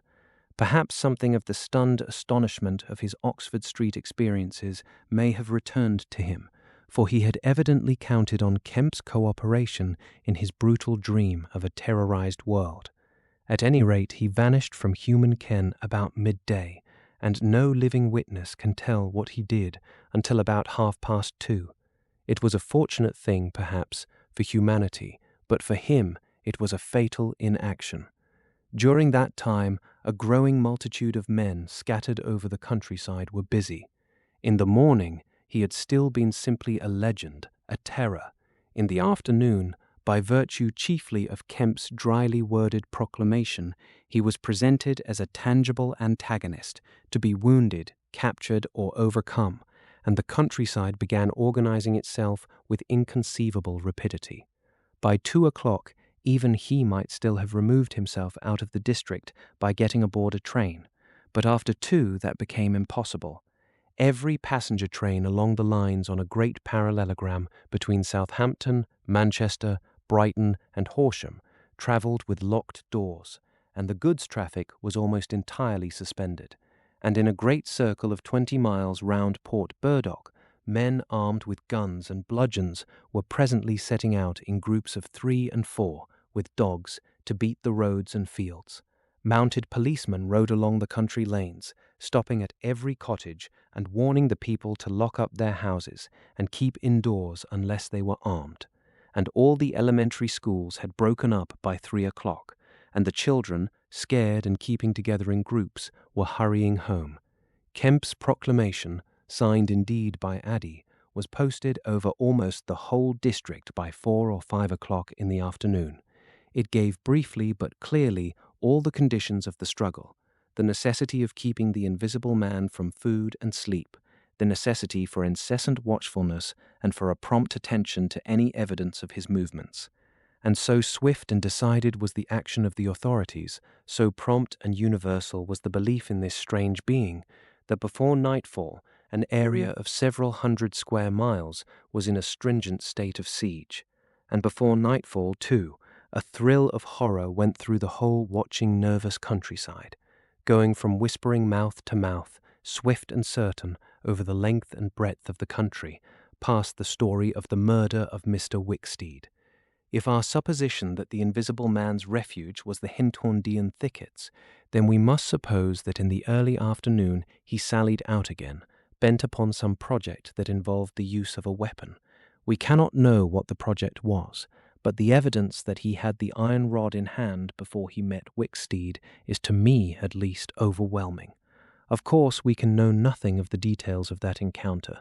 It occurred on the edge of a gravel pit, not 200 yards from Lord Burdock's lodge gate. Everything points to a desperate struggle: the trampled ground, the numerous wounds Mr. Wicksteed received, his splintered walking stick. But why the attack was made, save in a murderous frenzy, it is impossible to imagine. Indeed, the theory of madness is almost unavoidable. Mr. Wicksteed was a man of 45 or 46, steward to Lord Burdock, of inoffensive habits and appearance, the very last person in the world to provoke such a terrible antagonist. Against him, it would seem, the invisible man used an iron rod dragged from a broken piece of fence. He stopped this quiet man, going quietly home to his midday meal, attacked him, beat down his feeble defenses, broke his arm, felled him, and smashed his head to a jelly. Of course, he must have dragged this rod out of the fencing before he met his victim. He must have been carrying it ready in his hand. Only 2 details beyond what has already been stated seem to bear on the matter. One is the circumstance that the gravel pit was not in Mr. Wicksteed's direct path home, but nearly a couple of 100 yards out of his way. The other is the assertion of a little girl to the effect that, going to her afternoon school, she saw the murdered man trotting in a peculiar manner across a field towards the gravel pit. Her pantomime of his action suggests a man pursuing something on the ground before him and striking at it ever and again with his walking stick. She was the last person to see him alive. He passed out of her sight to his death, the struggle being hidden from her only by a clump of beech trees and a slight depression in the ground. Now this, to the present writer's mind at least, lifts the murder out of the realm of the absolutely wanton. We may imagine that Griffin had taken the rod as a weapon indeed, but without any deliberate intention of using it in murder. Wicksteed may then have come by and noticed this rod inexplicably moving through the air. Without any thought of the invisible man, for Port Burdock is 10 miles away, he may have pursued it. It is quite conceivable that he may not even have heard of the invisible man. One can then imagine the invisible man making off, quietly in order to avoid discovering his presence in the neighborhood, and Wicksteed, excited and curious, pursuing this unaccountably locomotive object, finally striking at it. No doubt the invisible man could easily have distanced his middle-aged pursuer under ordinary circumstances, but the position in which Wicksteed's body was found suggests that he had the ill luck to drive his quarry into a corner between a drift of stinging nettles and the gravel pit. To those who appreciate the extraordinary irascibility of the Invisible Man, the rest of the encounter will be easy to imagine. But this is pure hypothesis. The only undeniable facts, for stories of children are often unreliable, are the discovery of Wicksteed's body, done to death, and of the blood-stained iron rod flung among the nettles. The abandonment of the rod by Griffin suggests that in the emotional excitement of the affair, the purpose for which he took it, if he had a purpose, was abandoned. He was certainly an intensely egotistical and unfeeling man, but the sight of his victim, his first victim, bloody and pitiful at his feet, may have released some long-pent fountain of remorse which for a time may have flooded whatever scheme of action he had contrived. After the murder of Mr. Wicksteed, he would seem to have struck across the country towards the downland. There is a story of a voice heard about sunset by a couple of men in a field near Fern Bottom. It was wailing and laughing, sobbing and groaning, and ever and again it shouted. It must have been queer hearing. It drove up across the middle of a clover field and died away towards the hills.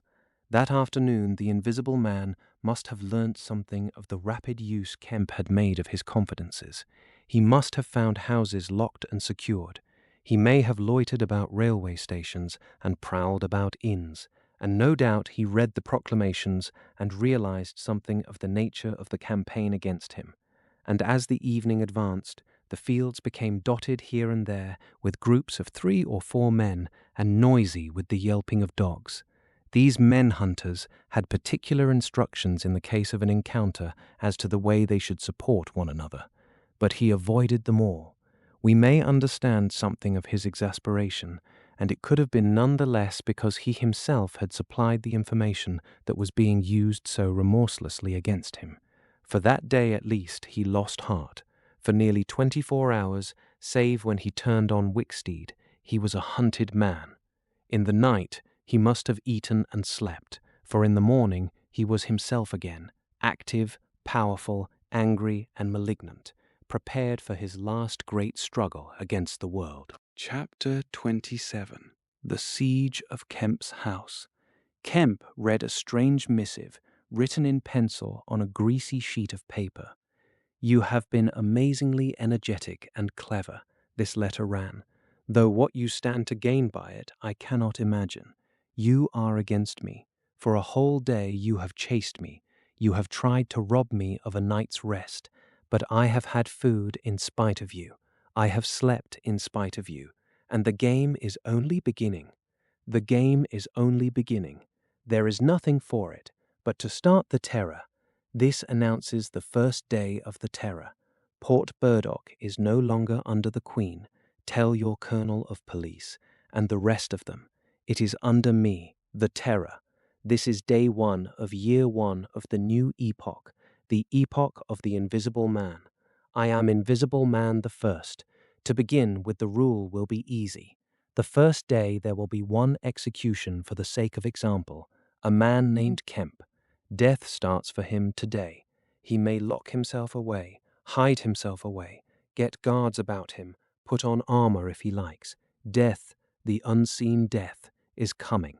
Let him take precautions. It will impress my people. Death starts from the pillar box by midday. The letter will fall in as the postman comes along. Then off. The game begins. Death starts. Help him not, my people, lest death fall upon you also. Today Kemp is to die." Kemp read this letter twice. "It's no hoax," he said. That's his voice, and he means it. He turned the folded sheet over and saw on the addressed side of it the postmark Hintondian and the prosaic detail 2 days to pay. He got up slowly, leaving his lunch unfinished.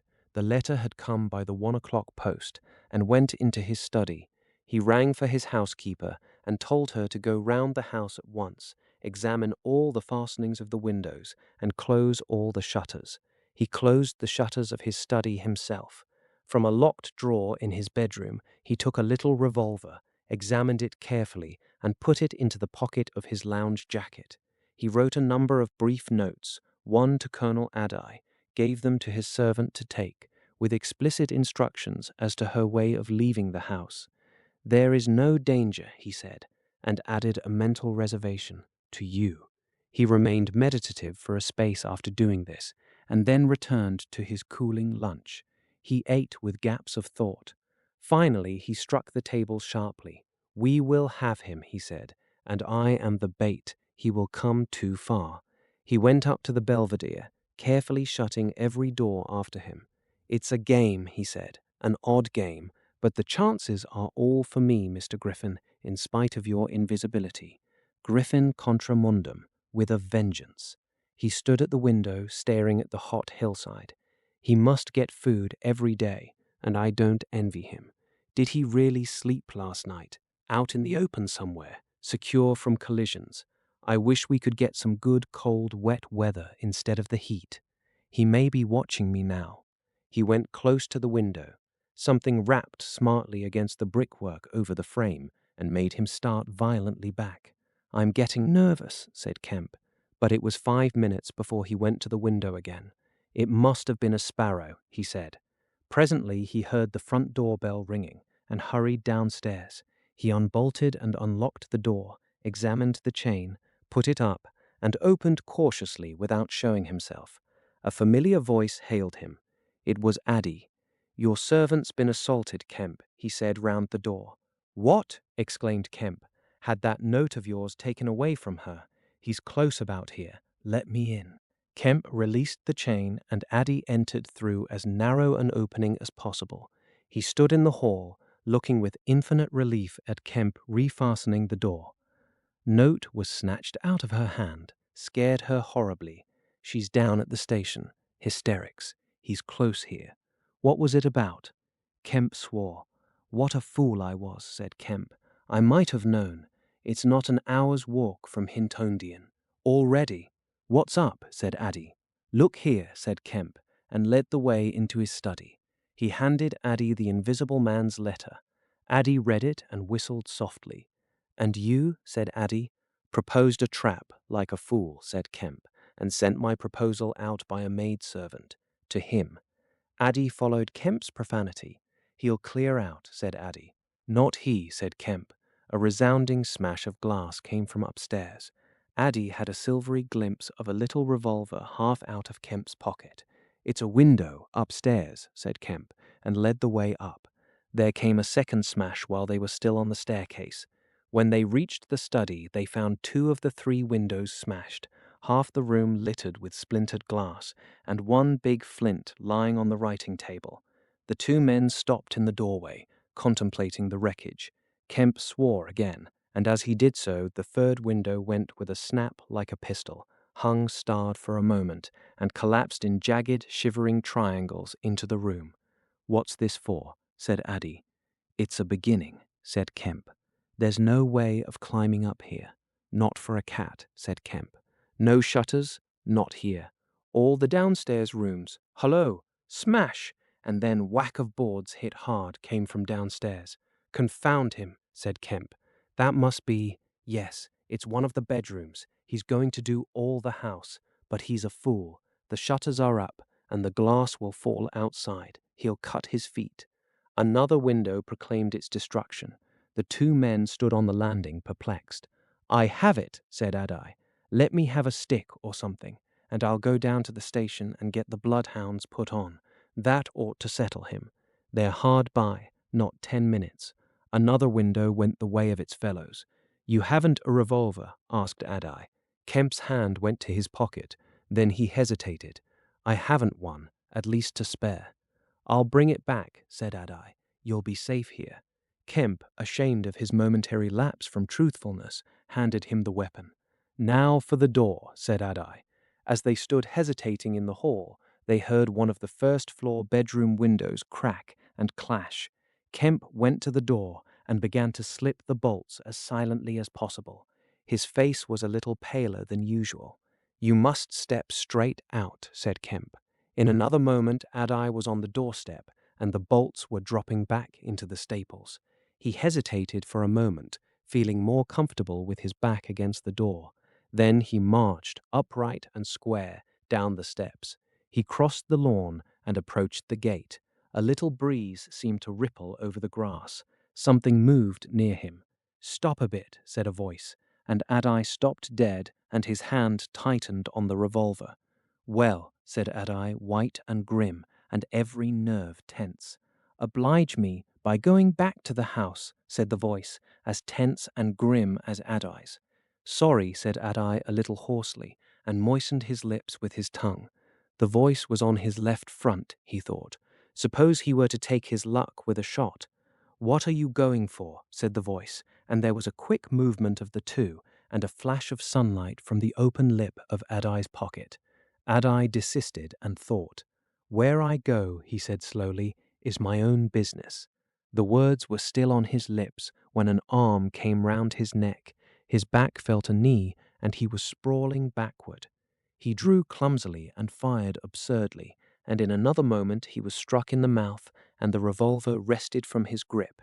He made a vain clutch at a slippery limb, tried to struggle up, and fell back. "Damn," said Adai. The voice laughed. "I'd kill you now if it wasn't the waste of a bullet," it said. He saw the revolver in mid-air, 6 feet off, covering him.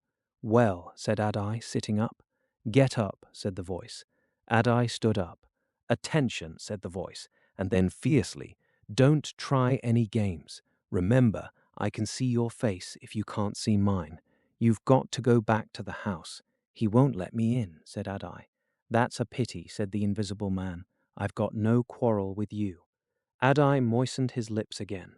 He glanced away from the barrel of the revolver and saw the sea far off, very blue and dark under the midday sun, the smooth green down, the white cliff of the head, and the multitudinous town, and suddenly he knew that life was very sweet. His eyes came back to this little metal thing hanging between heaven and earth, 6 yards away. "What am I to do?" he said sullenly. "What am I to do?" asked the invisible man. "You will get help. The only thing is for you to go back. I will try. If he lets me in, will you promise not to rush the door?" "I've got no quarrel with you," said the voice. Kemp had hurried upstairs after letting Adai out, and now, crouching among the broken glass and peering cautiously over the edge of the study windowsill, he saw Adai stand parleying with the unseen. "Why doesn't he fire?" whispered Kemp to himself.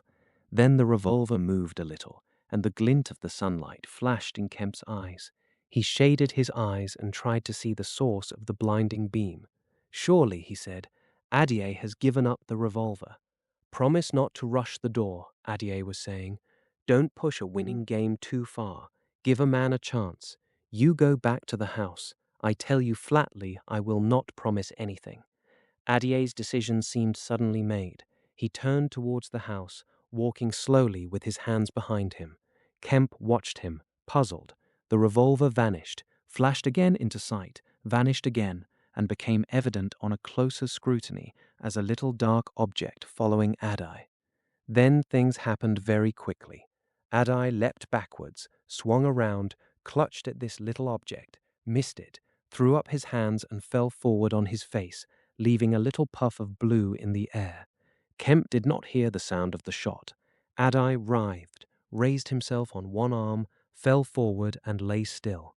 For a space Kemp remained staring at the quiet carelessness of Adai's attitude. The afternoon was very hot and still. Nothing seemed stirring in all the world, save a couple of yellow butterflies chasing each other through the shrubbery between the house and the road gate. Adai lay on the lawn near the gate. The blinds of all the villas down the hill road were drawn, but in one little green summer house was a white figure, apparently an old man asleep. Kemp scrutinized the surroundings of the house for a glimpse of the revolver, but it had vanished. His eyes came back to Adai. The game was opening well. Then came a ringing and knocking at the front door that grew at last tumultuous, but pursuant to Kemp's instructions, the servants had locked themselves into their rooms. This was followed by a silence. Kemp sat listening and then began peering cautiously out of the 3 windows, one after another. He went to the staircase head and stood listening uneasily. He armed himself with his bedroom poker and went to examine the interior fastenings of the ground floor windows again. Everything was safe and quiet. He returned to the belvedere. Addie lay motionless over the edge of the gravel, just as he had fallen. Coming along the road by the villas were the housemaid and two policemen. Everything was deadly still. The three people seemed very slow in approaching. He wondered what his antagonist was doing. He started. There was a smash from below. He hesitated and went downstairs again. Suddenly, the house resounded with heavy blows and the splintering of wood. He heard a smash and the destructive clang of the iron fastenings of the shutters. He turned the key and opened the kitchen door. As he did so, the shutters, split and splintering, came flying inward. He stood aghast. The window frame, save for one crossbar, was still intact, but only little teeth of glass remained in the frame. The shutters had been driven in with an axe, and now the axe was descending in sweeping blows upon the window frame and the iron bars defending it. Then suddenly it leapt aside and vanished. He saw the revolver lying on the path outside, and then the little weapon sprang into the air. He dodged back. The revolver cracked just too late, and a splinter from the edge of the closing door flashed over his head. He slammed and locked the door, and as he stood outside, he heard Griffin shouting and laughing. Then the blows of the axe with its splitting and smashing consequences were resumed. Kemp stood in the passage trying to think. In a moment the invisible man would be in the kitchen. This door would not keep him a moment, and then a ringing came at the front door again. It would be the policeman. He ran into the hall, put up the chain, and drew the bolts. He made the girl speak before he dropped the chain, and the three people blundered into the house in a heap, and Kemp slammed the door again. "The invisible man," said Kemp. "He has a revolver with 2 shots left. He's killed Addie. Shot him anyhow. Didn't you see him on the lawn? He's lying there." "Who?" said one of the policemen. "Addie," said Kemp. "We came in the back way," said the girl. "What's that smashing?" asked one of the policemen. "He's in the kitchen, or will be. He has found an axe." Suddenly the house was full of the invisible man's resounding blows on the kitchen door. The girl stared towards the kitchen, shuddered, and retreated into the dining room. Kemp tried to explain in broken sentences. They heard the kitchen door give. "This way," said Kemp, starting into activity, and bundled the policeman into the dining room doorway. "Poker," said Kemp, and rushed to the fender. He handed the poker he had carried to the policeman, and the dining room one to the other. He suddenly flung himself backward. "Whoop," said one policeman, ducked, and caught the axe on his poker. The pistol snapped its penultimate shot and ripped a valuable Sidney Cooper. The second policeman brought his poker down on the little weapon, as one might knock down a wasp, and sent it rattling to the floor. At the first clash the girl screamed, stood screaming for a moment by the fireplace, and then ran to open the shutters, possibly with an idea of escaping by the shattered window. The axe receded into the passage and fell to a position about 2 feet from the ground. They could hear the invisible man breathing. "Stand away, you two," he said. "I want that man Kemp." "We want you," said the first policeman, making a quick step forward and wiping with his poker at the voice. The invisible man must have started back, and he blundered into the umbrella stand. Then, as the policeman staggered with the swing of the blow he had aimed, the invisible man countered with the axe. The helmet crumpled like paper, and the blow sent the man spinning to the floor at the head of the kitchen stairs. But the second policeman, aiming behind the axe with his poker, hit something soft that snapped. There was a sharp exclamation of pain, and then the axe fell to the ground. The policeman wiped again at vacancy and hit nothing. He put his foot on the axe and struck again. Then he stood, poker clubbed, listening intent for the slightest movement. He heard the dining room window open and a quick rush of feet within. His companion rolled over and sat up, with the blood running down between his eye and ear. "Where is he?" asked the man on the floor. "Don't know. I've hit him. He's standing somewhere in the hall. Unless he slipped past you. Dr. Kemp, sir." Pause. "Dr. Kemp," cried the policeman again. The second policeman began struggling to his feet. He stood up. Suddenly the faint pad of bare feet on the kitchen stairs could be heard. "Yap!" cried the first policeman, and incontinently flung his poker. It smashed a little gas bracket. He made as if he would pursue the invisible man downstairs. Then he thought better of it and stepped into the dining room. "Dr. Kemp," he began, and stopped short. "Dr. Kemp's a hero," he said, as his companion looked over his shoulder. The dining room window was wide open, and neither housemaid nor Kemp was to be seen. The second policeman's opinion of Kemp was terse and vivid. Chapter 28. The Hunter Hunted. Mr. Heelas, Mr. Kemp's nearest neighbor among the villa holders, was asleep in his summer house when the siege of Kemp's house began. Mr. Heelas was one of the sturdy minority who refused to believe in all this nonsense about an invisible man. His wife, however, as he was subsequently to be reminded, did. He insisted upon walking about his garden just as if nothing was the matter, and he went to sleep in the afternoon in accordance with the custom of years. He slept through the smashing of the windows, and then woke up suddenly with a curious persuasion of something wrong. He looked across at Kemp's house, rubbed his eyes, and looked again. Then he put his feet to the ground and sat listening. He said he was damned, but still the strange thing was visible. The house looked as though it had been deserted for weeks after a violent riot. Every window was broken, and every window, save those of the Belvedere study, was blinded by the internal shutters. I could have sworn it was all right. He looked at his watch. 20 minutes ago. He became aware of a measured concussion and the clash of glass far away in the distance. And then, as he sat open-mouthed, came a still more wonderful thing. The shutters of the drawing-room window were flung open violently, and the housemaid in her outdoor hat and garments appeared struggling in a frantic manner to throw up the sash. Suddenly, a man appeared beside her, helping her, Dr. Kemp. In another moment the window was open, and the housemaid was struggling out. She pitched forward and vanished among the shrubs. Mr. Heelas stood up, exclaiming vaguely and vehemently at all these wonderful things. He saw Kemp stand on the sill, spring from the window, and reappear almost instantaneously, running along a path in the shrubbery, and stooping as he ran, like a man who evades observation. He vanished behind a laburnum, and appeared again clambering over a fence that abutted on the open down. In a second he had tumbled over and was running at a tremendous pace down the slope towards Mr. Heelas. "Lord!" cried Mr. Heelas, struck with an idea. "It's that invisible man brute. It's right after all."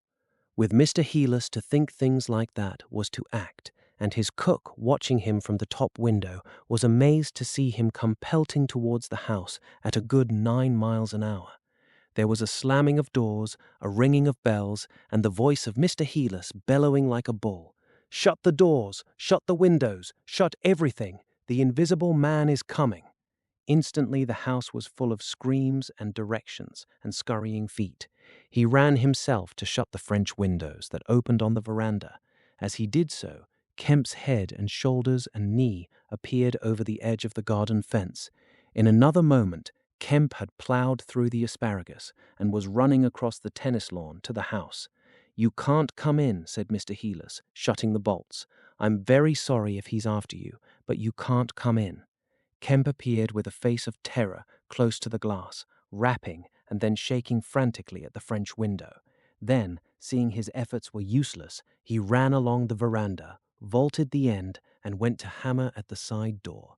Then he ran round by the side gate to the front of the house, and so into the hill road.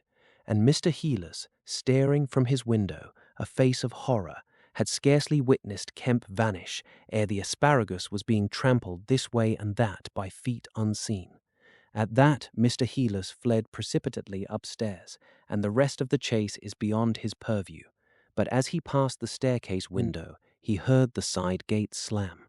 Emerging into the hill road, Kemp naturally took the downward direction, and so it was he came to run in his own person the very race he had watched with such a critical eye from the Belvedere study only 4 days ago.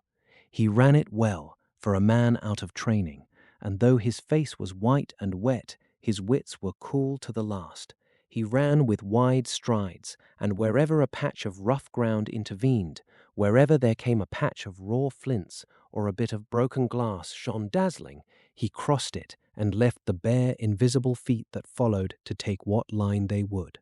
For the first time in his life, Kemp discovered that the hill road was indescribably vast and desolate, and that the beginnings of the town far below at the hill foot were strangely remote. Never had there been a slower or more painful method of progression than running.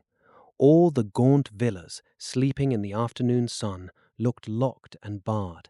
No doubt they were locked and barred by his own orders, but at any rate they might have kept a lookout for an eventuality like this. The town was rising up now.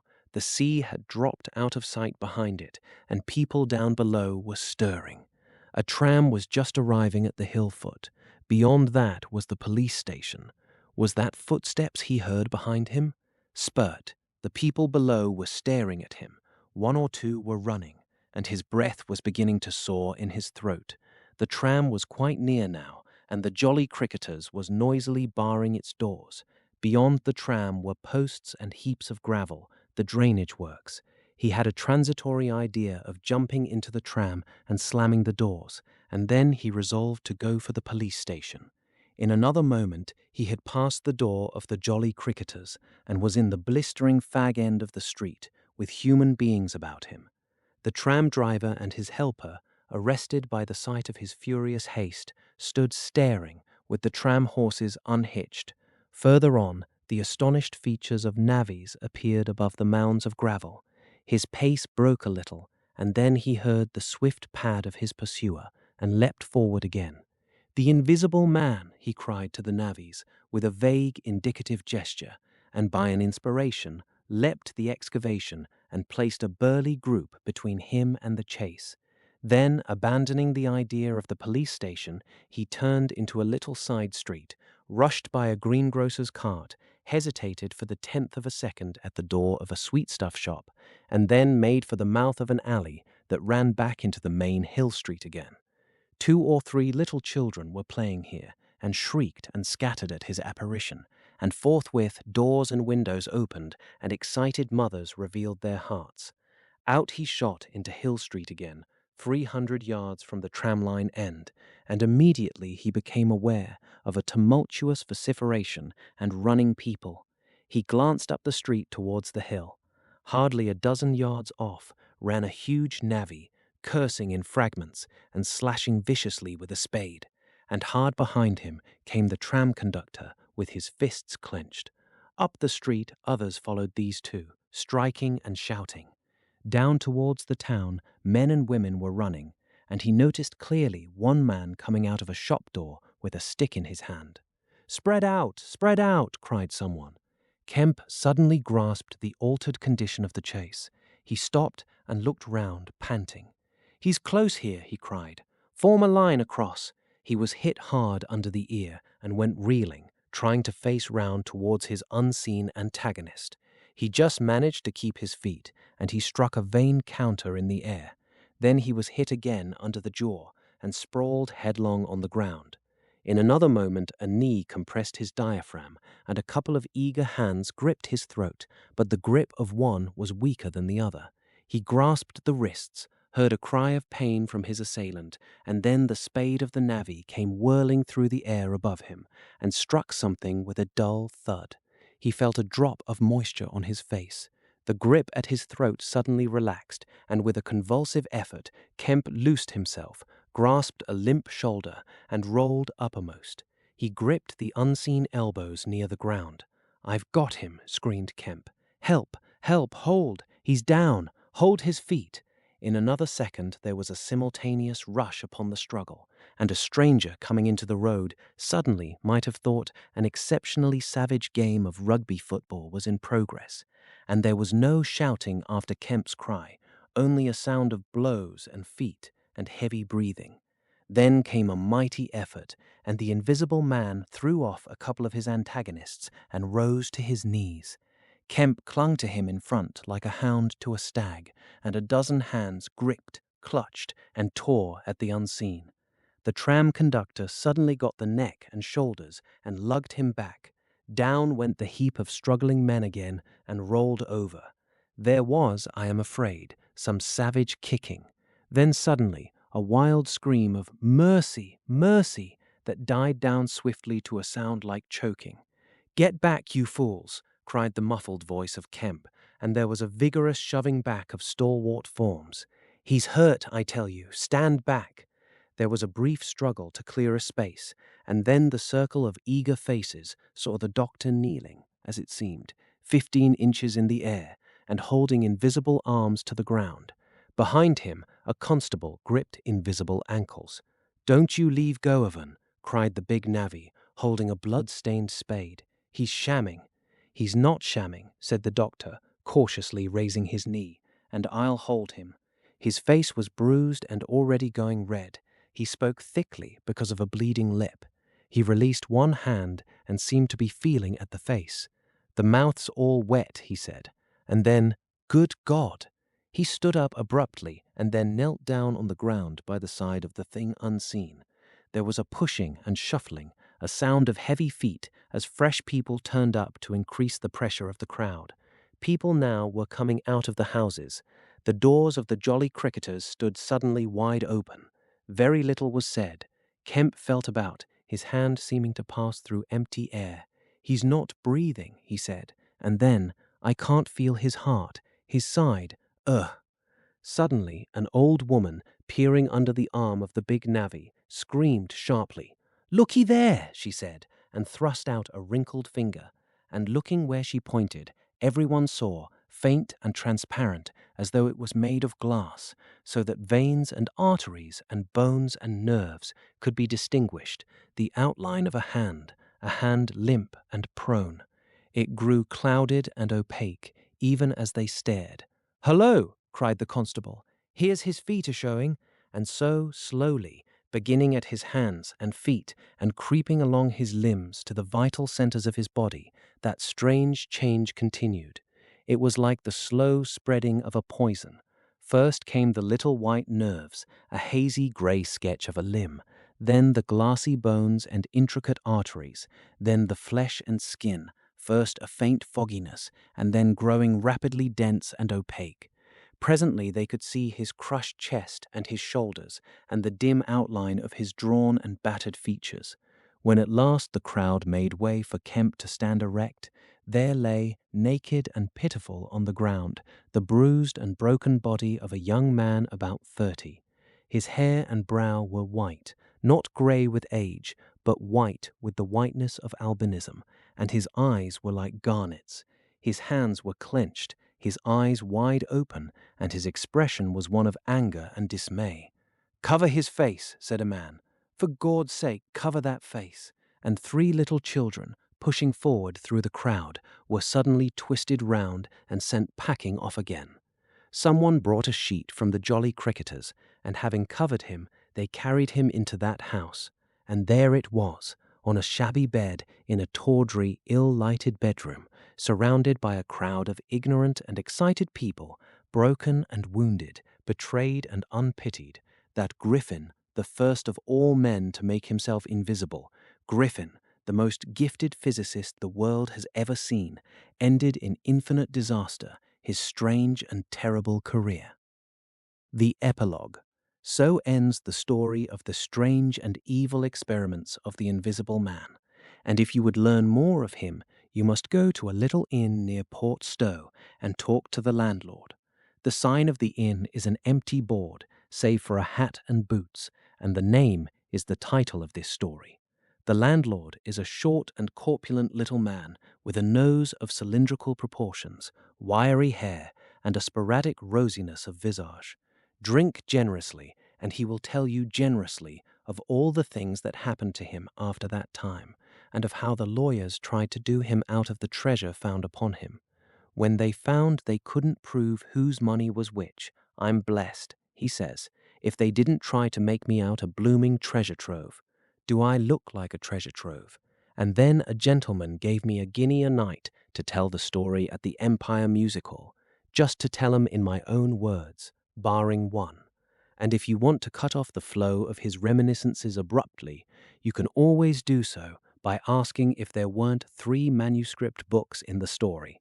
He admits there were, and proceeds to explain, with asseverations that everybody thinks he has 'em. But bless you, he hasn't. The Invisible Man it was took 'em off to hide 'em when I cut and ran for Port Stowe.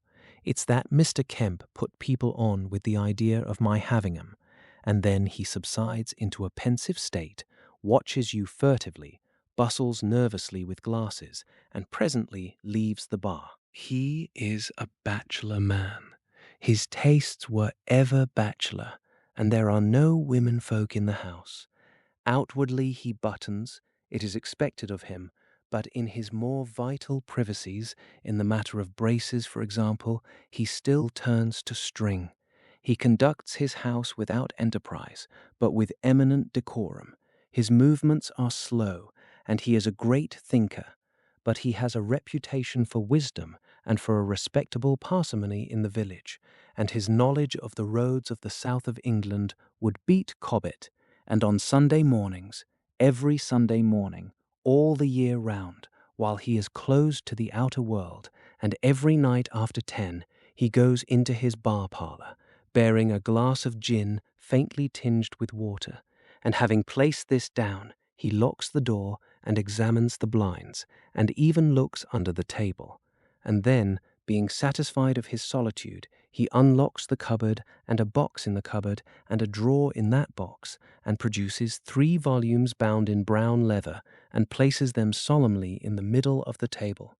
The covers are weather-worn and tinged with an algal green, for once they sojourned in a ditch, and some of the pages have been washed blank by dirty water.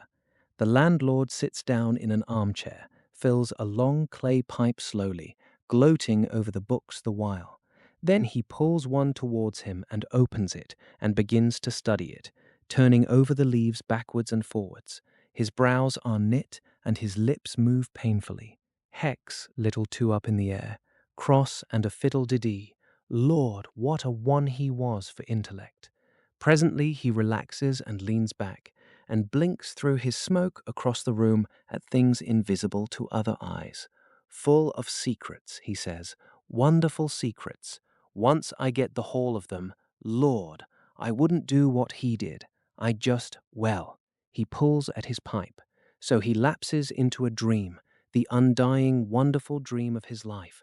And though Kemp has fished unceasingly, no human being save the landlord knows those books are there, with the subtle secret of invisibility and a dozen other strange secrets written therein.